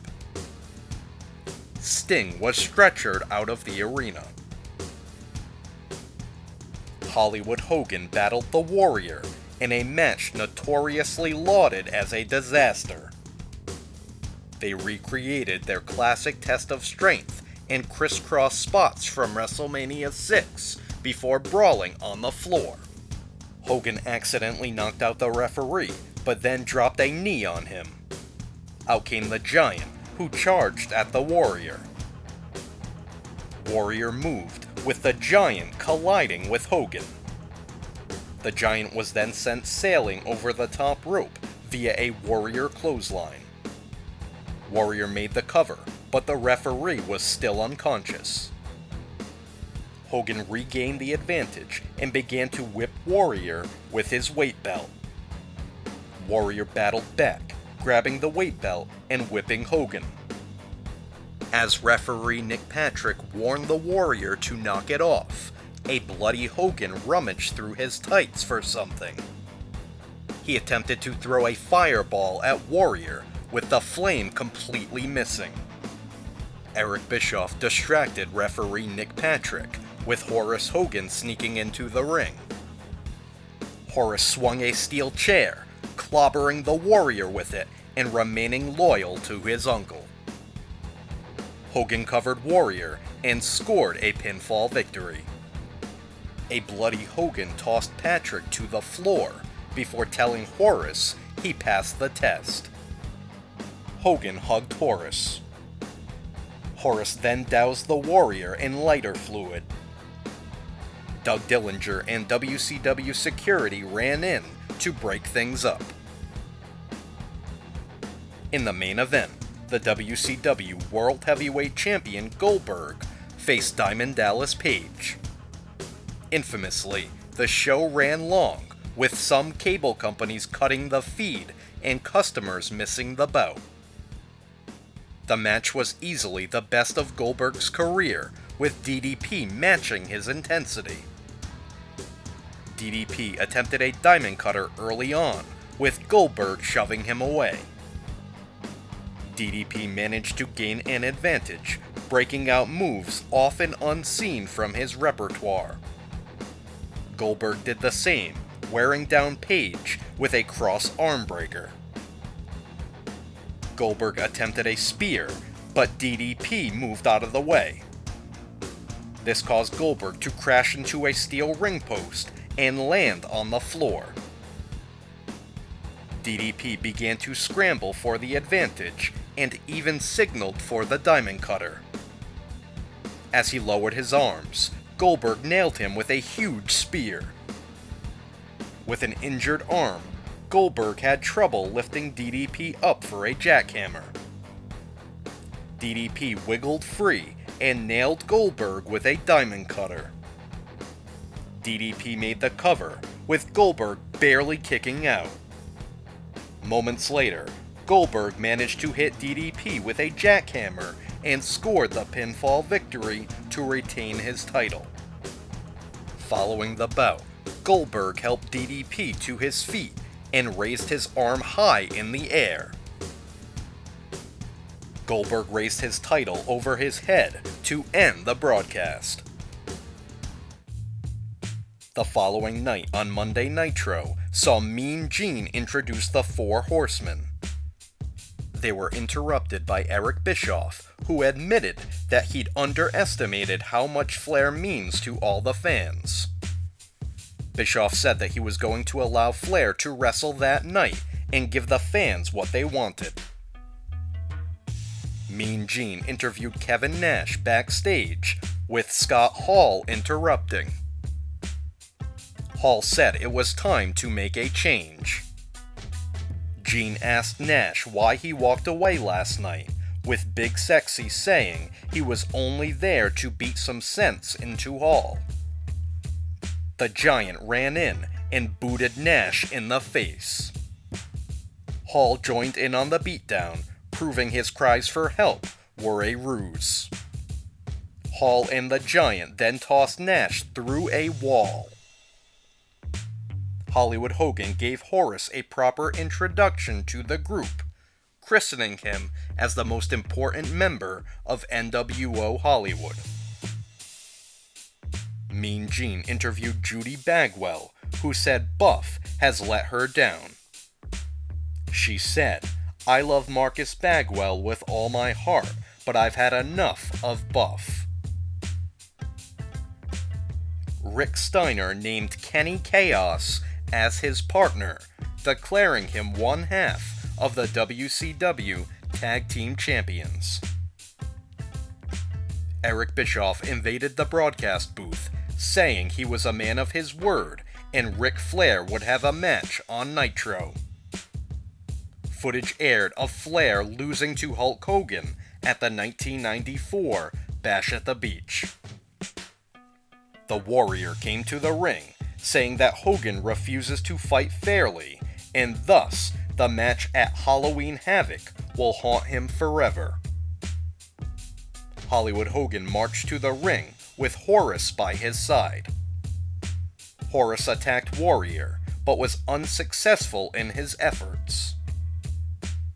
The Giant attacked, but the Warrior quickly disposed of him.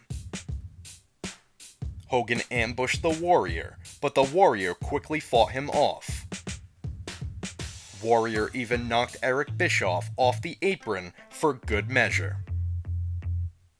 The Warrior looked into the camera and said, "I have the power. I am the Warrior." This would be the last we'd see of the Warrior in WCW.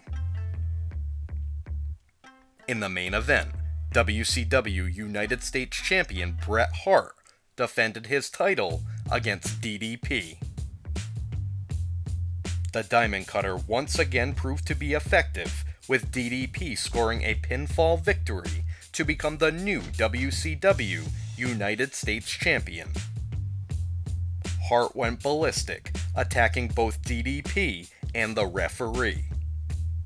He grabbed a chair, attacking the knee of DDP. Hart slapped on a sharpshooter on DDP, who screamed in agony. Hart broke the hold and continued to clobber DDP with the steel chair. Goldberg raced to the ring as the show went off the air. The November 2nd edition of Monday Nitro saw Raven complaining in the locker room. He was interrupted by Kanyon, who was in no mood for Raven's pity party.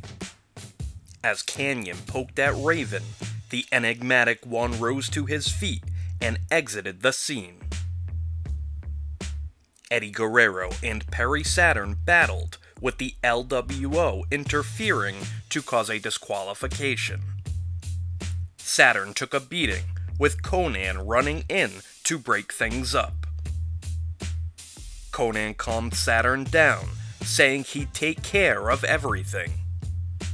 This led to an argument between Guerrero and Conan, with each accusing the other of forgetting where they came from.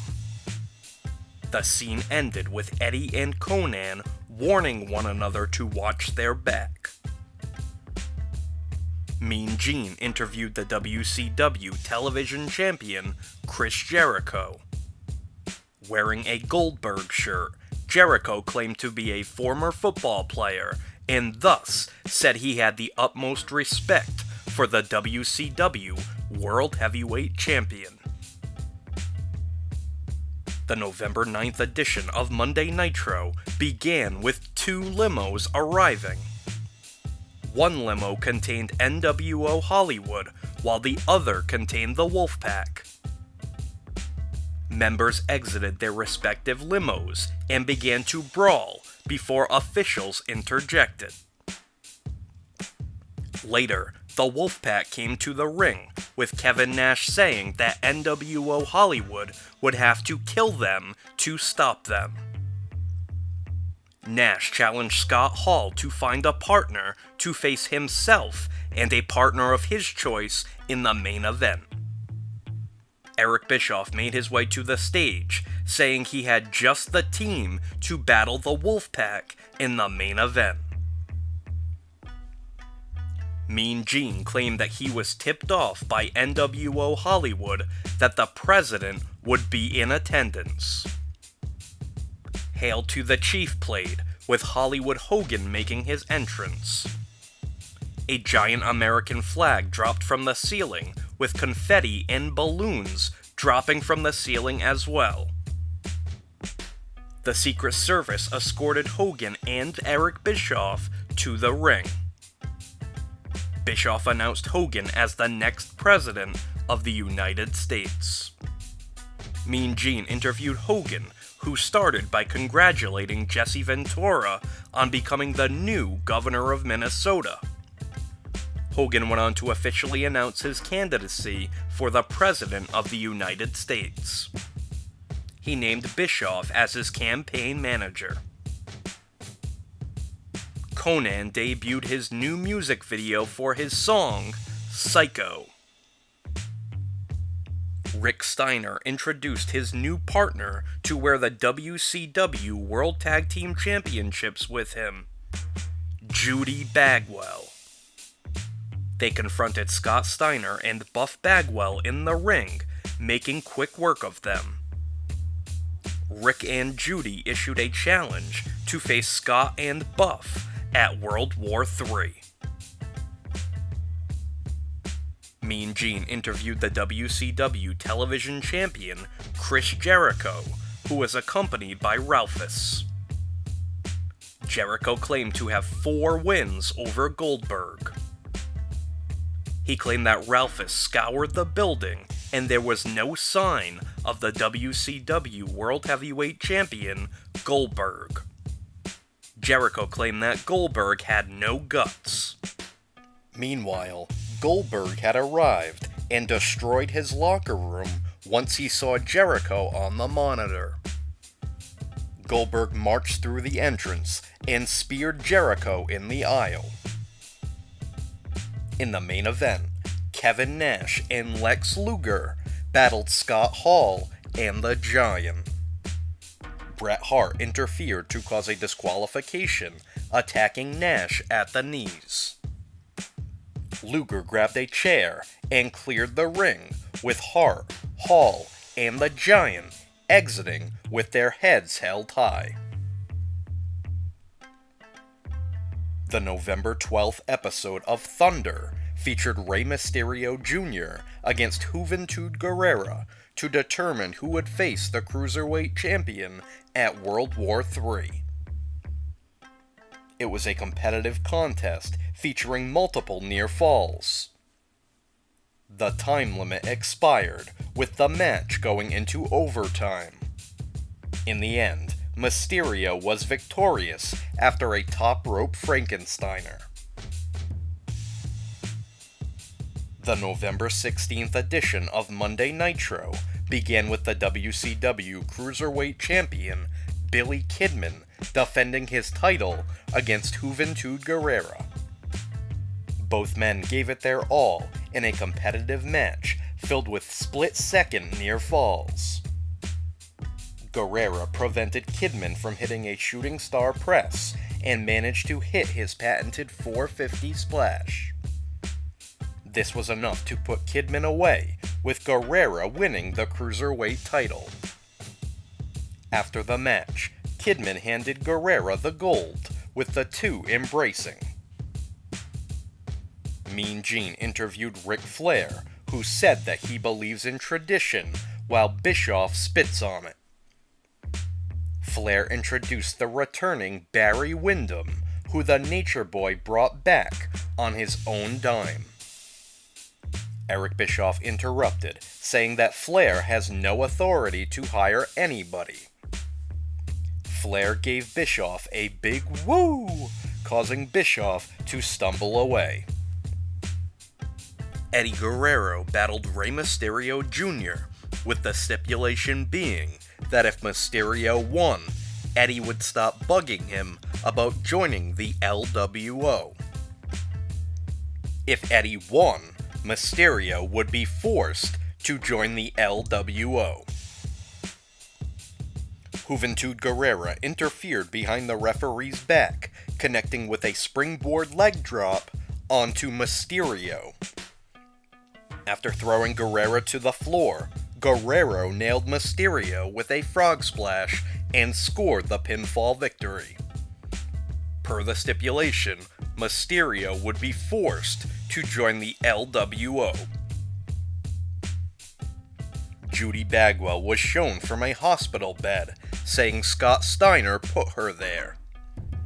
She asked Buff Bagwell when this was going to stop. Judy said that she wanted the old Marcus Bagwell back. Bam Bam Bigelow made his debut, knocking out Doug Dillinger and entering the building. Bigelow scoured the building for the WCW World Heavyweight Champion, Goldberg. He raced to the ring, interrupting a match and calling out Goldberg. J.J. Dillon and Eric Bischoff led authorities to the ring, with Dillon reprimanding Bigelow. As authorities confronted Bigelow, Goldberg raced to the ring. A wild scene erupted, with security restraining the two. Backstage, Eric Bischoff fired J.J. Dillon, who responded by saying that he quit. Dillon marched right to his car and drove away. The Secret Service scoured ringside, while Hollywood Hogan made his way to the ring. Balloons and confetti fell from the ceiling as Hogan continued his campaign.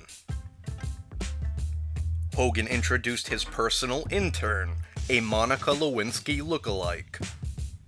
She handed Hogan a cigar and gave him an extended hug. Hogan then called out Eric Bischoff, who pledged his allegiance to Hollywood. Scott Hall came out next, asking where Bischoff's head is. Bischoff found this humorous and told Hall this wasn't the time or the place to question his loyalty. Hall wound up punching out Bischoff. Hogan brawled with Hall, with Kevin Nash racing to the ring to run off Hollywood. Nash stared at Hall, saying he'd see him on Sunday. The main event was scheduled to be Goldberg defending the WCW World Heavyweight Championship against Bam Bam Bigelow. They brawled in the aisle before they could make it to the ring. Security separated the two as the show went off the air.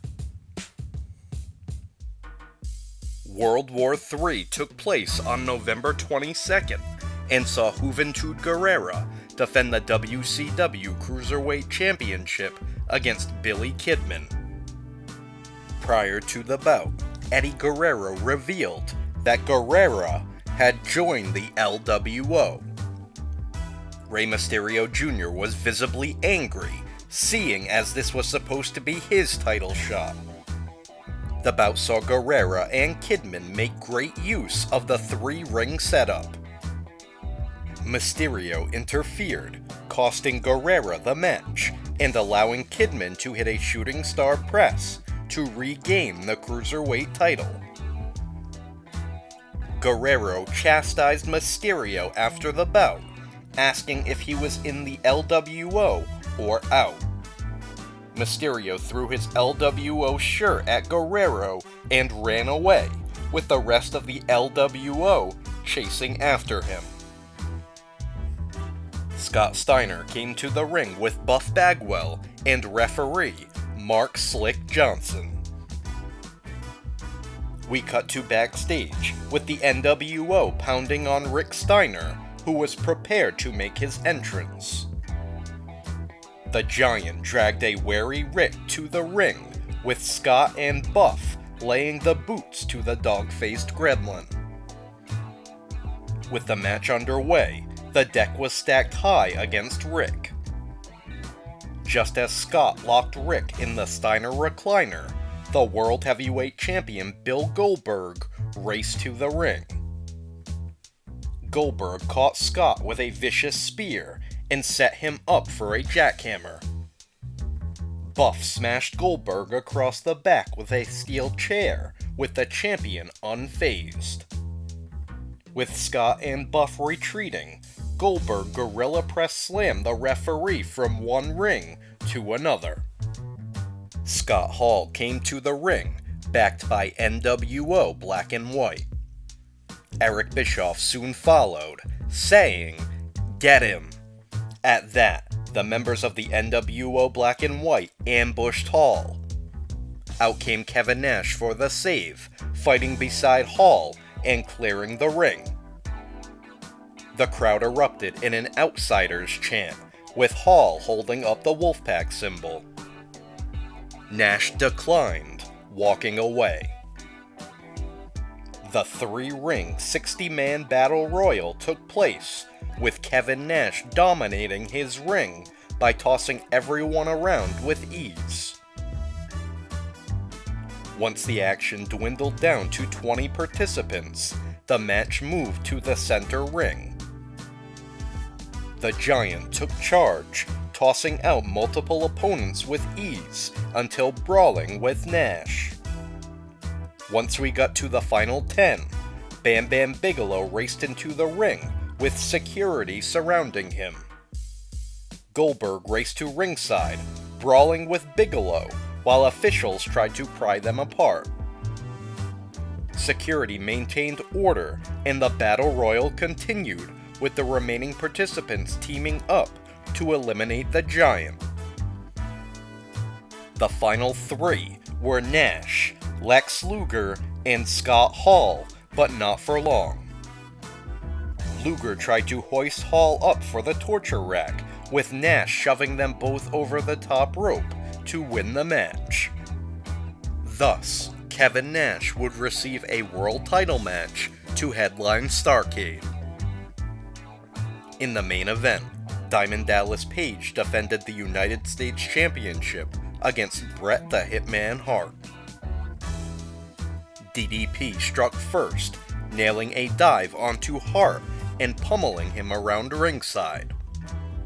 Back in the ring, Hart wore down the champion at a methodical pace. DDP reversed a tombstone, drilling Hart into the mat, but only getting a 2 count. He took down Hart with a discus lariat, with Hart halting his momentum by clotheslining DDP over the top rope and crashing to the floor. Once back in the ring, DDP put his own version of the sharpshooter onto Hart, who managed to reach the ropes. Hart kicked DDP low out of the sight of the referee and began to wear down the knee of the champion. On the floor, Hart applied a figure 4 to DDP around a ring post, with the referee forcing a break. In the middle of the ring, Hart wrenched at the injured knee of DDP. The champion sent Hart to the floor, wrapping his legs around a ring post and locking in a figure 4 of his own. Back in the ring, DDP raised a steel chair over his head, with Hart cowering in the corner. Referee Charles Robinson pulled the chair away from DDP, with Hart soon sending the champion crashing into the official, crushing him. Earlier in the bout, Robinson had apprehended a foreign object from Hart. With the referee out cold, Hart retrieved the weapon and leveled DDP. The NWO referee Mark Slick Johnson entered the ring while Hart locked an unconscious DDP in a sharpshooter. Johnson called for the bell and awarded the United States Championship to Hart.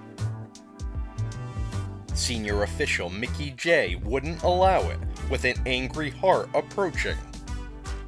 DDP whipped Hart around and nailed the diamond cutter, with the original official making the 3 count.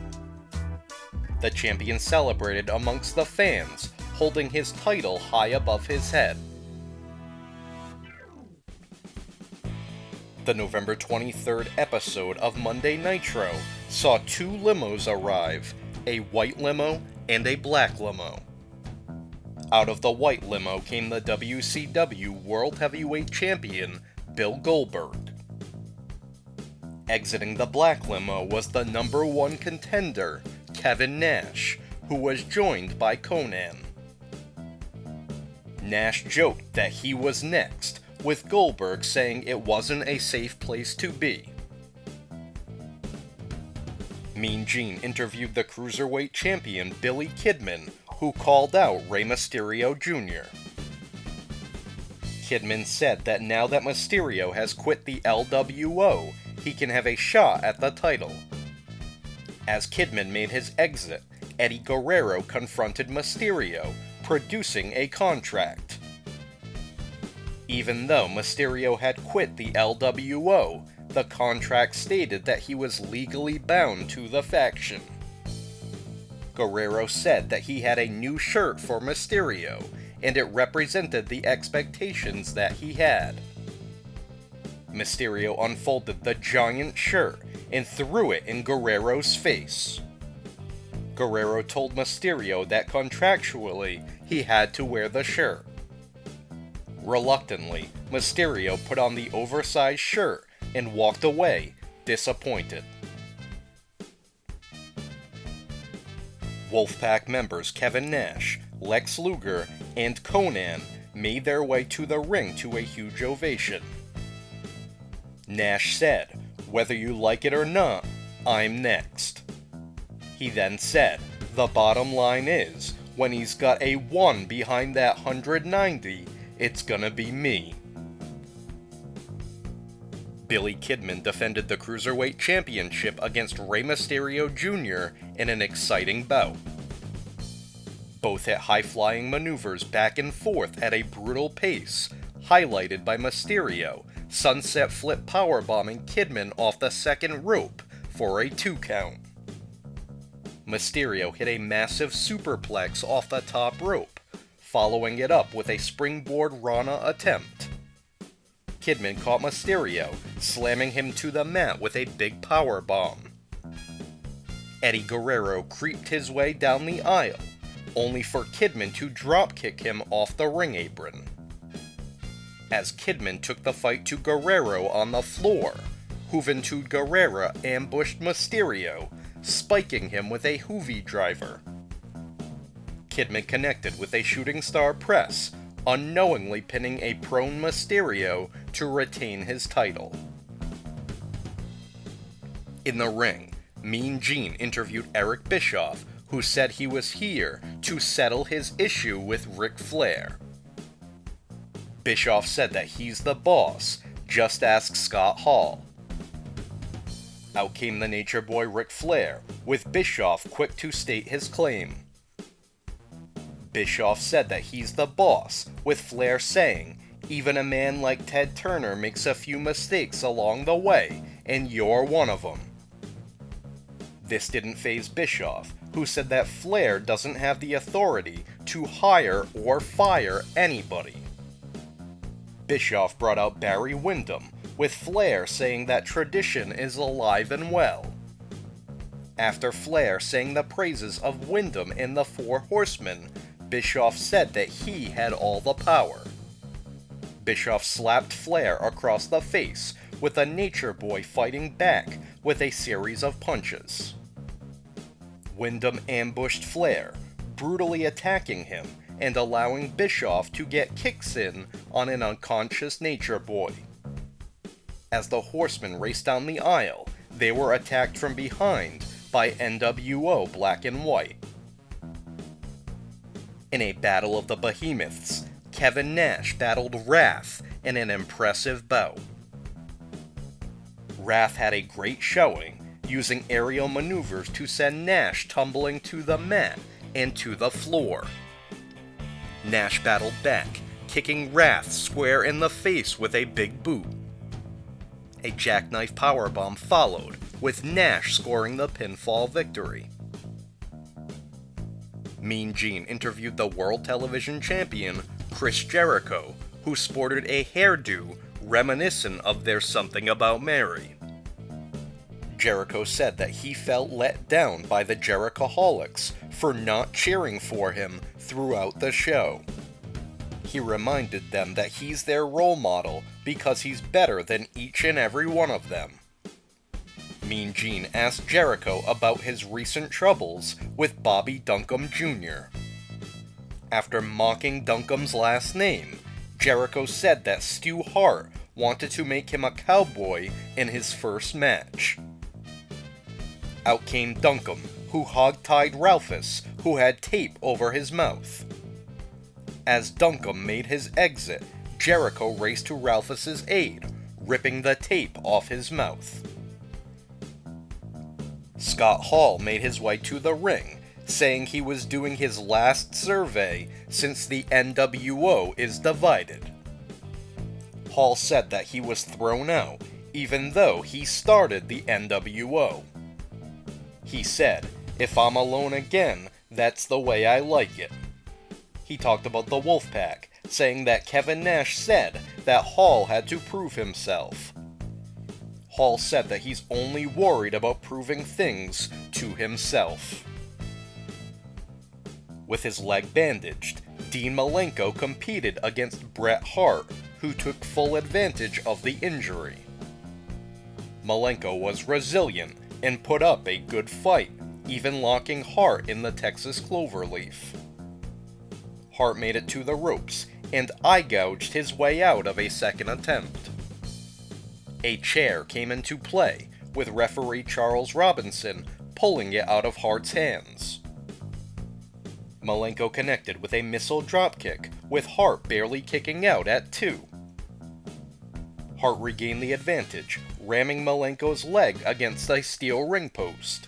Back in the ring, Hart hit Malenko with a diamond cutter onto a steel chair to cause a disqualification. DDP raced in from the crowd, with Hart attacking him with the chair. The tables turned, and DDP threw fists at Hart before attempting a diamond cutter. Hart held onto the ropes, soon retreating to the aisle. DDP called him Bret the Hit Scum Hart. While Hart retreated, DDP said he'd face him the following week. In the main event, Bill Goldberg defended the WCW World Heavyweight Championship against the Giant. Within moments, the Giant chokeslammed Goldberg and made the cover, with the champion barely kicking out. The crowd roared as Goldberg battled back and took down the Giant with a vicious spear. In a phenomenal feat of strength, Goldberg lifted the Giant up, slamming him with a jackhammer. Goldberg picked up a pinfall victory, but was soon ambushed by Bam Bam Bigelow. The ring filled with security to separate the two, with Bigelow escorted away. Out came Kevin Nash, who plowed through security to brawl with Goldberg. Security attempted to pry Goldberg and Nash apart in a wild scene to end the broadcast. The November 30th edition of Monday Nitro saw the NWO Black and White arrive in limos and march all the way to the ring. Backed by Eric Bischoff, Scott Steiner claimed that Hollywood Hogan made him the new leader of the faction. Steiner said that they'd be rabid dogs and take care of business the way the NWO is supposed to. he said that their first order of business was to take out Scott Hall. Footage aired from the Thanksgiving edition of The Tonight Show with Jay Leno, with special guest Hollywood Hulk Hogan. In the first of two shocking headlines, Hogan announced his retirement from professional wrestling.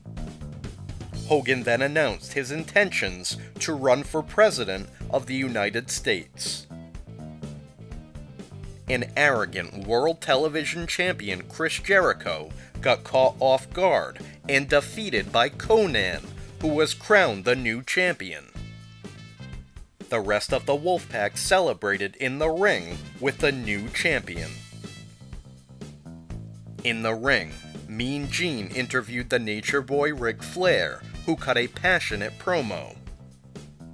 Flair said that he was disappointed in Barry Windham, but he was mad as hell at Eric Bischoff. The Nature Boy made numerous disparaging remarks about Bischoff before calling him out. Screaming, Flair said, "You and I are gonna use it once and for all. You, me, come jump on this old man. Woo!"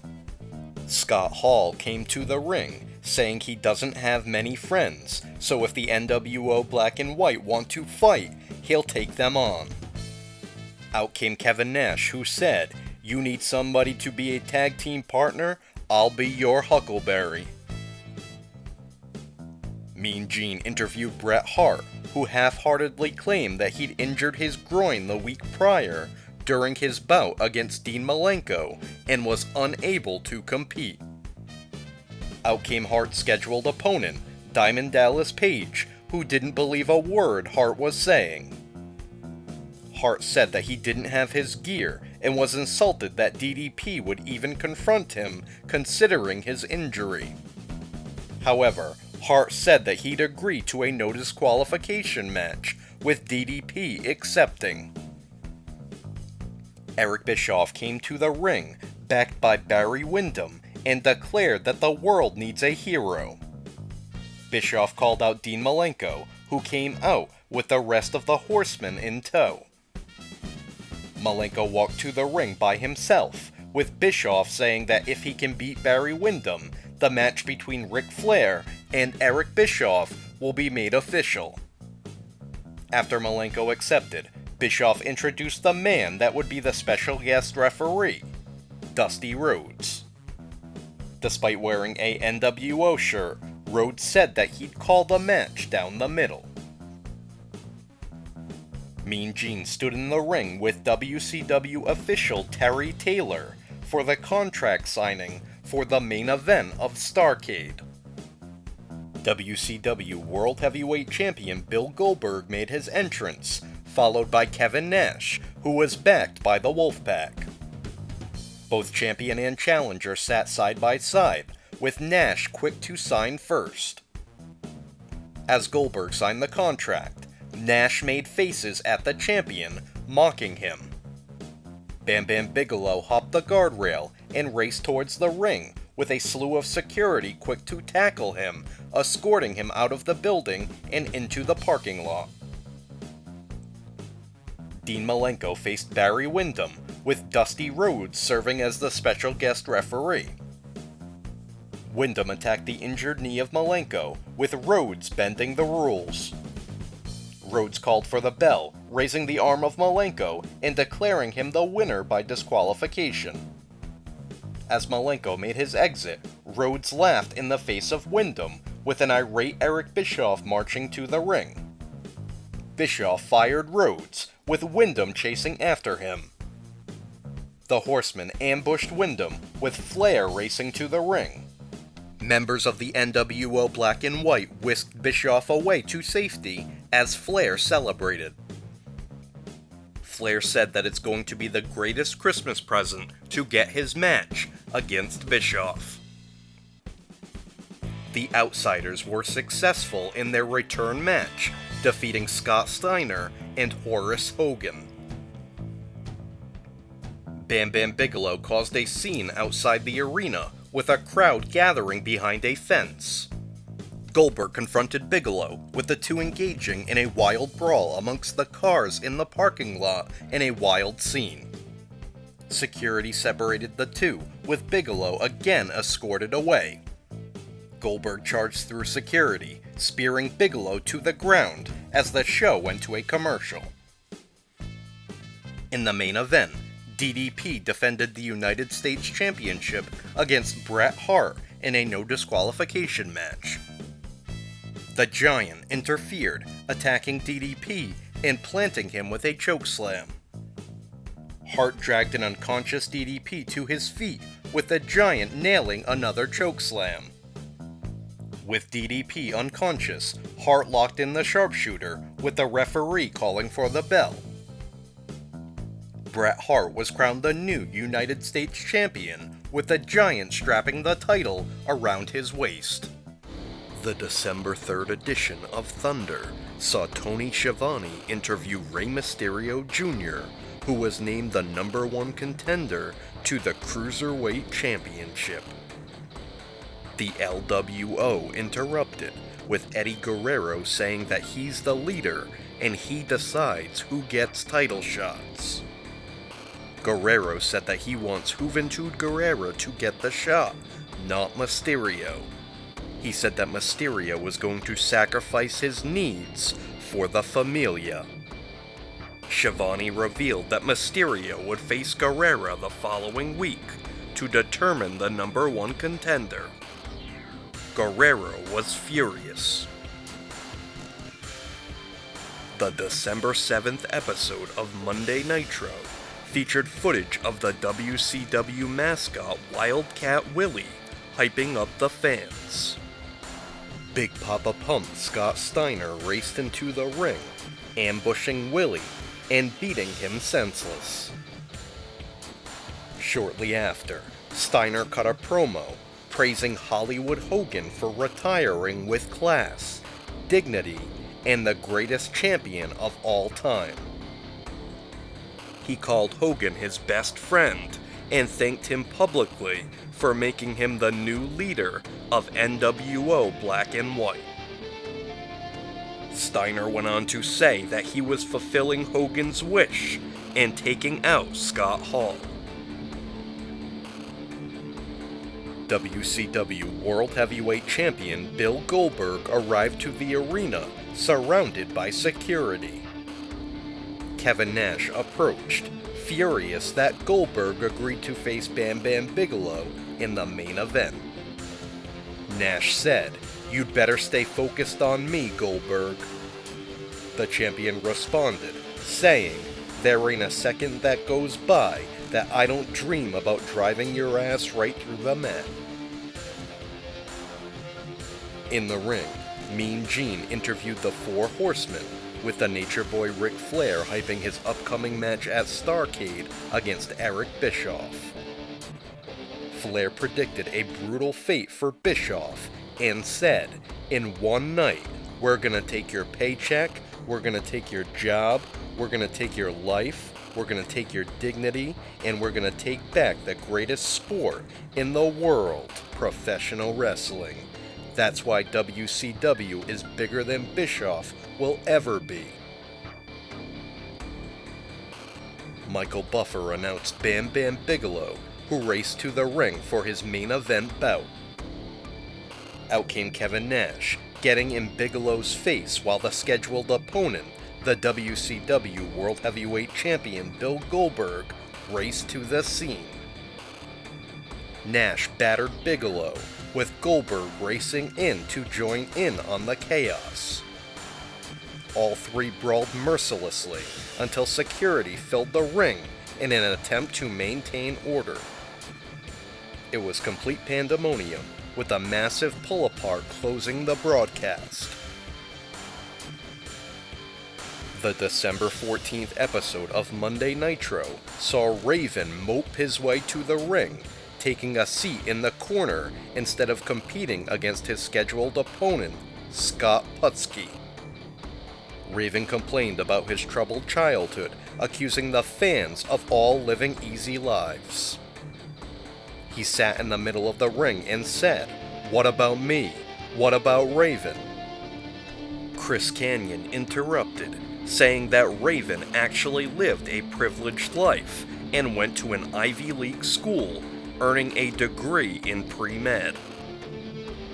Kanyon revealed that Raven has a trust fund worth $3.2 million and doesn't have to work another day in his life.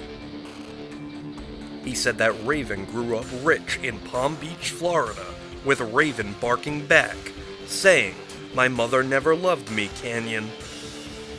Kanyon said that Raven had it too easy, which caused Raven to stomp away up the aisle. In the ring, Mean Gene interviewed Eric Bischoff, who was confident heading into his Starrcade match against Nature Boy Ric Flair. Bischoff called himself the future, while Flair is the past. He called himself a trained killer and a dangerous man. Bischoff held up his right fist and said, "This one hits really, really hard." He held his left fist up and said, "This one scares even me." Flair raced to the ring, with Bischoff quick to retreat.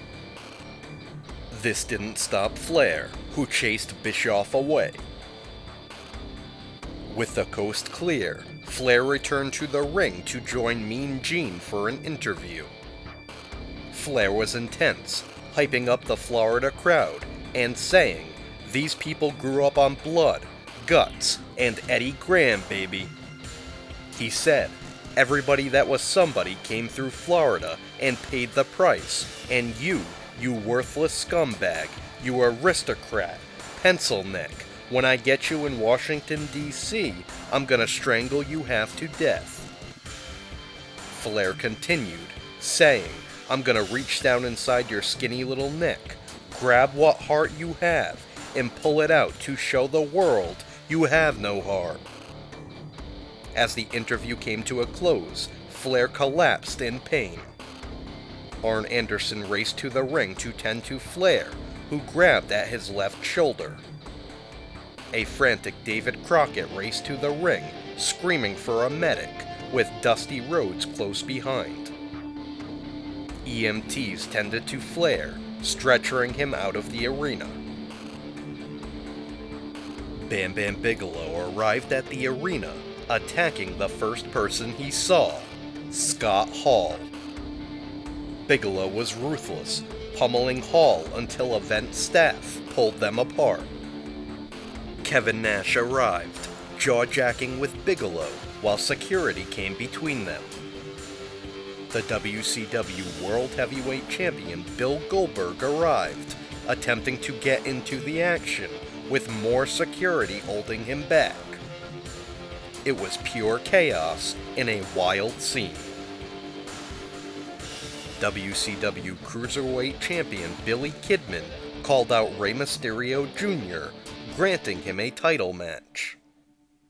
A fast-paced bout ensued, even seeing Mysterio knock Kidman over a steel guardrail and into the lap of baseball legend Wade Boggs in the front row. Mysterio attempted a Rana back into the ring, with Kidman drop-kicking him in midair. As the action continued, Mysterio sent Kidman crashing to the mat with a bulldog off the top rope. Just as Kidman grounded Mysterio, the LWO raced in, attacking both competitors to cause a disqualification. Kidman and Mysterio fought together, but soon saw the LWO gang up on Mysterio, with Eddie Guerrero laughing while laid across the top rope. Kidman attempted to make the save, but the numbers were against him, and he too was laid out next to Mysterio. Chris Jericho made his entrance with Ralphus by his side, welcoming the fans to Monday Night Jericho. He said that Conan robbed him of the television championship, but called him the greatest Latino rapper since Gerardo. Jericho claimed that Conan used a foreign object to defeat him and was going to reenact it. He called out Conan, who proved to be an imposter carrying a shovel, with Jericho calling him Exhibit A. Jericho drew on a dry erase board and soon revealed Exhibit B, a pair of brass knuckles. The imposter Conan reenacted the dirty deed, with Jericho saying that he fought through the pain. Jericho brought up Exhibit C, with the imposter Conan pulling out a steel chain and demonstrating the act. Further adding to the buffoonery, Jericho claimed that he refused to stay down, not wanting to disappoint the Jerichoholics. Jericho claimed that Exhibit D came into play, the shovel, claiming he got waffled over the head with it. But that wasn't all, with Jericho claiming that Conan dropped him face first onto Exhibit E, the television title. The imposter Conan made the cover, with Jericho claiming that he was in the ropes the whole time and the referee wasn't paying attention. Jericho said, "You can't stop rock and roll, and you can't stop Chris Jericho either, and I am definitely too legit to quit, Conan, so at Starrcade, I am going to show you who the real champion is." After thanking the imposter Conan for his help, Jericho attacked and locked him in the Lion Tamer.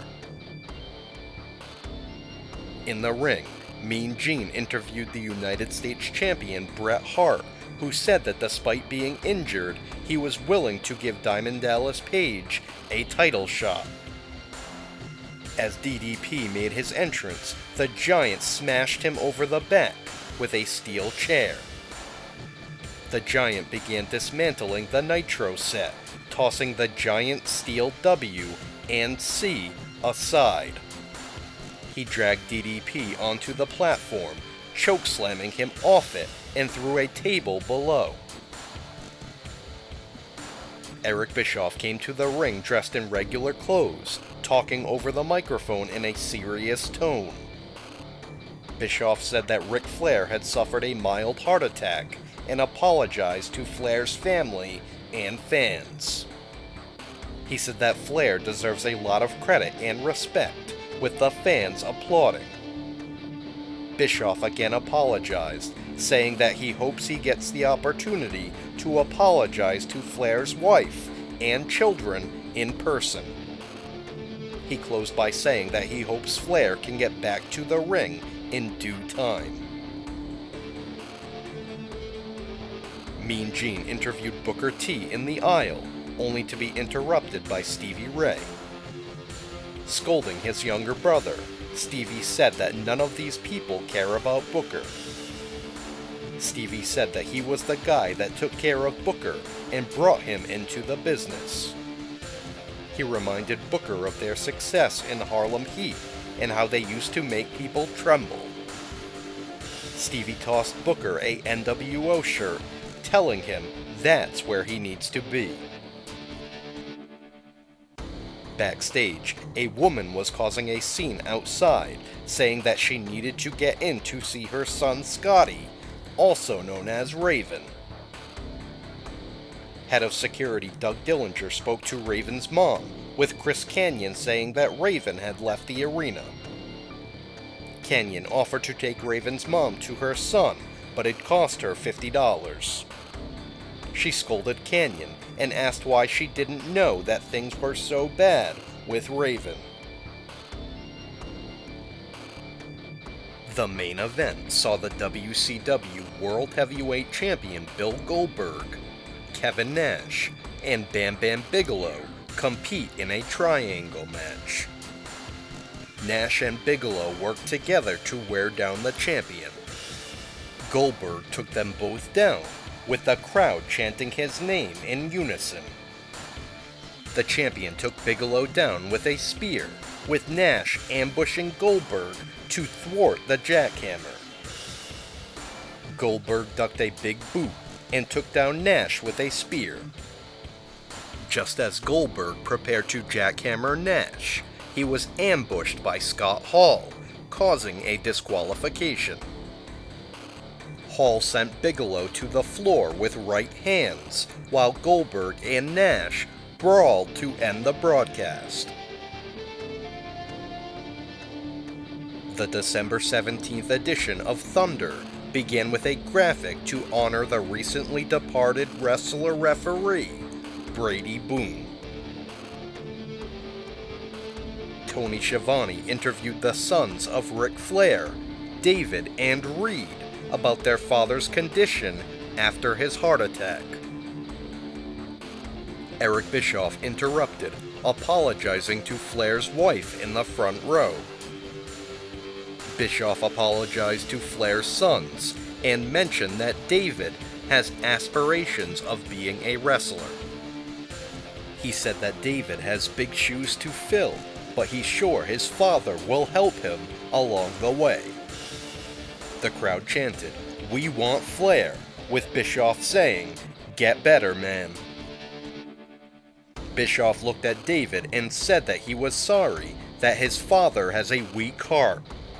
Bischoff punched David in the stomach and began to pummel him. Reed held onto Bischoff's leg as Barry Windham and Bryan Adams raced to the scene. Adams hoisted Reed over his shoulder as Windham stomped on David. After Windham planted David with a back suplex, Bischoff added insult to injury, slapping an unconscious David repeatedly across the face. Flair's wife Beth screamed from the floor, with Bischoff forcing a kiss on her to end the broadcast.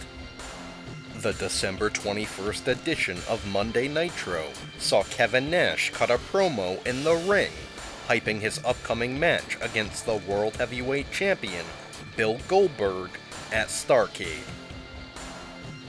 Nash talked about Goldberg's meteoric rise and 173-0 undefeated streak. He bragged about being a former world champion in another company, defending that title successfully 197 times in 1 year. Nash said that he's constantly getting ready for his title match, while Goldberg is caring more about making appearances. He urged Goldberg to stay focused. Nash said, "I've done everything you've done. The only thing I haven't done, Bill, is I haven't beat you yet." He closed by saying, "On Sunday night, I'm gonna kick your ass." Mean Gene introduced Raven, who was accompanied by Kanyon. Gene mentioned that Perry Saturn had recently made comments saying that Raven has been in and out of therapy lately. Raven said that's nobody's business. Gene then asked Raven about his mother showing up last week, worried about him.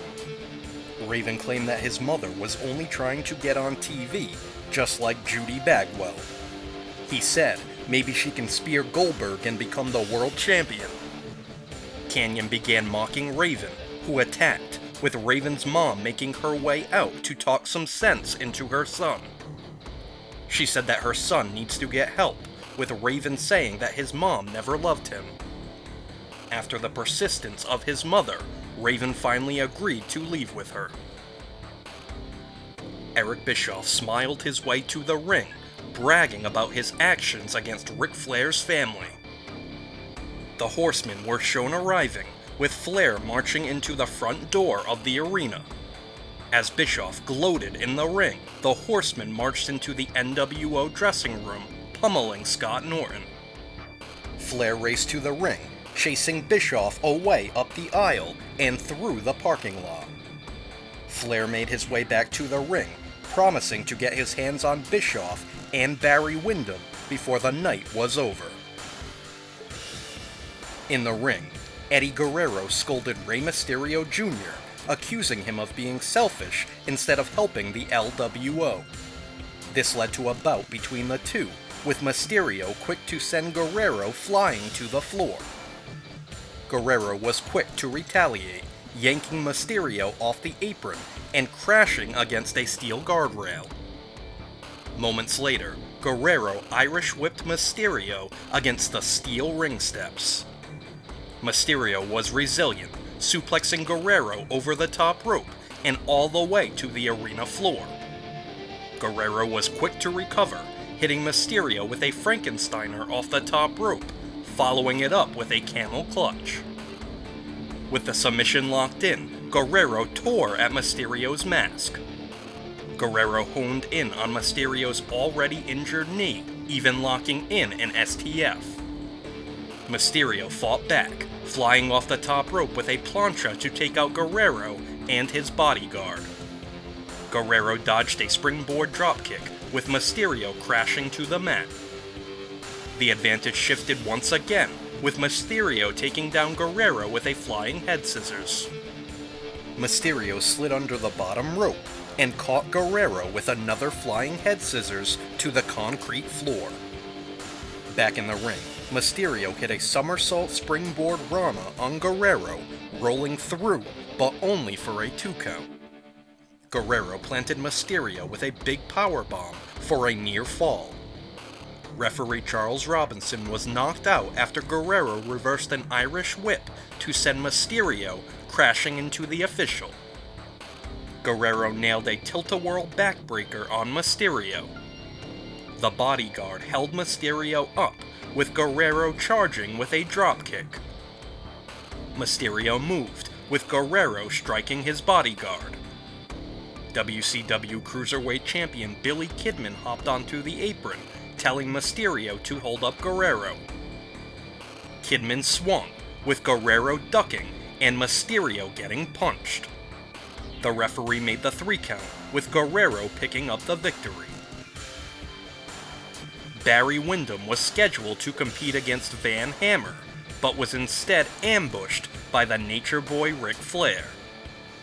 Throwing fists, chops, and then hitting a low blow, Flair battered Windham around ringside. Back in the ring, Flair continued to brutalize Windham in a vicious beatdown.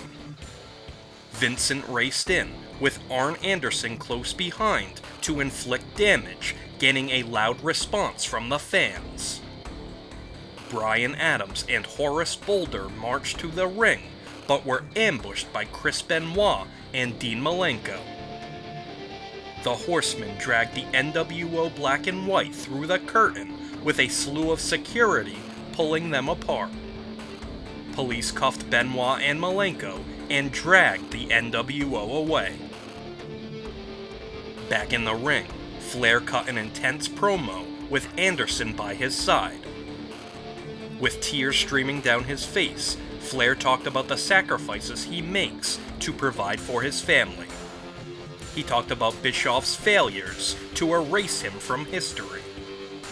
Flair said that he came back for one reason. His son Reed asked him why he doesn't beat the hell out of Bischoff. He said that Bischoff stepped over the line, saying, "You put your hands on my children, you kissed my wife, you no-good rotten bastard." Out came Bischoff, mocking Flair, with the Nature Boy racing up the aisle. Security restrained Flair, with Bischoff saying, "Be careful with him, he's got a bad heart." As Flair was dragged through the curtain, he said, "As God is my witness, I'll kill you." In the main event, the WCW World Heavyweight Champion Bill Goldberg competed in a non-title match against Scott Hall. Kevin Nash strutted to the ring, waving at Goldberg to distract him.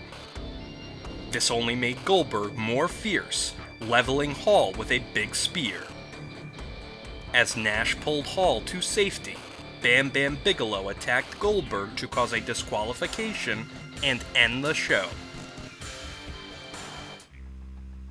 Starrcade took place on December 27th, live on pay-per-view from the MCI Center in Washington, D.C. In the opening match, Billy Kidman defended the Cruiserweight Championship against Rey Mysterio Jr. and Juventud Guerrera in a triangle match. It was every man for himself in a fast-paced bout that saw numerous innovative maneuvers. Guerrera hit a flying head scissors on Mysterio off the shoulders of Kidman for a 2 count. All three continued to pull out all the stops, resulting in numerous near falls. Mysterio tossed Guerrera off the ring apron with a flying head scissors, all the way to the concrete floor. Moments later, Mysterio connected with a huge Acai moonsault onto Kidman and Guerrero on the floor. Back in the ring, Mysterio hit a springboard Hurricanrana on Guerrero. The tides turned, with Guerrero nailing Mysterio with a Hoovy driver, with Kidman barely breaking the pin. Guerrero launched a running Mysterio in the air, hitting Kidman with a Frankensteiner off the top rope, with Guerrero breaking up a pinfall attempt. Mysterio threw Guerrero over the top rope and to the floor with a Hurricanrana. Kidman hit a shooting star press off the top rope onto both Mysterio and Guerrero on the floor. Eddie Guerrero made his way to ringside, distracting referee Charles Robinson. In the ring, Kidman hit Guerrero with a sunset flip, with Guerrero running in and shifting the momentum. Mysterio broke up the pinfall attempt just in time, drop-kicking Guerrero in the face. This shifted the momentum again, with Kidman scoring the pinfall victory to retain his title. Eddie Guerrero began scolding both Mysterio and Guerrero, calling them morons and saying they're not LWO material. Guerrero was angry that neither could beat up a pretty boy like Kidman. He called out Kidman, challenging him to face him for the title. Kidman accepted, with Guerrero competing in his street clothes. While Guerrero wore down Kidman, Mysterio and Guerrero bickered at ringside. With the referee distracted, Guerrero waffled Kidman over the head with the steel toe of his construction boot. Kidman battled back, superplexing Guerrero off the top rope for a 2 count. Shortly after, Kidman attempted a Frankensteiner off the top rope, with Guerrero hanging onto the top rope and the champion crashing to the canvas. They made their way back to the top rope, where Kidman shoved Guerrero to the mat. While Mysterio argued with the referee, Guerrero tripped up Kidman, who crotched himself on the top turnbuckle.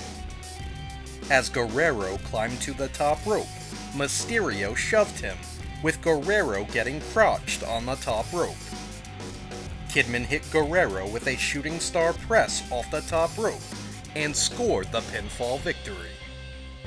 Mysterio celebrated with Kidman, who raised the Cruiserweight Championship over his head in victory. Mean Gene interviewed Eric Bischoff in the aisle, who said that he didn't think it was safe for Ric Flair to compete. Bischoff said that the only reason Flair is wrestling that evening is because he's broke. Meanwhile, Bischoff bragged that he flies in a Learjet every Monday night, rides in a limo everywhere he goes, and when it comes to kiss stealing, Flair should know who's king. Nature Boy Ric Flair walked through the curtain, with sparklers shooting off for a dazzling entrance. He raced to the ring to kick off his bout against Eric Bischoff. Flair pummeled Bischoff, who claimed to have injured his knee. It was a setup, with Bischoff kicking Flair clean on the temple to send the Nature Boy tumbling to the floor. Bischoff bounced Flair's head off a steel guardrail, busting him open. Back in the ring, a bloody Flair struck Bischoff with 2 low blows. Flair ripped off Bischoff's shirt, chopping away at his bare chest. The referee tried to stop Flair, who inadvertently struck him to send him crashing to the mat. With Bischoff's legs spread on the ropes, Flair struck him with a running kick to the testicles. Flair applied the figure 4 leg lock, with Bischoff screaming in agony. The returning Curt Hennig raced to the ring, sliding a pair of brass knuckles onto the hand of Bischoff. With one punch, Bischoff knocked out Flair, with a wary referee making the 3 count. Hennig helped the victorious Bischoff away up the aisle. Diamond Dallas Page competed against the Giant, suffering a brutal beatdown. While the Giant had the match won, he refused to pin DDP, instead inflicting more damage. Referee Billy Silverman was rendered unconscious, allowing Bret Hart to sneak into the ring with a steel chair. Hart swung the chair at DDP, who moved, with the Giant getting bashed over the head. DDP struck Hart with a low blow and covered the Giant, who pushed him away after a 1 count. Leaping off the top rope, DDP knocked down the Giant with 2 flying clotheslines. On the third, the Giant caught DDP by the throat, hoisting him up for a chokeslam. DDP fought out of it, pushing off the top rope and hitting a diamond cutter to score the pinfall victory. In the main event, Bill Goldberg defended the WCW World Heavyweight Championship against Kevin Nash. The two powerhouses battled back and forth until Goldberg leveled Nash with a spear. As Goldberg attempted a jackhammer, Nash struck him with a low blow out of view of the referee. Nash made several pinfall attempts, with Goldberg quick to kick out. Goldberg tossed Nash around with ease, but failed to put away the challenger. The Disco Inferno raced to the ring, with Goldberg pummeling him. Bam Bam Bigelow ambushed the champion, with Goldberg battling back and knocking Bigelow to the floor. With the referee's attention diverted, Scott Hall hopped onto the apron, disguised as event security. With a taser in hand, Hall shocked Goldberg on the chest, sending the champion crumbling to the mat. Nash hit Goldberg with the jackknife powerbomb and picked up the pinfall victory. Kevin Nash was crowned the new WCW World Heavyweight Champion, ending Goldberg's undefeated streak.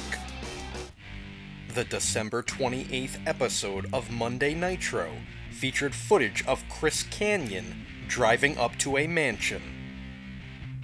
Raven's mom got out of the passenger seat, dragging Raven out of the back seat and into the home. As his mother pulled his leather jacket off, Raven groaned and slumped on a couch, with Kanyon in tow. Mean Gene interviewed the Nature Boy Ric Flair, who carried his luggage to the ring and admitted defeat. Flair pulled out all of his clothes, revealing that he truly is custom-made from head to toe. He said, "That's me. I live the life of a king because the people have allowed me to." Flair threw down $3,000 and tossed his custom shoes into the crowd. He stripped to his boxer shorts and said that he wasn't leaving Baltimore until he gets another match with Eric Bischoff. Flair said that if he can't beat Bischoff, he'll retire, but if he wins, he gets to run WCW for 90 days. He handcuffed himself to the top rope and threatened to strip naked. Eric Bischoff made his way to the ring, taunting Flair and riling him up. Laughing it off, Bischoff accepted the challenge, with Flair saying, "You're a dead man." Eddie Guerrero and Juventud Guerrera faced Rey Mysterio Jr. and the WCW Cruiserweight Champion, Billy Kidman. Still angry, Guerrero berated his partner, Guerrera, at the start of the match. As the match progressed, the bickering continued between the partners. The bout showcased 4 of the best from the Cruiserweight division, filled with high-flying and hard-hitting maneuvers. Kidman got the hot tag, cleaning house and hoisting Guerrero up in a powerbomb position. Mysterio launched off the top rope, colliding with a flying Rana to send Guerrero crashing to the canvas. Guerrero broke up a pinfall attempt just in time. Kidman reversed a powerbomb, sending Guerrero crashing to the mat, face first. Mysterio followed it up by connecting with a springboard leg drop off the top rope and onto Guerrero. Kidman made the cover, with Guerrero barely kicking out. Mysterio accidentally collided with Kidman, knocking him off the apron. After Guerrero threw Mysterio to the floor, Guerrero connected with a somersault plancha. Guerrero hit a frog splash off the top rope and picked up the pinfall victory over Kidman. The new WCW World Heavyweight Champion Kevin Nash came to the ring, backed by his Wolfpack teammates Lex Luger and Conan. Nash said that he got into the business for money, power, and respect. He commented on Scott Hall, saying that they were going to have some words. Nash said that he has nothing but respect for Goldberg and demanded that he get a rematch next Monday in his hometown of Atlanta, Georgia. He said that he's made a lot of mistakes and he's not going to make them again. An interview aired with Dr. Charles Brock, the cardiologist of Ric Flair. Dr. Brock revealed that based on Flair's test results, he can conclude that Flair did not have a heart attack. Instead, he said that Flair was actually poisoned. Mean Gene interviewed an irate Eric Bischoff backstage, who claimed that he did nothing wrong. Bischoff accused Dr. Brock of being a quack. Curt Hennig attempted to calm him down in order to focus on his main event match. Big Papa Pump Scott Steiner defeated Conan with a Steiner recliner to become the new World Television Champion. Scott Hall cut a promo, angry that Kevin Nash didn't invite him to his victory party. Hall said that Nash isn't the guy he used to know. In the main event, the Nature Boy Ric Flair put his career on the line against Eric Bischoff, who attempted to flee into a limo. When Bischoff opened the door, the Horseman came out, carrying him all the way back to the ring. Flair battered Bischoff, hitting him with multiple low blows and cheap shots. He ripped off Bischoff's shirt, chopping at his bare chest. The Horseman prevented NWO Black and White from interfering, brawling in the aisle. Walking through the pack, the Giant attacked Flair in the ring. Multiple wrestlers made their way down the aisle, including the returning Macho Man Randy Savage, who sported a black and white NWO shirt. Savage sported a new look, wearing dark sunglasses and tying his hair tight into a ponytail. On his arm was an unnamed blonde female, who would become known as Gorgeous George. Savage swerved the Giant, striking him with a low blow and clotheslining him to the floor. Flair locked in the figure 4 leg lock, with Bischoff quitting to end the bout. Dusty Rhodes and Tony Schiavone joined in on the festivities in the ring, with Ric Flair celebrating his big victory. Per the stipulation, Flair would have control of WCW heading into the new year. What would WCW look like with Ric Flair in charge? Find out next time on Squared Circle History, when we continue our WCW arc and cover World Championship Wrestling in 1999. If you'd like to support the show, please like, share, and subscribe. You can follow us on Instagram at squared.circle.history. You can also purchase Squared Circle History and Pro Wrestling Rushmore merchandise at Pro Wrestling Tees. Thank you for listening, and keep dropping elbows.